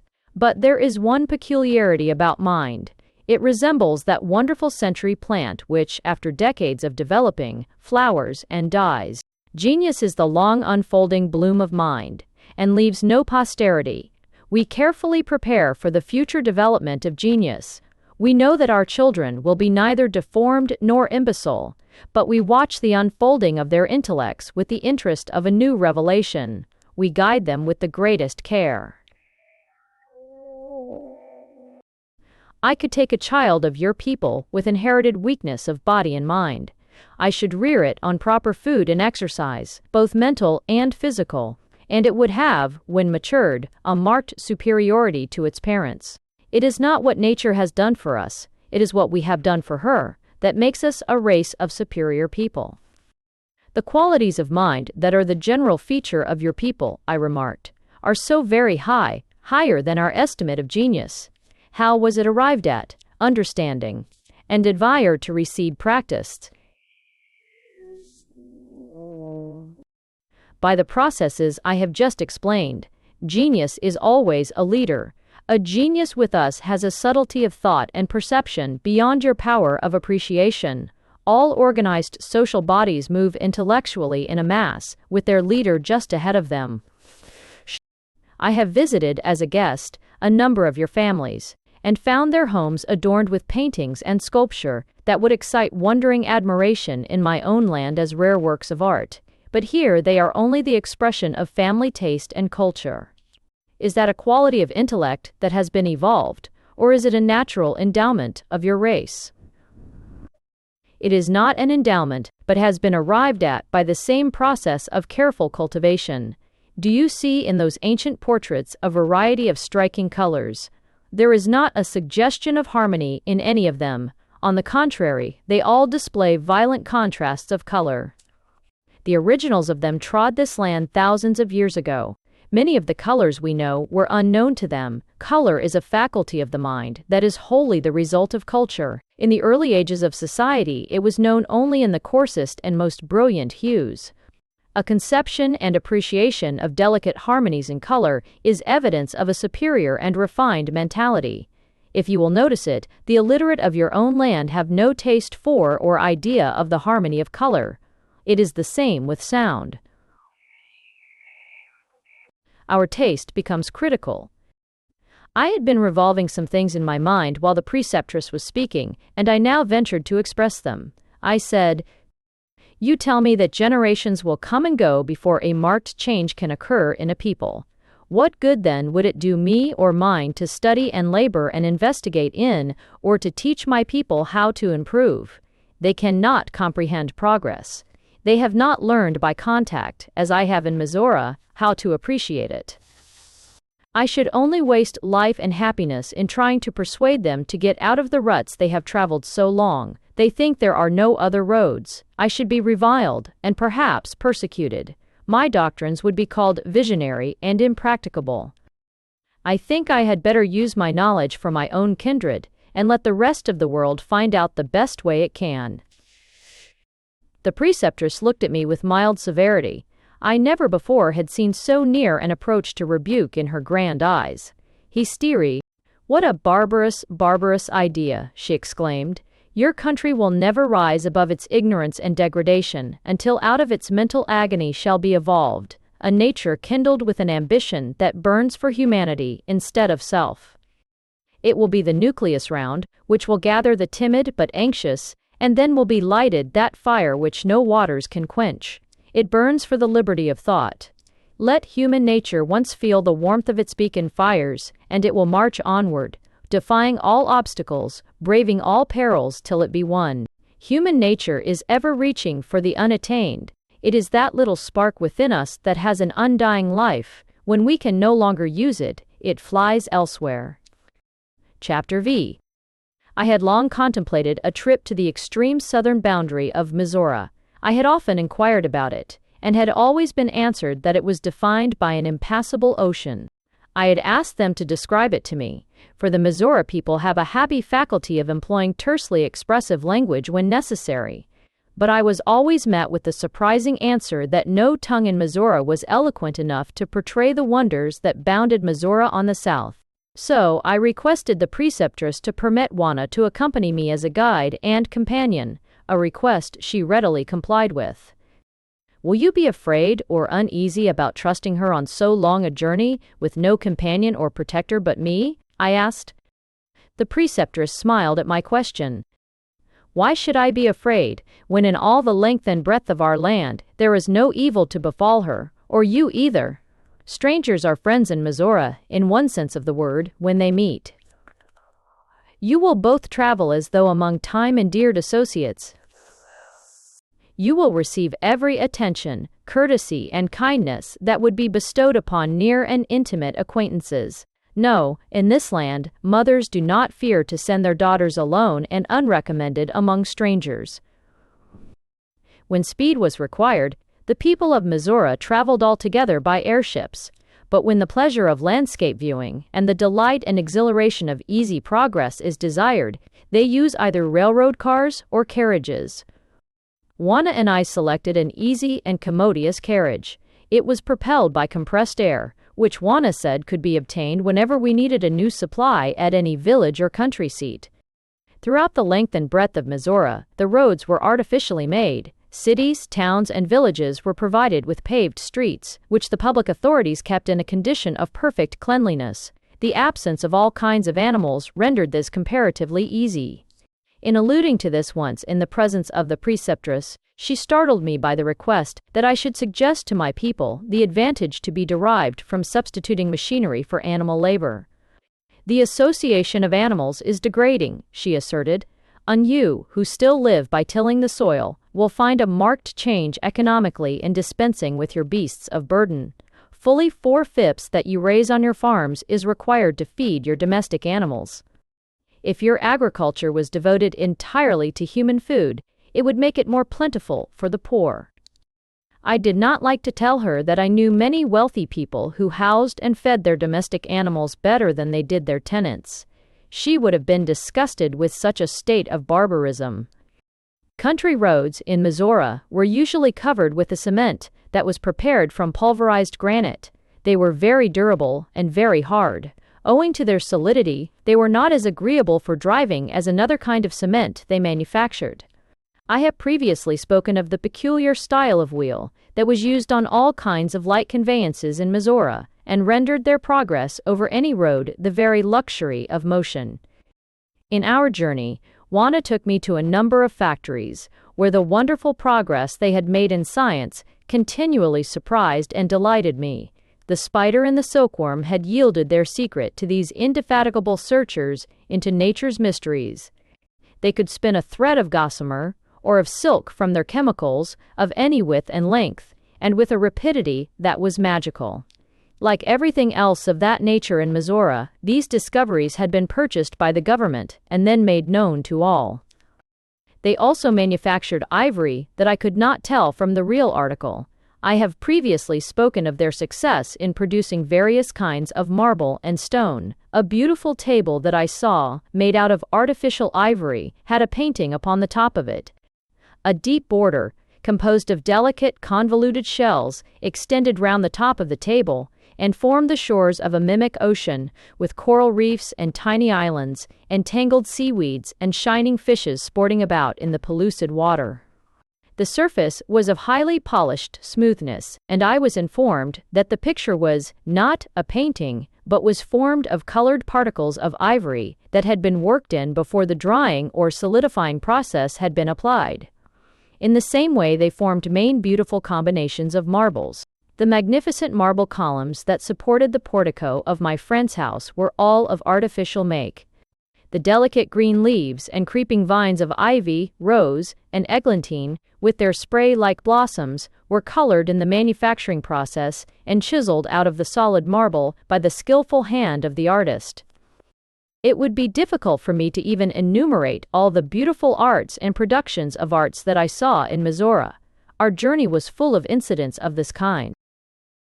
Every city and town that we visited was like the introduction of a new picture. There was no sameness between any of them. Each had aimed at picturesqueness or stately magnificence, and neither had failed to obtain it.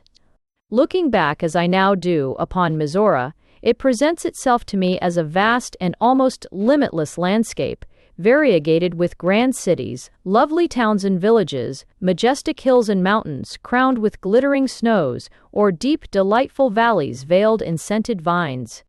Kindness, cordiality, and courtesy met us on every side. It was at first quite novel for me to mingle among previously unheard-of people with such sociability, but I did as Juana did, and I found it not only convenient but quite agreeable. "I am the daughter of the preceptress of the National College," said Juana, and that was the way she introduced herself. I noticed with what honor and high esteem the name of the preceptress was regarded. As soon as it was known that the daughter of the preceptress had arrived, the citizens of whatever city we had stopped in hastened to extend to her every courtesy and favor possible for them to bestow. Indeed, she was the daughter of the woman who held the highest and most enviable position in the nation, a position that only great intellect could secure in that country. As we neared the goal of our journey, I noticed an increasing warmth of the atmosphere, and my ears were soon greeted with a deep, reverberating roar like continuous thunder. I have seen and heard Niagara, but 1,000 Niagaras could not equal that deafening sound. The heat became oppressive. The light also, from a cause of which I shall soon speak. We ascended a promontory that jutted out from the mainland a quarter of a mile, perhaps more. Juana conducted me to the edge of the cliff and told me to look down. An ocean of whirlpools was before us. The maddened dashing and thundering of the mighty waters, and the awe they inspired, no words can paint. Across such an abyss of terrors, it was certain no vessel could sail. We took our glasses and scanned the opposite shore, which appeared to be a vast cataract, as though the ocean was pouring over a precipice of rock. Juana informed me that where the shore was visible, it was a perpendicular wall of smooth rock. Overhead, an arc of fire spanned the zenith, from which depended curtains of rainbows, waving and fluttering, folding and floating out again with a rapid and incessant motion. I asked Juana why they had not crossed in airships, and she said they had tried it often but had always failed. In former times, she said, when airships first came into use, it was frequently attempted, but no voyager ever returned. We have long since abandoned the attempt, for now we know it to be impossible. I looked again at that display of uncontrollable power. As I gazed, it seemed to me I would be drawn down by the resistless fascination of terror. I grasped Juana, and she gently turned my face to the smiling landscape behind us. Hills and valleys and sparkling cities veiled in foliage, with their numberless parks and fountains and statues, sleeping in the soft light. Gleaming lakes and wandering rivers that glittered and danced in the glorious atmosphere like prisoned sunbeams, greeted us like the alluring smile of love, and yet, also, for the first time since entering this lovely land, I felt myself a prisoner. Behind me was an impassable barrier. Before me, far beyond this gleaming vision of enchantment, lay another road whose privations and dangers I dreaded to attempt. I felt as a bird might feel who has been brought from the free expanse of its wild forest home, and placed in a golden cage where it drinks from a jeweled cup and eats daintier food than it could obtain in its own rude haunts. It pines for that precarious life. Its very dangers and privations fill its breast with desire. I began to long with unutterable impatience to see once more the wild, rough scenes of my own nativity. Memory began to recall them with softening touches. My heart yearned for my own, debased as compared with Mizora, though there was the congeniality of blood between us. I longed to see my own little one, whose dimpled hands I had unclasped from my neck in that agonized parting. Whenever I saw a Mizora mother fondling her babe, my heart leapt with quick desire to once more hold my own in such loving embrace.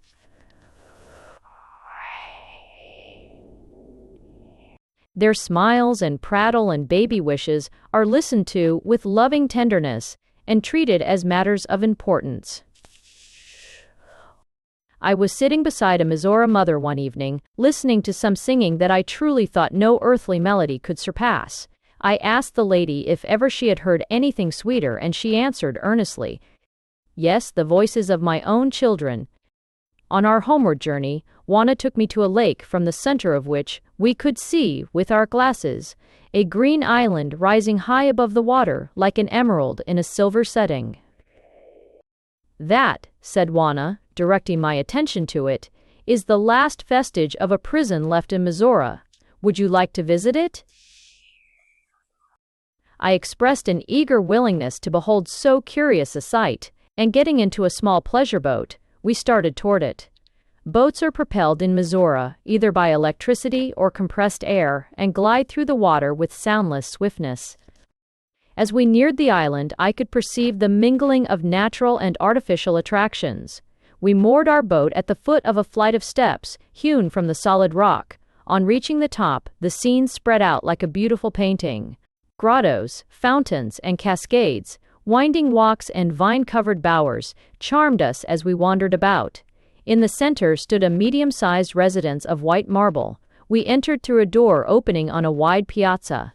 Art and wealth and taste had adorned the interior with a generous hand. A library studded with books closely shut behind glass doors had a wide window that commanded an enchanting view of the lake, with its rippling waters sparkling and dimpling in the light. On one side of the mantelpiece hung a full-length portrait of a lady, painted with startling naturalness. "That," said Juana, solemnly, "was the last prisoner in Mizora." I looked with interested curiosity at a relic so curious in this land. It was a blonde woman with lighter-colored eyes than is at all common in Mizora. Her long blonde hair hung straight and unconfined over a dress of thick, white material. Her attitude and expression were dejected and sorrowful. I had visited prisons in my own land, where red-handed murder sat smiling with indifference. I had read in newspapers labored eloquence that described the stoicism of some hardened criminal as a trait of character to be admired. I had read descriptions where mistaken eloquence exerted itself to waken sympathy for a criminal who had never felt sympathy for his helpless and innocent victims, and I had felt nothing but creeping horror for it all. But gazing at this picture of undeniable repentance, tears of sympathy started to my eyes. Had she been guilty of taking a fellow creature's life? "Is she still living?" I asked by way of a preface. "Oh no, she has been dead for more than a century," answered Juana. "Was she confined here very long?" "For life," was the reply. "I should not believe," I said, "that a nature capable of so deep a repentance could be capable of so dark a crime as murder." "Murder!" exclaimed Juana in horror. "There has not been a murder committed in this land for 3,000 years." It was my turn to be astonished. "Then tell me what dreadful crime she committed." "She struck her child," said Juana sadly, "her little, innocent, helpless child that nature gave her to love and cherish and make noble and useful and happy. All think." "Did she inflict a permanent injury?" I asked, with increased astonishment at this new phase of refinement in the Mizora character. "No one can tell the amount of injury a blow does to a child. It may immediately show an obvious physical one. It may later develop a mental one. It may never seem to have injured it at all, and yet it may have shocked a sensitive nature and injured it permanently. Crime is evolved from perverted natures, and natures become perverted from ill usage. It merges into a peculiar structure of the brain that becomes hereditary. What became of the prisoner's child? It was adopted by a young lady who had just graduated at the State College of the state in which the mother resided. It was only 5 years old, and its mother's name was never mentioned to it or to anyone else. Long before that, the press had abolished the practice of giving any prominence to crime. That pernicious eloquence that in uncivilized ages had helped to nourish crime by a maudlin sympathy for the criminal had ceased to exist. The young lady called the child daughter, and it called her mother. 4. Did the real mother never want to see her child? That is said to be a true picture of her, said Juana, and who can look at it and not see sorrow and remorse? How could you be so stern? I asked in wondering astonishment. Pity has nothing to do with crime, said Juana, firmly. You must look to humanity, and not to the sympathy one person excites when you are aiding enlightenment. That woman wandered about these beautiful grounds, or sat in this elegant home, a lonely and unsympathized with prisoner.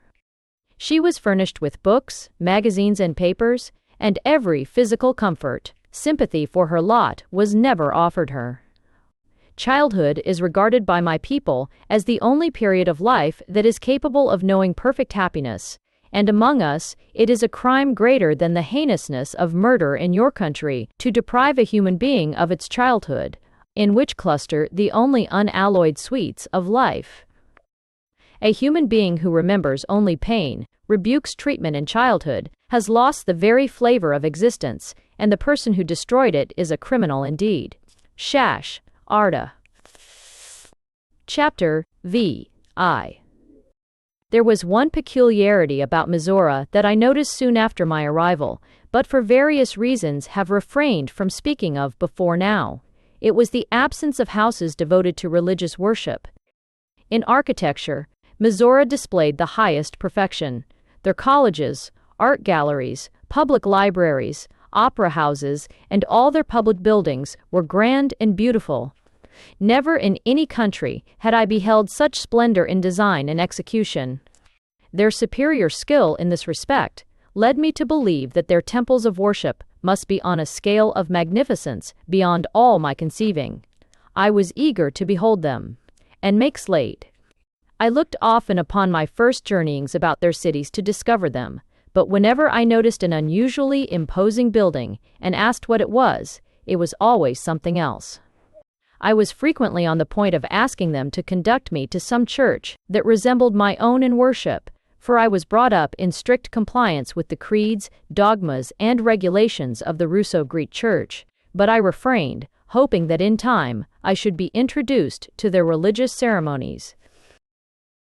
When time passed on, and no invitation was extended me, and I saw no house nor preparation for religious worship, nor even heard mention of any, I asked Juana for an explanation. She appeared not to comprehend me, and I asked the question, "Where do you perform your religious rites and ceremonies?" She looked at me with surprise. "You ask me such strange questions that sometimes I am tempted to believe you a relic of ancient mythology that has drifted down the centuries and landed on our civilized shores, or else have been gifted with a marvelous prolongation of life, and have emerged upon us from some cavern where you have lived, or slept for ages in unchanged possession of your ancient superstition. Have you then," I asked in astonishment, "no religious temples devoted to worship?" "Oh yes, we have temples where we worship daily. Do you see that building?" Nodding toward the majestic granite walls of the National College. Altrance is the Magist and Rites temples, where the highest and the noblest in the land meet and mingle familiarly with the humblest in daily worship. "I understand all that you wish to imply by that," I replied. "But have you no building devoted to divine worship, no temple that belongs specially to your deity, to the being that created you, and to whom you owe eternal gratitude and homage?"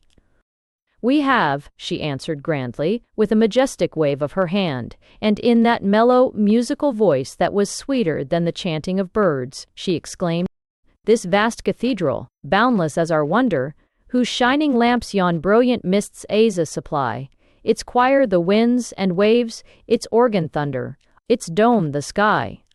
All's open during, also combact." Footnote A. Aurora Borealis. "Do you worship nature?" I asked. "If we did, we should worship ourselves, for we are a part of nature. But do you not recognize an invisible and incomprehensible being that created you And who will give your spirit an abode of eternal bliss, or consign it to eternal torments according as you have glorified and served him? I am an atom of nature, said Juana gravely. If you want me to answer your superstitious notions of religion, I will, in one sentence, explain that the only religious idea in Mizora is, nature is God, and God is nature. She is the great mother who gathers the centuries in her arms, and rocks their children into eternal sleep upon her bosom. But how? I asked in bewildered astonishment. How can you think of living without creeds and confessionals? How can you prosper without prayer? How can you be upright and honest and true to yourselves and your friends without praying for divine grace and strength to sustain you? How can you be noble and keep from envying your neighbors without a prayer for divine grace to assist you to resist such temptation? O daughter of the Dark Ages, said Juana sadly, turn to the benevolent and ever-willing science. She is the goddess who has led us out of ignorance and superstition, out of degradation and disease, and every other wretchedness that superstitious, degraded humanity has known. She has lifted us above the low, and the little, the narrow and mean in human thought and action, and has placed us in a broad, free, independent, noble, useful, and grandly happy life. You have been favored by divine grace, I reiterated, although you refuse to acknowledge it. She smiled compassionately as she answered, She is the divinity who never turned a deaf ear to earnest and persistent effort in a sensible direction, but prayers to her must be worker, resolute and conscientious worker. She teaches that success in this world can only come to those who work for it. In your superstitious belief, you pray for benefits you have never earned, possibly do not deserve, but expect to get simply because you pray for them. Science never betrays such partiality. The favors she bestows are conferred only upon the industrious. Quote, And you deny absolutely the efficacy of prayer? I asked. If I could obtain anything by prayer alone, I would pray that my inventive faculty should be enlarged, so that I might conceive and construct an airship that could cleave its way through that chaos of winds that is formed when two storms meet from opposite directions. It would rend to atoms one of our present make house. But prayer will never produce an improved airship. We must dig into science for it. Our ancestors did not pray for us to become a race of symmetrically shaped and universally healthy people, and expect that to affect a result. They went to work on scientific principles to root out disease and crime and want and wretchedness, and every degrading and retarding influence. Prayer never saved one of my ancestors from premature death, she continued, with a resolution that seemed determined to tear from my mind every fabric of faith in the consolations of divine interposition that had been a special part of my education and had become rooted into my nature. I experio. Disease, when it fastened upon the vitals of the young and beautiful and dearly loved, was stronger and more powerful than all the agonized prayers that could be poured from breaking hearts. But science, when solicited by careful study and experiment and investigation, offered the remedy. And now, we defy disease and have no fear of death until our natural time comes, and then it will be the welcome rest that the worn-out body meets with gratitude. But when you die, I exclaimed, do you not believe you have an afterlife? When I die, replied Juana, my body will return to the elements from whence it came. Thought will return to the force which gave it. The power of the brain is the one mystery that surrounds life. We know that the brain is a mechanical structure and acted upon by force, but how to analyze that force is still beyond our reach. You see that huge engine? We made it. It is a fine piece of mechanism. We know what it was made to do. We turn on the motive power, and it moves at the rate of a mile a minute if we desire it. Why should it move? Why might it not stand still? You say because of a law of nature that under the circumstances compels it to move. Our brain is like that engine, a wonderful piece of mechanism, and when the blood drives it, it displays the effects of force which we call thought. We can see the engine move, and we know what law of nature it obeys in moving. But the brain is a more mysterious structure, for the force which compels it to action we cannot analyze. The superstitious ancients called this mystery the soul. And do you discard that belief? I asked, trembling and excited to hear such sacrilegious talk from youth so beautiful and pure. What our future is to be after dissolution no one knows, replied Juana, with the greatest calmness and unconcern.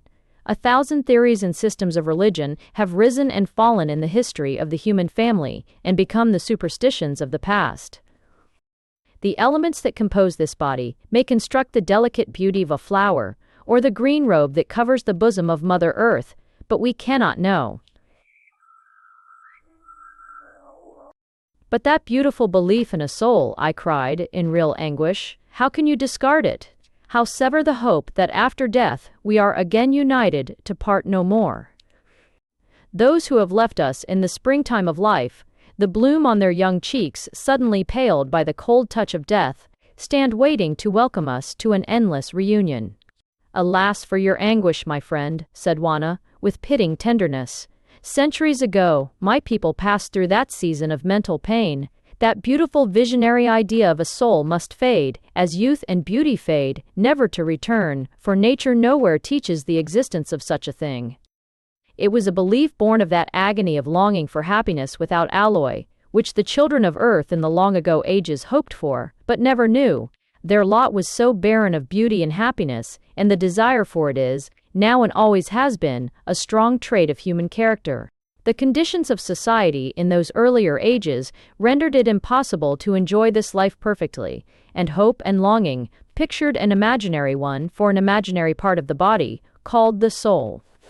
Progress and civilization have brought to us the ideal heaven of the ancients, and we receive from nature no evidence of any other. But I do believe there is another, I declared, and we ought to be prepared for it. Juana smiled. What better preparation could you desire than good works in this? She asked. You should pray, and do penance for your sins, was my reply. Then, said Juana, we are doing the wisest penance every day. We are studying, investigating, experimenting, in order that those who come after us may be happier than we. Every day science is yielding us some new knowledge that will make living in the future still easier than now. I cannot conceive, I said, how you are to be improved upon. When we manufacture fruit and vegetables from the elements, can you not perceive how much is to be gained? Old age and death will come later, and the labor of cultivation will be done away. Such an advantage will not be enjoyed during my lifetime, but we will labor to effect it for future generations. Your whole aim in life, then, is to work for the future of your race, instead of the eternal welfare of your own soul, I questioned in surprise. If nature, said Juana, has provided us a future life, if that mysterious something that we call thought is to be clothed in an etherealized body, and live in a world where decay is unknown, I have no fear of my reception there. Live this life usefully and nobly, and no matter if a prayer has never crossed your lips, your happiness will be assured. A just and kind action will help you farther on the road to heaven than all the prayers that you can utter, and all the pains and sufferings that you can inflict upon the flesh, for it will be that much added to the happiness of this world. The grandest epitaph that could be written is engraved upon a tombstone in yonder cemetery. The subject was one of the pioneers of progress in a long-ago century, when progress fought its way with difficulty through ignorance and superstition. She suffered through life for the boldness of her opinions, and 2 centuries after, when they had become popular, a monument was erected to her memory, and has been preserved through thousands of years as a motto for humanity. The epitaph is simply this: the world is better for her having lived in it. Chapter VI. Not long after my conversation with Juana, mentioned in the previous chapter, an event happened in Mizora of so singular and unexpected a character for that country that it requires a particular description. I refer to the death of a young girl, the daughter of the professor of natural history in the National College, whose impressive inaugural ceremonies I had witnessed with so much gratification.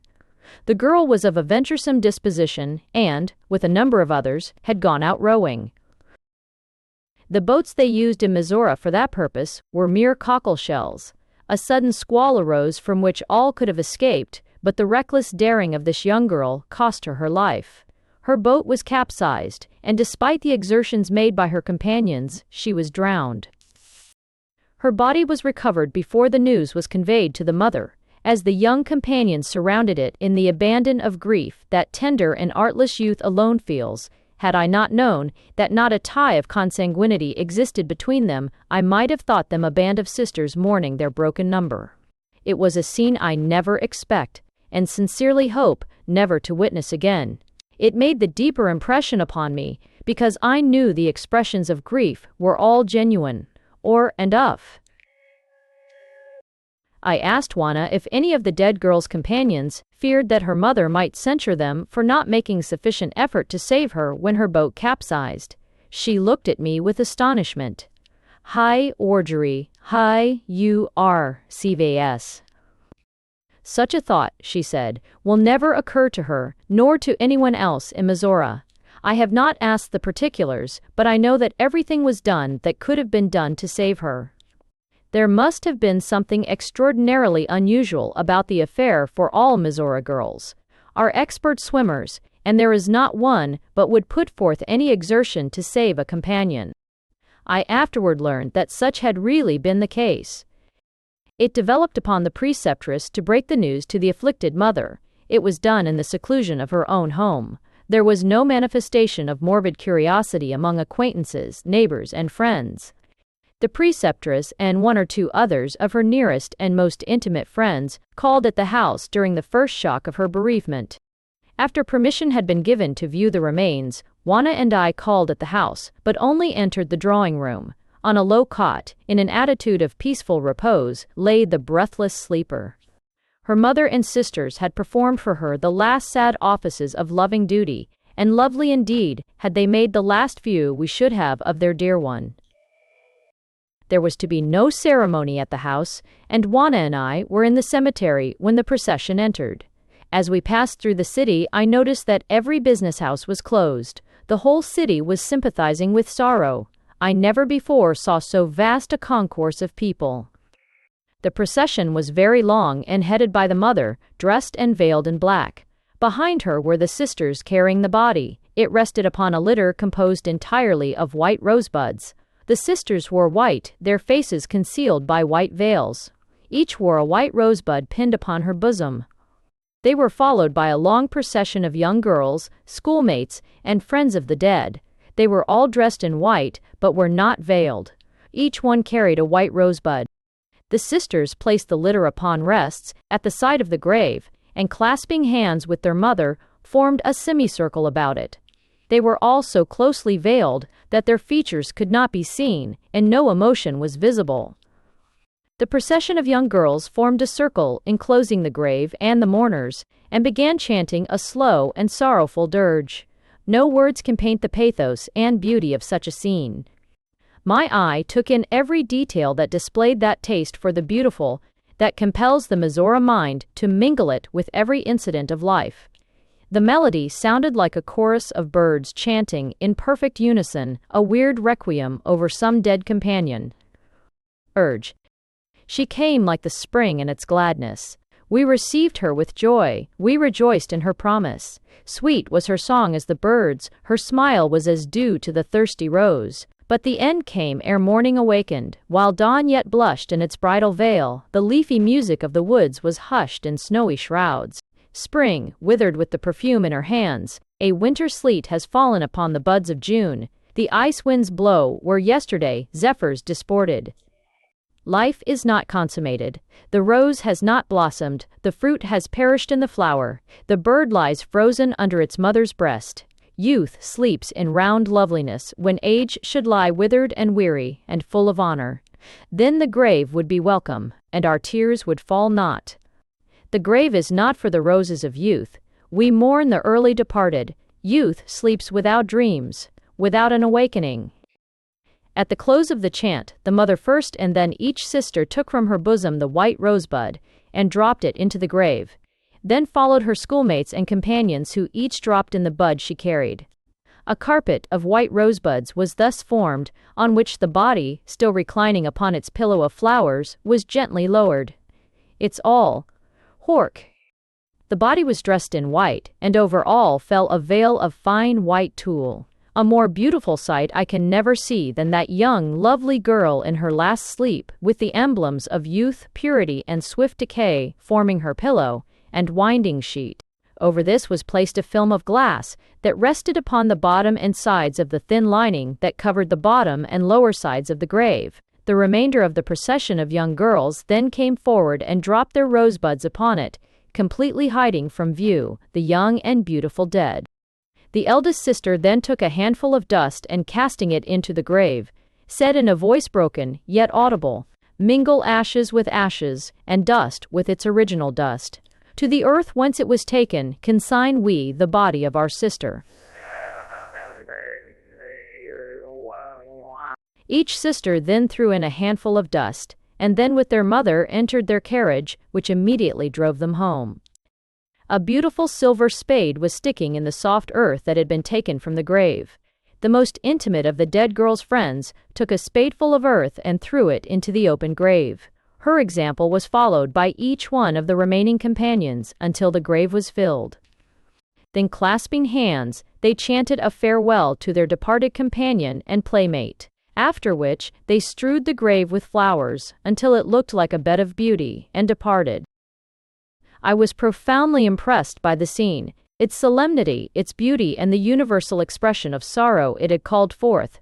A whole city mourned the premature death of gifted and lovely youth. Alas!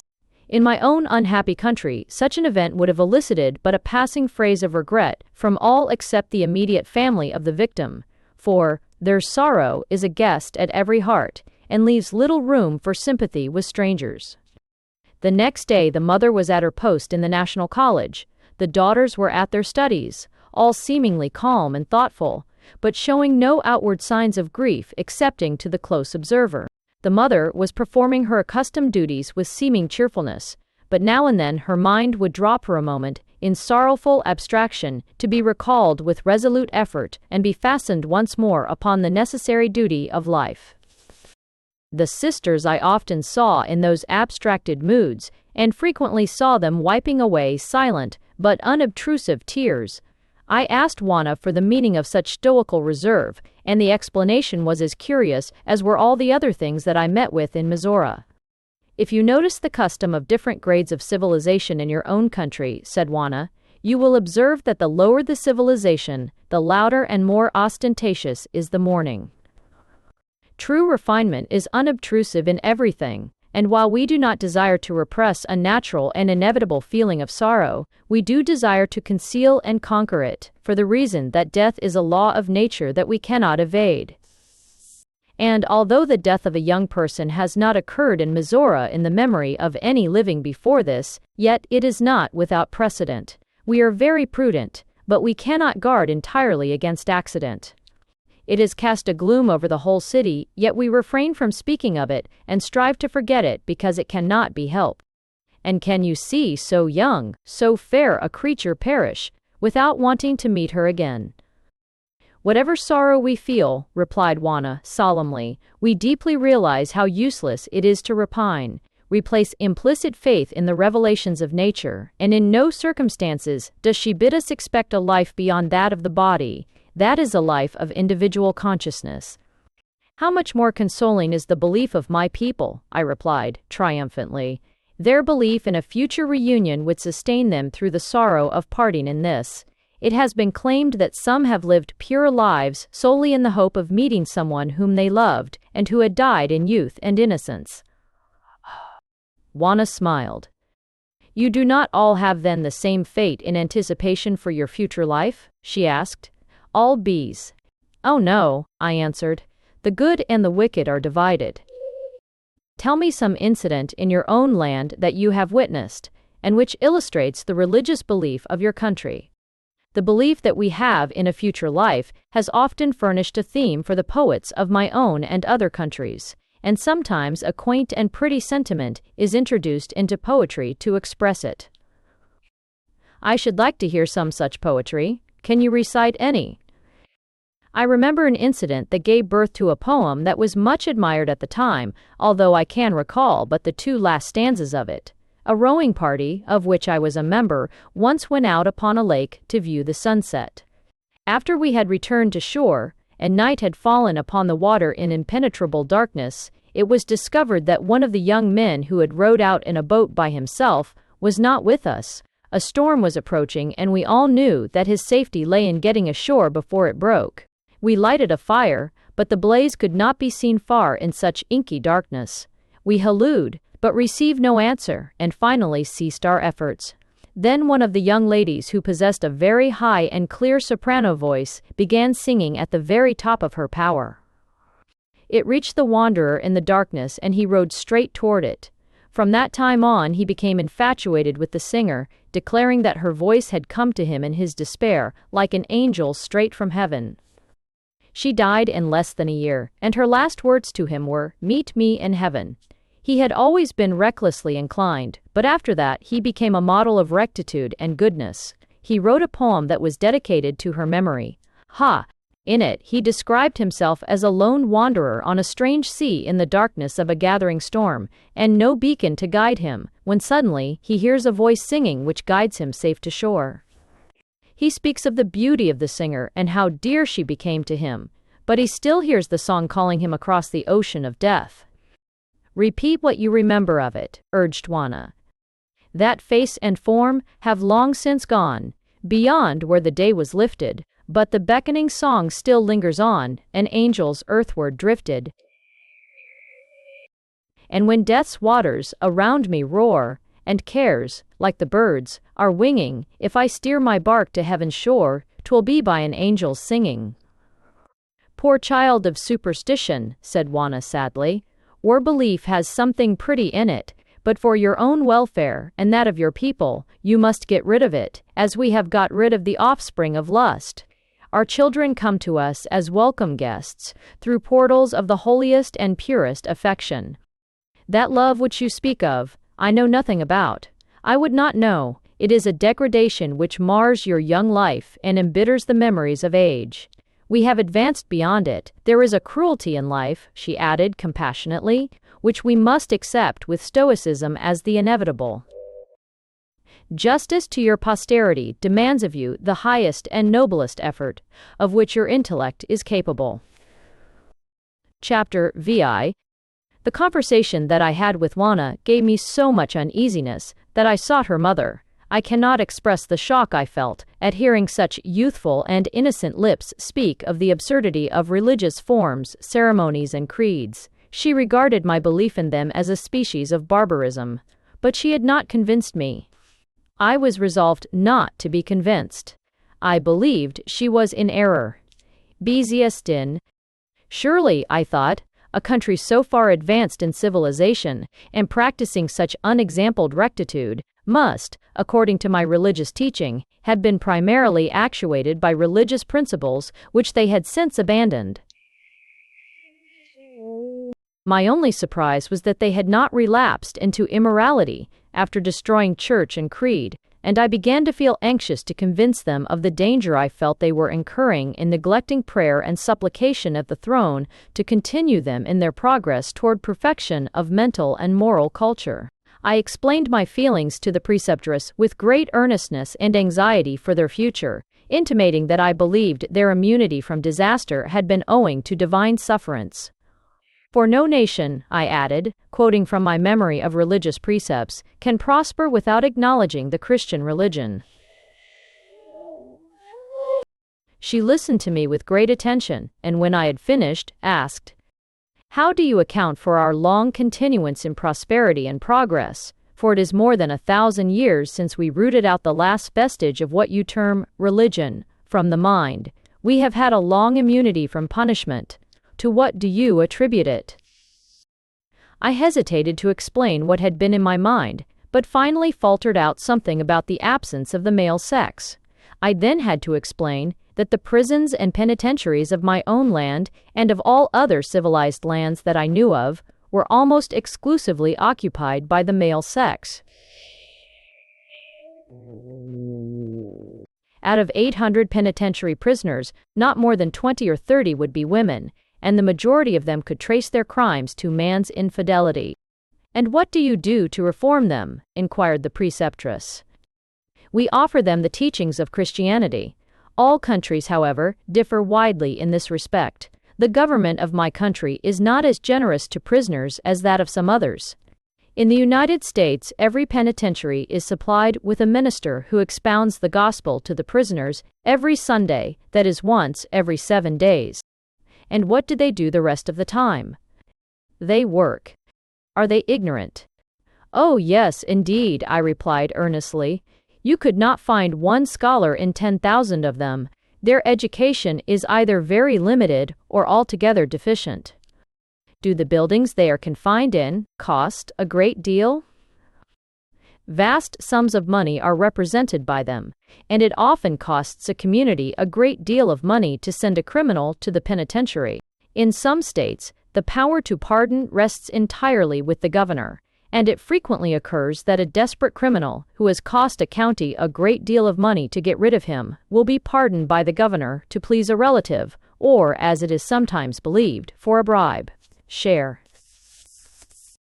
And do the people never think of educating their criminals instead of working them?" "That would be an expense to the government," I replied. "If they would divide the time and compel them to study half a day as rigorously as they make them work, it would soon make a vast change in their morals. Nothing so ennobles the mind as a broad and thorough education." "They are all compelled to listen to religious instruction once a week," I answered.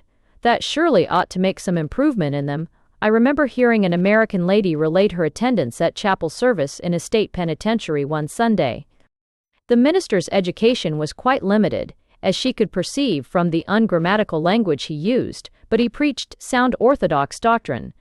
The text selected had a special application to his audience: 'Depart from me, ye accursed, into everlasting torment prepared for the devil and his angels. Want others men turn not be days, the family yet disease.'" There were 800 prisoners, and the minister assured them in plain language that such would surely be their sentence unless they repented. "And that is what you call the consolations of religion, is it?" asked the preceptress, with an expression that rather disconcerted me, as though my zeal and earnestness entirely lacked the light of knowledge with which she viewed it. "That is religious instruction," I answered, "exhorted the prisoners to pray and be purged of their sins. And it was good advice." "But they might aver," persisted the preceptress, "that they had prayed to be restrained from crime, and their prayers had not been answered." "They didn't pray with enough faith, then," I assured her in the confidence of my own belief. "That is wherein I think my own church is so superior to the other religions of the world," I added proudly. "We can get the priest to absolve us from sin, and then we know we are rid of it, when he tells us so." "But what assurance have you that the priest can do so?" asked the preceptress. "Because it is his duty to do so. Education will root out more sin than all your creeds can," gravely answered the preceptress. Educate your convicts and train them into controlling and subduing their criminal tendencies by their own will, and it will have more effect on their morals than all the prayers ever uttered. Educate them up to that point where they can perceive for themselves the happiness of moral lives, and then you may trust them to temptation without fear. The ideas you have expressed about dogmas, creeds, and ceremonies are not new to us, though, as a nation, we do not make a study of them. They are very, very ancient. They go back to the first records of the traditionary history of man, and the farther you go back, the deeper you plunge into ignorance and superstition, all CBC. The more ignorant the human mind, the more abject was its slavery to religion. As history progresses toward a more diffuse education of the masses, the forms, ceremonies, and beliefs in religion are continually changing to suit the advancement of intelligence, and when intelligence becomes universal, they will be renounced altogether. What is true of the history of one people will be true of the history of another. Religions are not necessary to human progress, they are really clogs. My ancestors had more trouble to extirpate these superstitious ideas from the mind than they had in getting rid of disease and crime.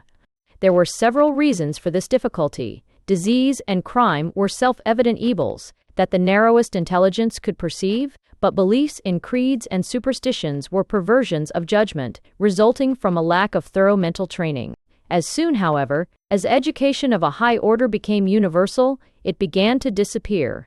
No mind of philosophical culture can adhere to such superstitions. Many ages the people made idols and, decking them with rich ornaments, placed them in magnificent temples specially built for them and the rites by which they worshipped them. There have existed many variations of this kind of idolatry that are marked by the progressive stages of civilization. Some nations of remote antiquity were highly cultured in art and literature, yet worshipped gods of their own manufacture, or imaginary gods, for everything. Light and darkness, the seasons, earth, air, water, all had a separate deity to preside over and control their special services. They offered sacrifices to these deities as they desired their cooperation or favor in some enterprise to be undertaken. In remote antiquity, we read of a great general about to set out upon the sea to attack the army of another nation. In order to propitiate the god of the ocean, he had a fine chariot built, to which were harnessed 2 beautiful white horses. In the presence of a vast concourse of people collected to witness the ceremony, he drove them into the sea. When they sank out of sight, it was supposed that the god had accepted the present, and would show his gratitude for it by favoring winds and peaceful weather. 1,000 years afterward, history speaks of the occurrence derisively as an absurd superstition, and at the same time they believed in and lauded a more absurd and cruel religion. They worshipped an imaginary being who had created and possessed absolute control of everything. Some of the human family it had pleased him to make eminently good, while others he made eminently bad. For those whom he had created with evil desires, he prepared a lake of molten fire into which they were to be cast after death, to suffer endless torture for doing what they had been expressly created to do. Those who had been created good were to be rewarded for following out their natural inclinations, by occupying a place near the deity, where they were to spend eternity in singing praises to him. He could, however, be persuaded by prayer from following his original intentions. Very earnest prayer had caused him to change his mind and send rain when he had previously concluded to visit the country with drought. 2 nations at war with each other, and believing in the same deity, would pray for a pestilence to visit their enemy. Death was universally regarded as a visitation of Providence for some offense committed against him instead of against the laws of nature. Some believed that prayer and donations to the church or priest could induce the deity to take their relatives from the lake of torment and place them in his own presence. The deity was prayed to on every occasion and for every trivial object. The poor and indolent prayed for him to send them food and clothes. The sick prayed for health, the foolish for wisdom, and the revengeful besought the deity to consign all their enemies to the burning lake. The intelligent and humane began to doubt the necessity of such dreadful and needless torment for every conceivable misdemeanor, and it was modified and eventually dropped altogether. Education finally rooted out every phase of superstition from the minds of the people, and now we look back and smile at the massive and magnificent structures erected to the worship of a deity who could be coaxed to change his mind by prayer. I did not tell the preceptress that she had been giving me a history of my own ancestry, but I remarked the resemblance with the joyous hope that in the future of my own unhappy country lay the possibility of a civilization so glorious, the ideal heaven of which every sorrowing heart had dreamed. But always with the desire to believe, it had a spiritual eternity. Chapter X. I have described the peculiar ceremony attending the burial of youth in Mizora. Old age, in some respects, had a similar ceremony, but the funeral of an aged person differed greatly from what I had witnessed at the grave of youth. Juana and I attended the funeral of a very aged lady, and I attended the funeral of a very aged lady. See also, Wiyukangrees. Death in Mizora was the gradual failing of mental and physical vigor. It came slowly and unaccompanied with pain. It was received without regret and witnessed without tears.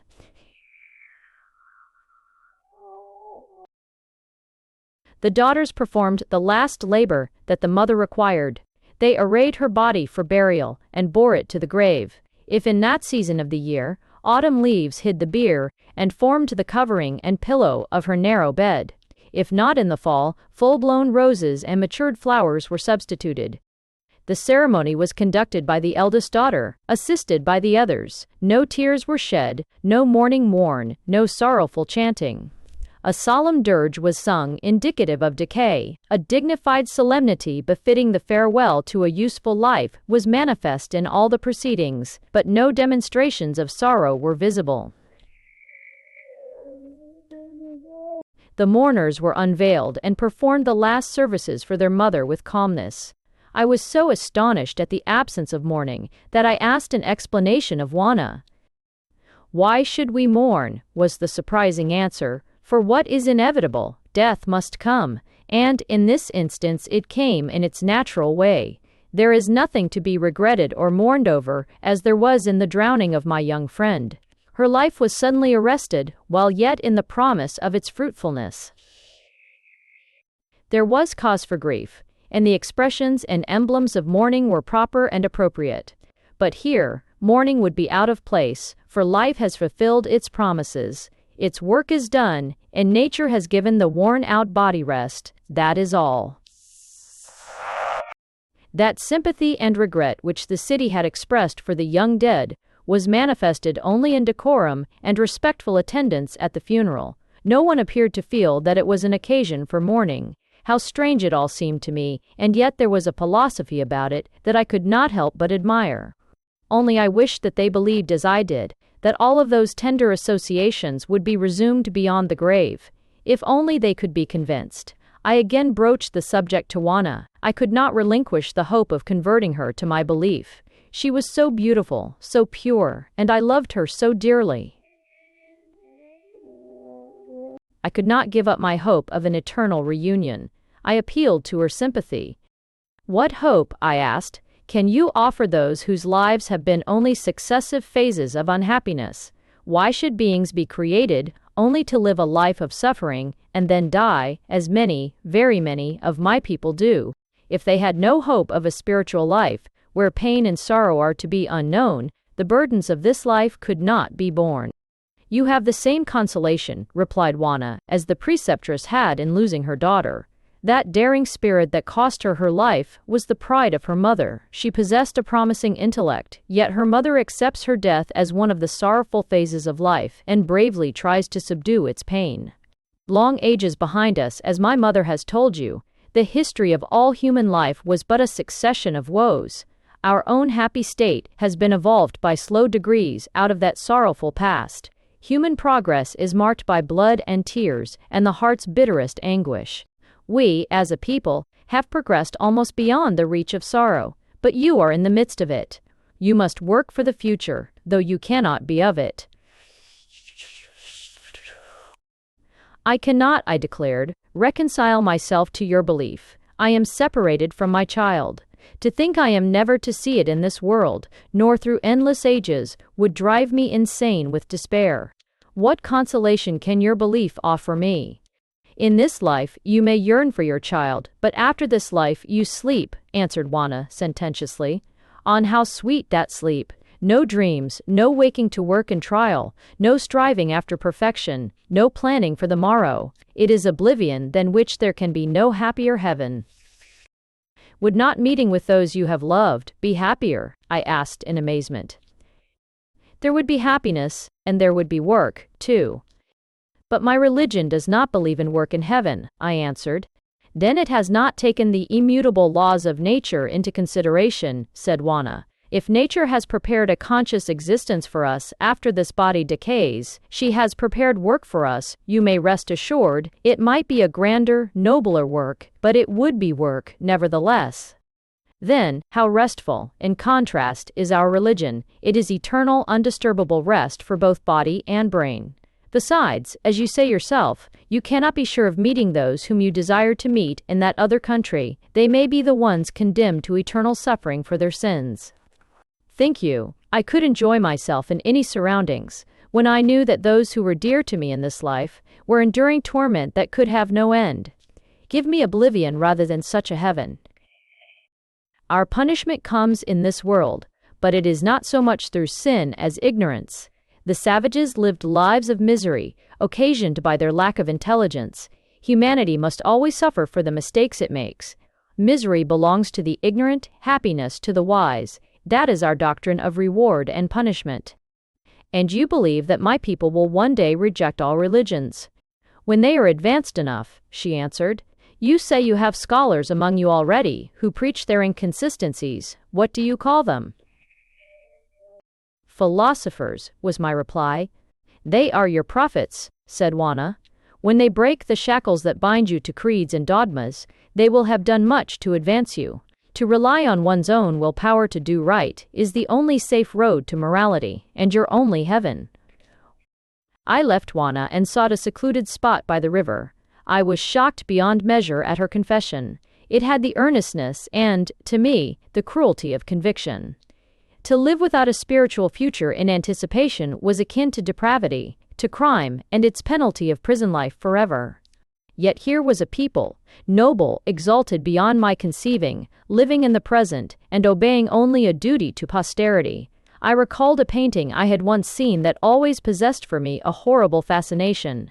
In a cave, with his foot upon the corpse of a youth, sat the crowned and sceptered majesty of death. The waters of oblivion encompassed the throne and corpse, which lay with its head and feet bathed in its waters, for out of the unknown had life come, and to the unknown had it departed. Before me, in vision, swept the mighty stream of human life from which I had been swept to these strange shores. All its sufferings, its delusions, its baffled struggles, its wrongs, came upon me with a sense of spiritual agony in them that religion, my religion, which was their only consolation, must vanish in the crucible of science. And that science was the magician that was to purify and exalt the world.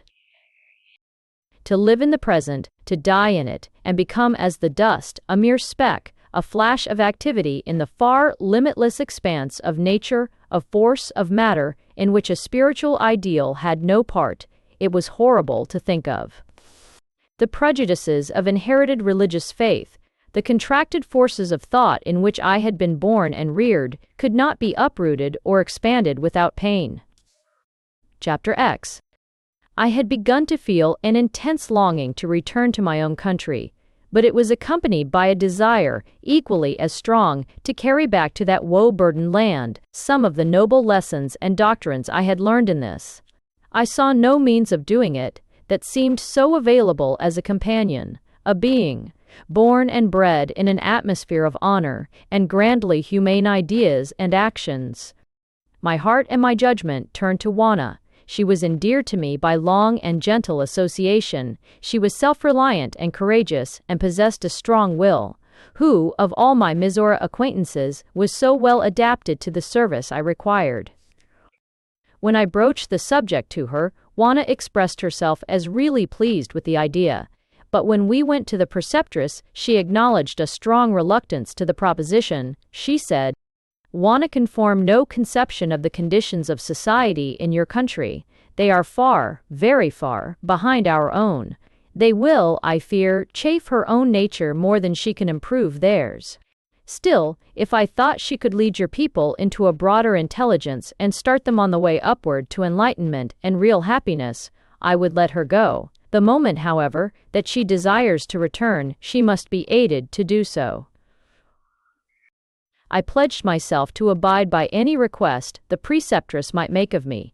Juana's own inclinations greatly influenced her mother, and finally we obtained her consent. Our preparations were carefully made. The advanced knowledge of chemistry in Mizora placed many advantages in our way. Our boat was an ingenious contrivance with a thin glass top that could be removed and folded away until needed to protect us from the rigors of the Arctic climate. I had given an accurate description of the rapids that would oppose us, and our boat was furnished with a motive power sufficient to drive us through them at a higher rate of speed than what they moved at. It was built so as to be easily converted into a sled, and runners were made that could be readily adjusted. We were provided with food and clothing prepared expressly for the severe change to, and rigors of, the Arctic climate through which we must pass. I was constantly dreading the terrors of that long ice-bound journey, but the preceptress appeared to be little concerned about it. When I spoke of its severities, she said for us to observe her directions and we should not suffer. She asked me if I had ever felt uncomfortable in any of the airship voyages I had taken, and said that the cold of the upper regions through which I had passed in their country was quite as intense as any I could meet within a lower atmosphere of my own. The newspapers had a great deal to say about the departure of the preceptress's daughter on so uncertain a mission, and to that strange land of barbarians which I represented. When the day arrived for our departure, immense throngs of people from all parts of the country lined the shore, or looked down upon us from their anchored airships. The last words of farewell had been spoken to my many friends and benefactors. Juana had bidden a multitude of associates good-bye and clasped her mother's hand, which she held until the boat parted from the shore. Years have passed since that memorable parting, but the look of yearning love in that Mizora mother's eyes haunts me still. Long and vainly has she watched for a boat's prow to cleave that amber mist and bear to her arms that vision of beauty and tender love I took away from her. My heart saddens at the thought of her grief, and long, long waiting that only death will end. We pointed the boat's prow toward the wide mysterious circle of amber mists, and then turned our eyes for a last look at Mizora. Juana stood silent and calm, earnestly gazing into the eyes of her mother, until the shore and the multitude of fair faces faded like a vision of heaven from our views. "O beautiful Mizora," cried the voice of my heart, "shall I ever again see a land so fair, where nature so noble, and aims so lofty have their abiding place? Memory will return to you, though my feet may never again tread your delightful shores. Farewell, sweet ideal land of my soul, of humanity, farewell." My thoughts turned to that other world from which I had journeyed so long. Would the time ever come when it, too, would be a land of universal intelligence and happiness? When the difference of nations would be settled by argument instead of battle? When disease, deformity, and premature death would be unknown? When locks and bolts and bars would be useless? I hoped so much from the personal influence of Juana. So noble, so utterly unconscious of wrong, she must surely revolutionize human nature whenever it came in contact with her own. I pictured to myself my own dear land, dear, despite its many phases of wretchedness, smiling in universal comfort and health. I imagined its political prisons yawning with emptiness, while their haggard and decrepit and sorrowful occupants hobbled out into the sunshine of liberty and the new life we were bringing to them. Fancy flew abroad on the wings of hope, dropping the seeds of progress wherever it passed. The poor should be given work, and justly paid for it, instead of being supported by charity. The charity that had fostered indolence in its mistaken efforts to do good should be employed to train poverty to skillful labor and economy in living. And what a world of good that one measure would produce. Boy State. The poor should possess exactly the same educational advantages that were supplied to the rich. In this one measure, if I could only make it popular, I would see the golden promise of the future of my country. Educate your poor, and they will work out their own salvation. Educated labor can dictate its rights to capital. Ma. How easy of accomplishment it all seemed to me, who had seen the practical benefits arising to a commonwealth that had adopted these mottos. I doubted not that the wiser and better of my own people would aid and encourage me. Free education would lead to other results. Riches should be accumulated only by vast and generous industries that reached a helping hand to thousands of industrious poor, instead of grinding them out of a few hundred of poorly paid and overworked artisans. Education in the hands of the poor would be a powerful agent with which they would alleviate their own condition and defend themselves against oppression and knavery. The prisons should be supplied with schools as well as workrooms, where the intellect should be trained and cultivated, and where moral idiocy, by the stern and rigorous law of justice to innocence, should be forced to deny itself posterity. No philanthropical mind ever spread the wings of its fancy for a broader flight. Chapter XI. Our journey was a perilous one, with all our precautions. The passage through the swiftest part of the current almost swamped our boat. The current that opposed us was so strong that when we increased our speed, our boat appeared to be cleaving its way through a wall of waters. Juana was perfectly calm, and managed the motor with the steadiest nerves. Her courage inspired me, though many a time I despaired of ever getting out of the rapids. When we did, and looked up at the star-gemmed canopy that stretches above my own world, and abroad over the dark and desolate waste of waters around us, it gave me an impression of solemn and weird magnificence. It was such a contrast to the vivid nights of Mizora, to which my eyes had so long been accustomed, that it came upon me like a new scene. The stars were a source of wonder and ceaseless delight to Juana. "It looks," she said, "as though a prodigal hand had strewn the top of the atmosphere with diamonds." The journey over fields of ice and snow was monotonous, but, owing to the skill and knowledge of Mizora displayed in our accoutrements, it was deprived of its severities. The wind whistled past us without any other greeting than its melancholy sound. We looked out from our snug quarters on the dismal hills of snow and ice, without a sensation of distress. The aurora borealis hung out its streamers of beauty, but they were pale compared to what Juana had seen in her own country.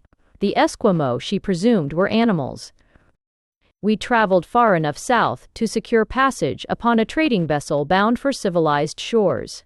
The sun came up with his glance of fire and his banners of light, laying his glorious touch on cloud and water, and kissing the cheek with his warmth. He beamed upon us from the zenith, and sank behind the western clouds with a lingering glance of beauty. The moon came up like the ghost of the sun, casting a weird yet tender beauty on every object. To Juana, it was a revelation of magnificence in nature beyond her contriving. "How grand," she exclaimed, "are the revelations of nature in your world! To look upon them, it seems to me, would broaden and deepen the mind with the very vastness of their splendor. Nature has been more bountiful to you than to Mizora. The day with its heart of fire, and the night with its pale beauty are grander than ours. They speak of vast and incomprehensible power." When I took Juana to the observatory, and she looked upon the countless multitudes of worlds and suns revolving in space, so far away that a sun and its satellites looked like a ball of mist, she said that words could not describe her sensations. "To us," she said, "the leaves of nature's book are the winds and waves, the bud and bloom and decay of seasons. But here every leaf is a world. A mighty hand has sprinkled the suns like fruitful seeds across the limitless fields of space. Can human nature contemplate a scene so grand that reaches so far beyond the grasp of mind, and not feel its own insignificance and the littleness of selfish actions?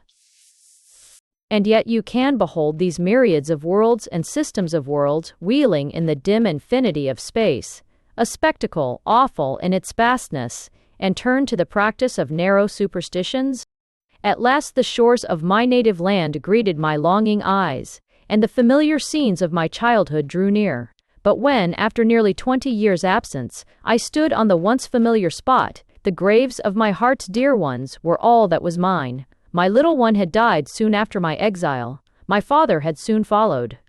Suspected, and finally persecuted by the government, my husband had fled the country, and, nearly as I could discover, had sought that universal asylum for the oppressed of all nations, the United States. In my own country and in France, the friends who had known me in girlhood were surprised at my youthful appearance.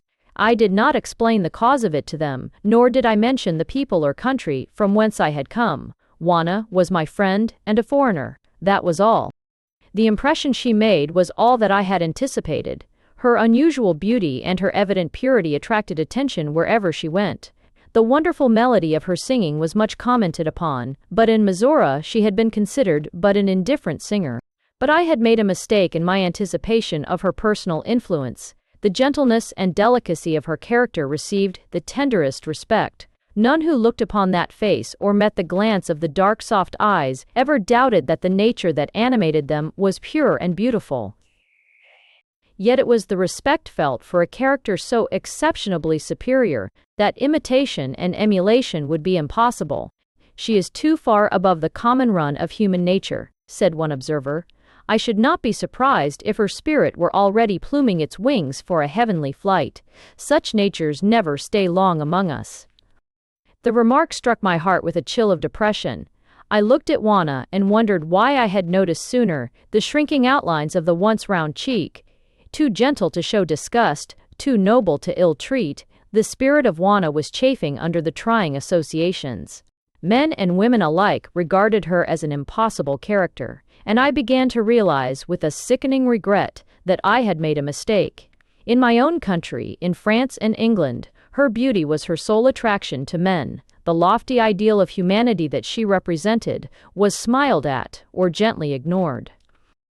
"The world would be a paradise," said one philosopher, "if such characters were common, but one is like a seed in the ocean, it cannot do much good." When we arrived in the United States, its activity and evident progress impressed Juana with a feeling more nearly akin to companionship.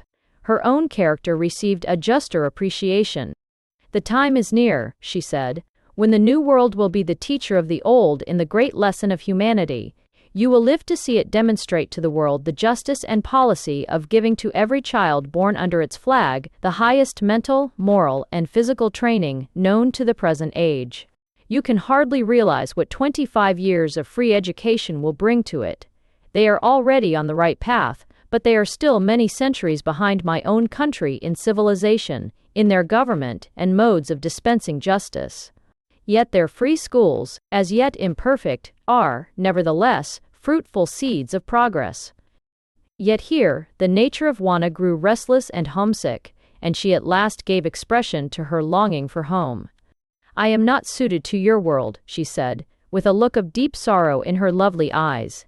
"None of my people are. We are too finely organized. I cannot look with any degree of calmness upon the practices of your civilization. It is a common thing to see mothers ill-treat their own helpless little ones. The pitiful cries of the children keep ringing in my ears. Cannot mothers realize that they are whipping a mean spirit into their offspring instead of out? I have heard the most enlightened deny their own statements when selfishness demanded it. I cannot mention the half of the things I witness daily that grates upon my feelings. I cannot reform them. It is not for such as I to be a reformer. Those who need reform are the ones to work for it." Sorrowfully, I bade adieu to my hopes and my search for Alexis, and prepared to accompany Juana's return. We embarked on a whaling vessel, and having reached its farthest limit, we started on our perilous journey north, perilous for the lack of our boat, of which we could hear nothing. It had been left in charge of a party of Eskimo, and had either been destroyed or was hidden. Our progress, therefore, depended entirely upon the Eskimo. The tribe I had journeyed so far north with had departed, and those whom I solicited to accompany us professed to be ignorant of the sea I mentioned. Like all low natures, the Eskimo are intensely selfish. Nothing could induce them to assist us but the most apparent benefit to themselves, and this I could not assure them. The homesickness and coarse diet and savage surroundings told rapidly on the sensitive nature of Juana. In a miserable Eskimo hut, on a pile of furs, I saw the flame of a beautiful and grandly noble life die out. My efforts were hopeless, my anguish keen. "O humanity, what have I sacrificed for you? Oh, Juana," I pleaded, as I saw the signs of dissolution approaching, "shall I not pray for you?" "Prayers cannot avail me," she replied, as her thin hands reached and closed over one of mine. I had hoped once more to see the majestic hills and smiling valleys of my own sweet land, but I shall not. If I could only go to sleep in the arms of my mother. But the great mother of us all will soon receive me in her bosom. And oh, my friend, promise me that her dust shall cover me from the sight of men. When my mother rocked me to slumber on her bosom, and soothed me with her gentle lullaby, she little dreamed that I should suffer and die first. If you ever reach Mizora, tell her only that I sleep the sleep of oblivion. She will know. Let the memory of my suffering die with me. "Oh, Juana," I exclaimed in anguish, "you surely have a soul. How can anything so young, so pure, so beautiful, be doomed to annihilation? Hurt. We are not annihilated, was the calm reply, and as to beauty, are the roses not beautiful? Yet they die, and you say it is the end of the year's roses. The birds are harmless, and their songs make the woods melodious with the joy of life. Yet they die, and you say they have no afterlife. We are like the roses, but our lives are for a century and more. And when our lives are ended, the Great Mother gathers us in. We are the harvest of the centuries. When the dull gray light of the Arctic morning broke, it fell gently upon the presence of death. With the assistance of the Esquimaux, a grave was dug, and a rude wooden cross erected on which I wrote the one word, Wana, which, in the language of Mizora, means happiness. The world to which I have returned is many ages behind the civilization of Mizora.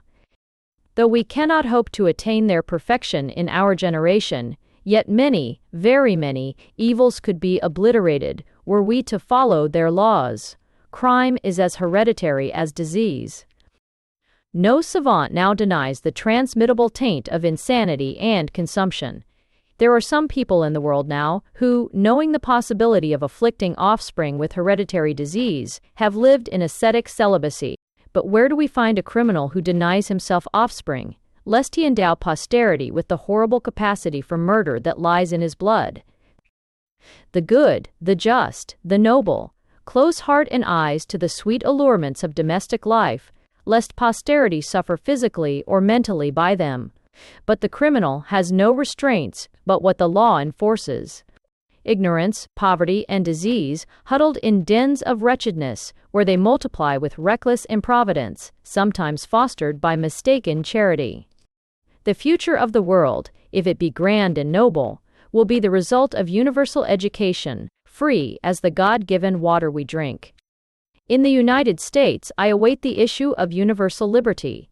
In this refuge for oppression, my husband found a grave. Childless, homeless, and friendless, in poverty and obscurity, I have written the story of my wanderings. The world's fame can never warm a heart already dead to happiness, but out of the agony of one human life may come a lesson for many. Life is a tragedy even under the most favorable conditions. The End. Preface. The narrative of Vera Zarovich, published in the Cincinnati Commercial in 1880 and 1881, attracted a great deal of attention. It commanded a wide circle of readers, and there was much more said about it than is usual when works of fiction run through a newspaper in weekly installments. Quite a number of persons who are unaccustomed to bestowing consideration upon works of fiction spoke of it, and grew greatly interested in it. Upset. I received many messages about it, and letters of inquiry, and some ladies and gentlemen desired to know the particulars about the production of the story in book form, and were inquisitive about it, and the author who kept herself in concealment so closely that even her husband did not know that she was the writer who was making this stir in our limited literary world. I was myself so much interested in it that it occurred to me to make the suggestion that the story ought to have an extensive sale in book form and to write to a publisher, but the lady who wrote the work seemed herself a shade indifferent on the subject, and it passed out of my hands and out of my mind. It is safe to say that it made an impression that was remarkable, and with a larger audience I do not doubt that it would make its mark as an original production, wrought out with thoughtful care and literary skill, and take high rank. Yours very truly, Murat Halstead, Nov. 14th, 1889. Thanks for listening to Mizora, A Prophecy, by Mary E. Bradley.